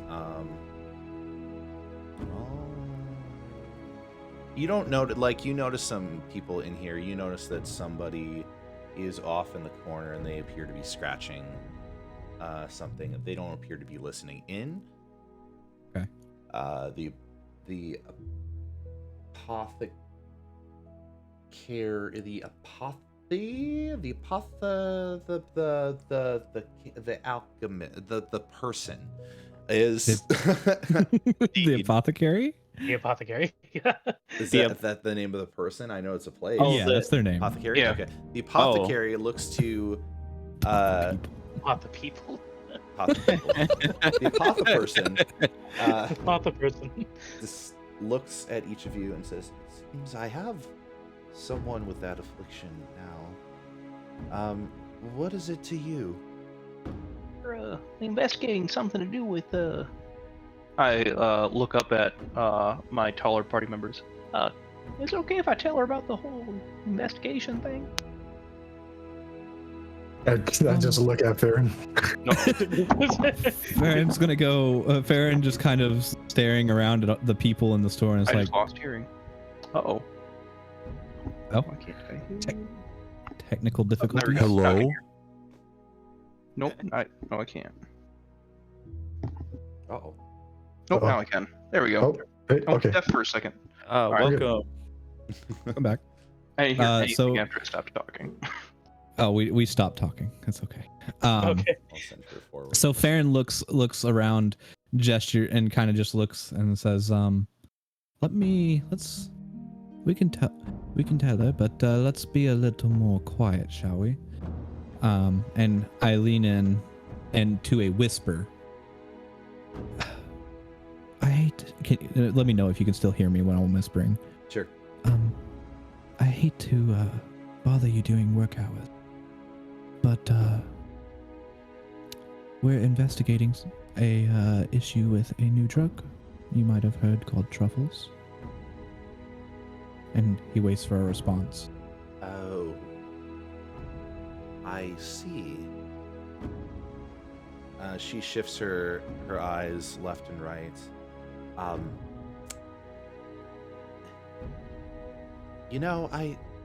I don't offer anything like that here. I'm sorry. That's Right. It's not the kind of You- business I'm in. You may be I may have misspoke. Can I see if she's lying? We are investigating people who have specifically used it. So if you have somebody You can that do you an are. insight check, yes. So as you two are talking, Right. somebody In else which can I do will an also be investigation. doing an insight check, depending on if I need to, because I have an ear for deceit. That's Yeah. a 20. 20. Oh. Okay. Also, just as a side note, Duval is gonna position himself like kind of guarding the door, just so if Ooh. someone like someone that fits the description of who we've got so far comes in, Duval's kind of got a clock on that and Okay. can move accordingly. Very good. Very good. So we had a 20, and then who else rolled? I at this moment I haven't rolled. I haven't seen a reason to roll because I still haven't Sure. tried to. I just wanted to see if she was lying about her not being in the truffle business. I would say with a 20, you find out the truth and more. No, she doesn't seem like somebody who's in the business, so that part is truthful, but it also sort of seems that when the information was being presented to her, that she sort of you got a little bit of a sensation like there was a bit of a chill down her spine when you were talking about it, and her response was an intentional mishearing. It seems to you that she is pleading. She doesn't sell it. That part's true, but it does seem that she's pleading ignorance to it, while she's not actually ignorant to it. I feel like you're not letting out as much as you can, and I take a step closer, looking up at her, my tiny self. Now, if I don't want to come off as threatening, but I would like to know if you do have anything, it would be of the utmost importance, especially as an apothecary such as yourself. We know that there's no cure for this stuff, and we want to save people. I don't know what you're talking about. I'm closing the shop for lunch in a few minutes, so I do apologize. I would you'll have to leave in a minute. I interject. Also, Ma'am. clearly a falsehood. I say, ma'am, I want you to realize that if you're caught colluding at all with Truffle, you will lose the shop.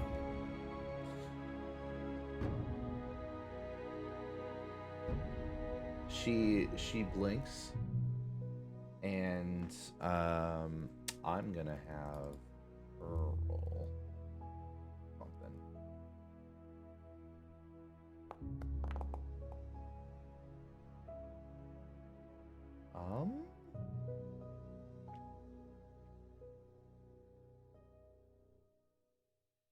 She looks to you and she says, "What do you know?" And her voice actually gets really low, like she's trying to have a very quiet, private conversation with you. I know you've been treating people with the symptoms. As soon as you say that, she's absentmindedly taking a hand onto the desk and sort of pushing some certain little bottles of different tinctures away and kind of behind a thing, just kind of absent-mindedly. And she gulps a little bit. She says, I treat all sorts of maladies. I've even tried to treat the fungal infection. I've had a couple people come in. Yes. Can I So look up at the party and be like, does anybody have something I can write on and write with? Just really quickly. I got you covered. And you see Cal tear a few sheets out of his big book for him. You know what And- would make a good story? And A apothecary who turns a blind eye to some shady dealings and profits off of it by treating the symptoms. That would make a great story. I write down on the paper, are you in danger? And I face it up, and I just say, nod or shake your head.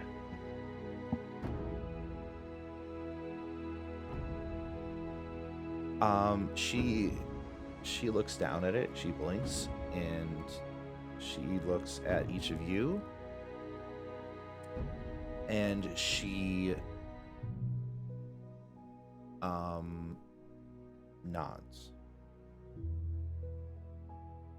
And I show the party what I wrote on the sheet. very Is there a more a private place that we could speak, Miss? So I didn't get your name. She clears her throat and she says, I don't know if we have that precise combination of herbs and compounds, but I'd be happy to step back into my stock and see if maybe we can come up with some sort of concoction for it. Could I ask that you assist me just so that there's a more, I get a more accurate representation of what you're looking for? Yes, ma'am. Is she pointing at anybody specifically? It would be turnip. Okay, cool. Yes, ma'am. And I gesture to lead the way. All right. Hal, I don't really feel too comfortable with this. Hal, if you could accompany Turnip, that would be Oh yeah. that would appease me. No man, small gang, got it. She actually is gonna turn around and she's gonna gesture to everybody like, oh, feel free to look around the shop. It'll be just a moment. All right, I will peruse the wares. So I follow behind Turnip. All right. I think Duval's just gonna stay planted at the door. All right. I'm gonna have Farron in kind of perceiving. Actually, when she walks away from the shelves, I'm going to investigate her cell area, looking for any notes, tinctures, anything to deal with truffle that might be at, like, on her counters, her desk, Alright. stuff like that. Feel free to do an investigation. Duval standing outside, just kind of standing guard, just in case. I'm probably more like I'm probably still inside, so I can hear what's going on. Mhm. I'm more just like I'm standing literally right next to the doorway, scanning if as people go in and out. All right. So from your point, please go ahead and roll a perception. So we got one investigation, one perception, and then Turnip and Hal, is it? Yep. Okay, Turnip and Hal, you enter into the back, and she takes a deep breath, and she says, she kind of looks up and she thinks for a moment, and let's see here. And she decides that she looks over and sorry if I'm dragging on here. I'm just trying to No look at a worries. couple things and some. It's all good. Dot your I's and cross your T's. Yep. Um, While you're doing that, you said a perception check from me at Yep. some point. Okay. Yes. I will do that now. Just Okay. while we're. Yep. So she is going to Twinsies. speak and say, I do certainly have some sort of concoction here that I can put together for you. Just one moment. Let's see. It's some of these labels are in a different tongue, so it's hard for me to pronounce correctly. But she speaks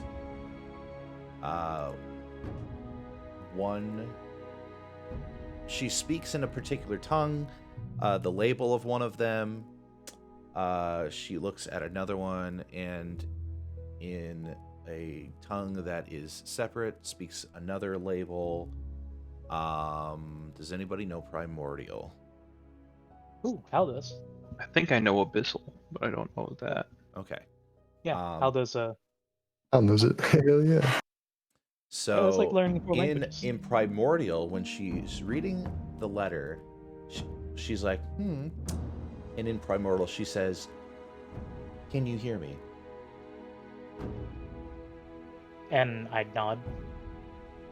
And as she moves on, she's looking like she's reading another label as if it's in Primordial and saying what it is. So the tone of her voice is sort of like she's saying the name of what's on each of the labels.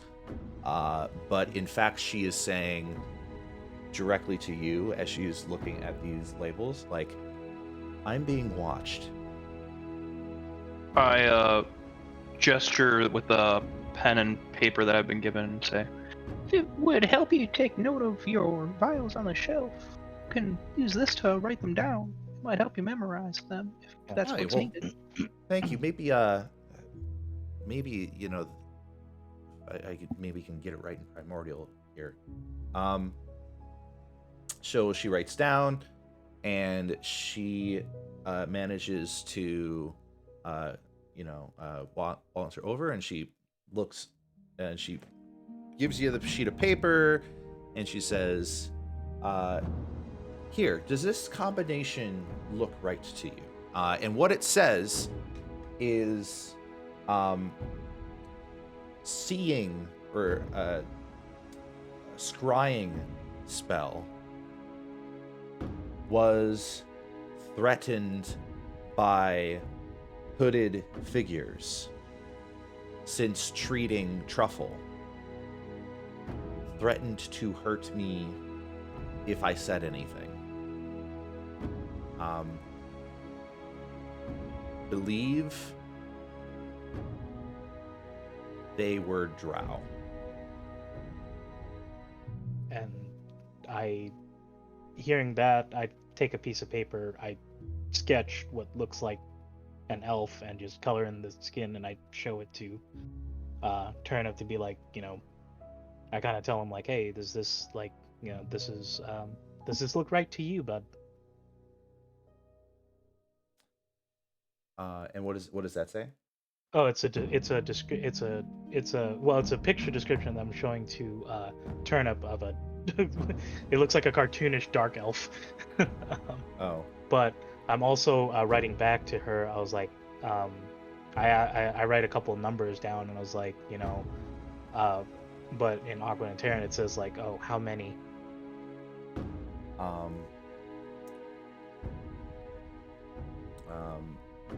She gestures 5, and she also looks to another label, and she says, this might be what we have missing. It says in Primordial, there was a dwarf as well. Had overheard mention of the Dagger's Den.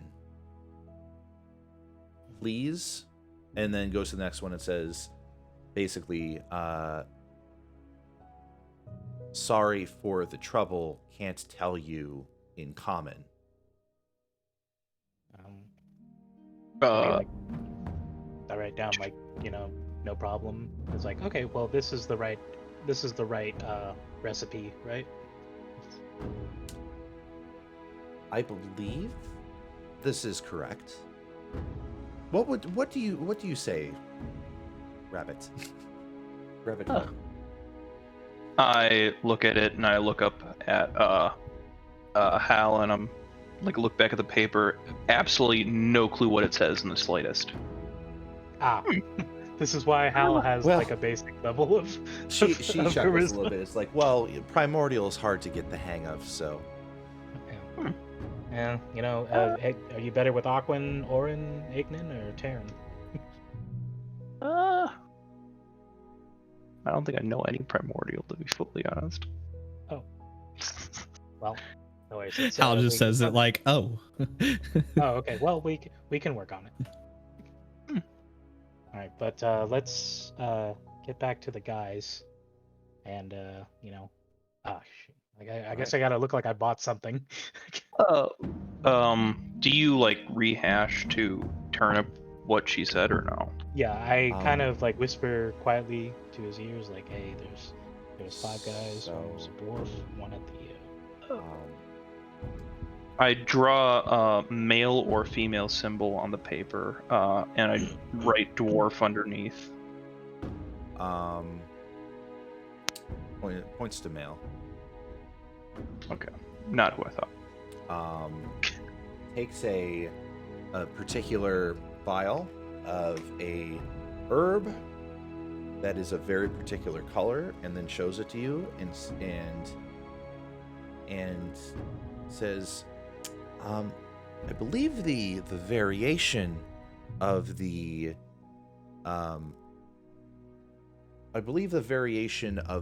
growth for this particular herb is of this shade, as her way of saying this is the shade of hair.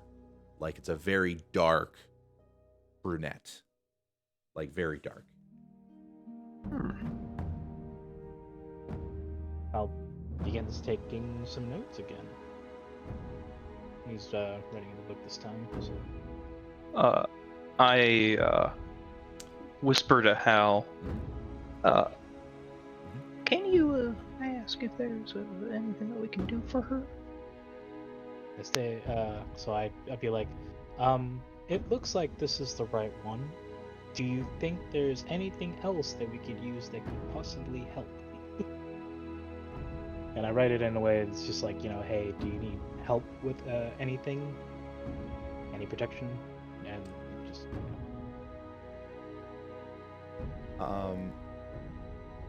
She says, it does certainly look fine. I believe that's the accurate. I believe that's accurate. Of course, I would be very, very hesitant to give you the wrong formula, as if it is not effective, it could be very harmful.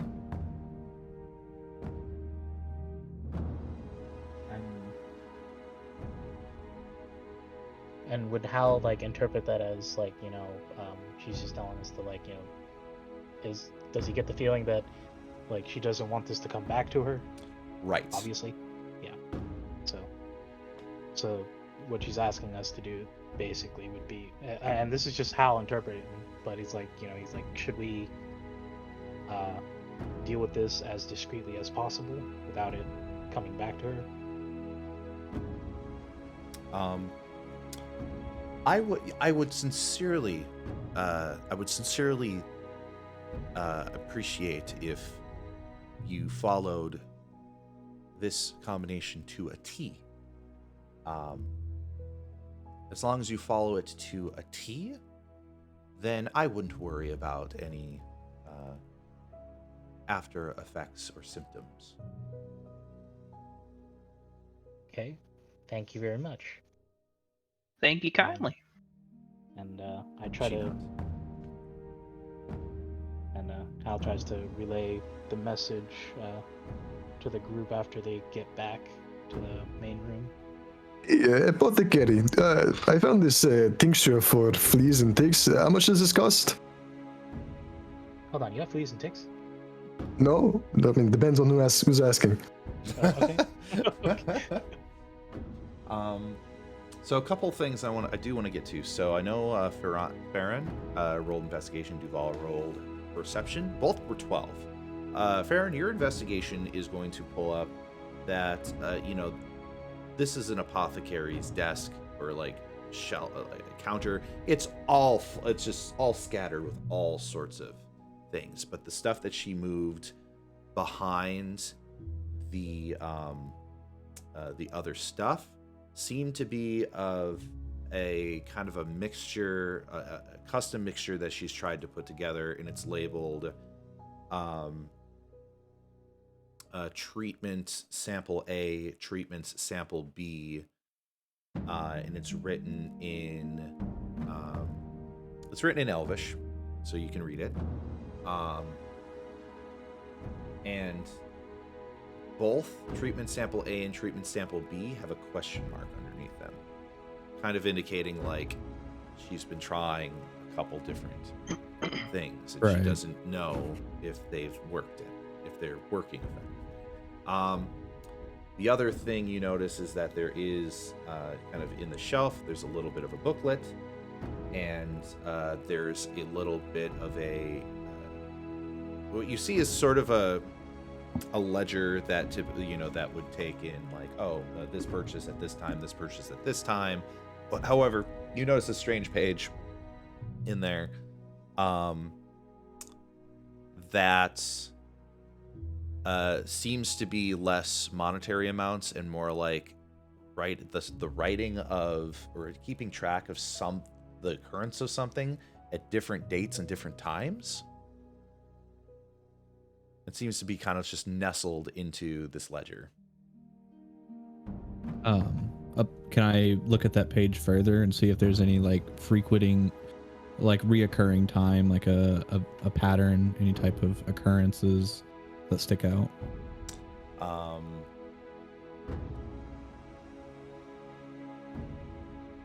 think with your investigation, this is the most that you will be able to get from your check, unless you can. There's a way you can consult for something other, but you can see that there is a series of dates and times. Yes, and you do. Is it a loose page? You do interpret there is a pattern. Yes, but you don't know what it could be referring to. Right. Is it a loose page? It's a loose page. I will take that loose page. All right. And then as for Duval, with a 12, you are sort of standing at the door. You do notice that the individual with the fungal growth on his skin is sort of kind of fumbling their way through a bunch of different, what they figure might be different tinctures, kind of wandering into the back. They seem to be like just muttering to themselves under their breath a whole bunch. Seems to be like pointing to things in the air that aren't there. They seem to be in a very sorry state. You can't help but feel bad for them. As you kind of take a look out of the door, you kind of just notice, people passing down the street. You don't unfortunately, you don't see anything beyond that. I'm too Duval's probably too distracted by the by just the kind of he's seen this before, but it makes him, it doesn't make it less painful to see his kind of community getting hit like this. So Right. Probably more focused on that than what he actually was set to do. Absolutely. So, with the intel gathered from the apothecary and your individual checks, you have a few more pieces of intel. You have more understanding of what is happening. You have reference of a dwarf, of a male dwarf of a very particular hair color. You know that they have been seen in the area, that there have been drow that have threatened this apothecary, that there is a page that shows dates and times of a certain sort. However, at this moment in time, this is the intel you have as we end today's session. Woo! Woo! Hell Wonderful. yeah. Great job, team. Yeah, that was Good wonderful. job. I love that. We That's gotta, great. we gotta remember to come back together and actually talk about everything and like our next steps. Yeah. Mhm. I- Yeah. Right now, Farron knows a bit about this this guy, this dwarf, like, you know, that he was dressed in all black and everything, and big and bearded, or if they're the same dwarf, anyways. So It's one of those things where the first hint you got is like, what, a dwarf? Lots of dwarves have beards. What are you talking about? But it seems like the more you're prodding, the more you're getting like finer details, right? So, Right. In which case, we will see what more details and investigation follow. But that certainly will include a trip to the Dagger's Den Drinkery. Since y'all are talking about pubs, that will be something to look forward to.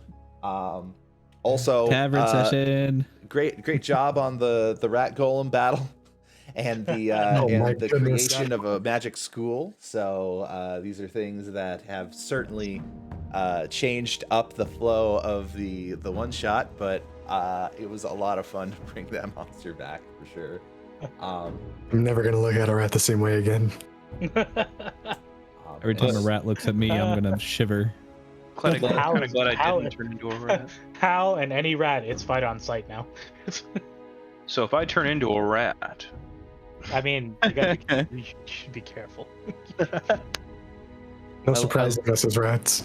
I love that the damn school got adapted so well and everybody loves it.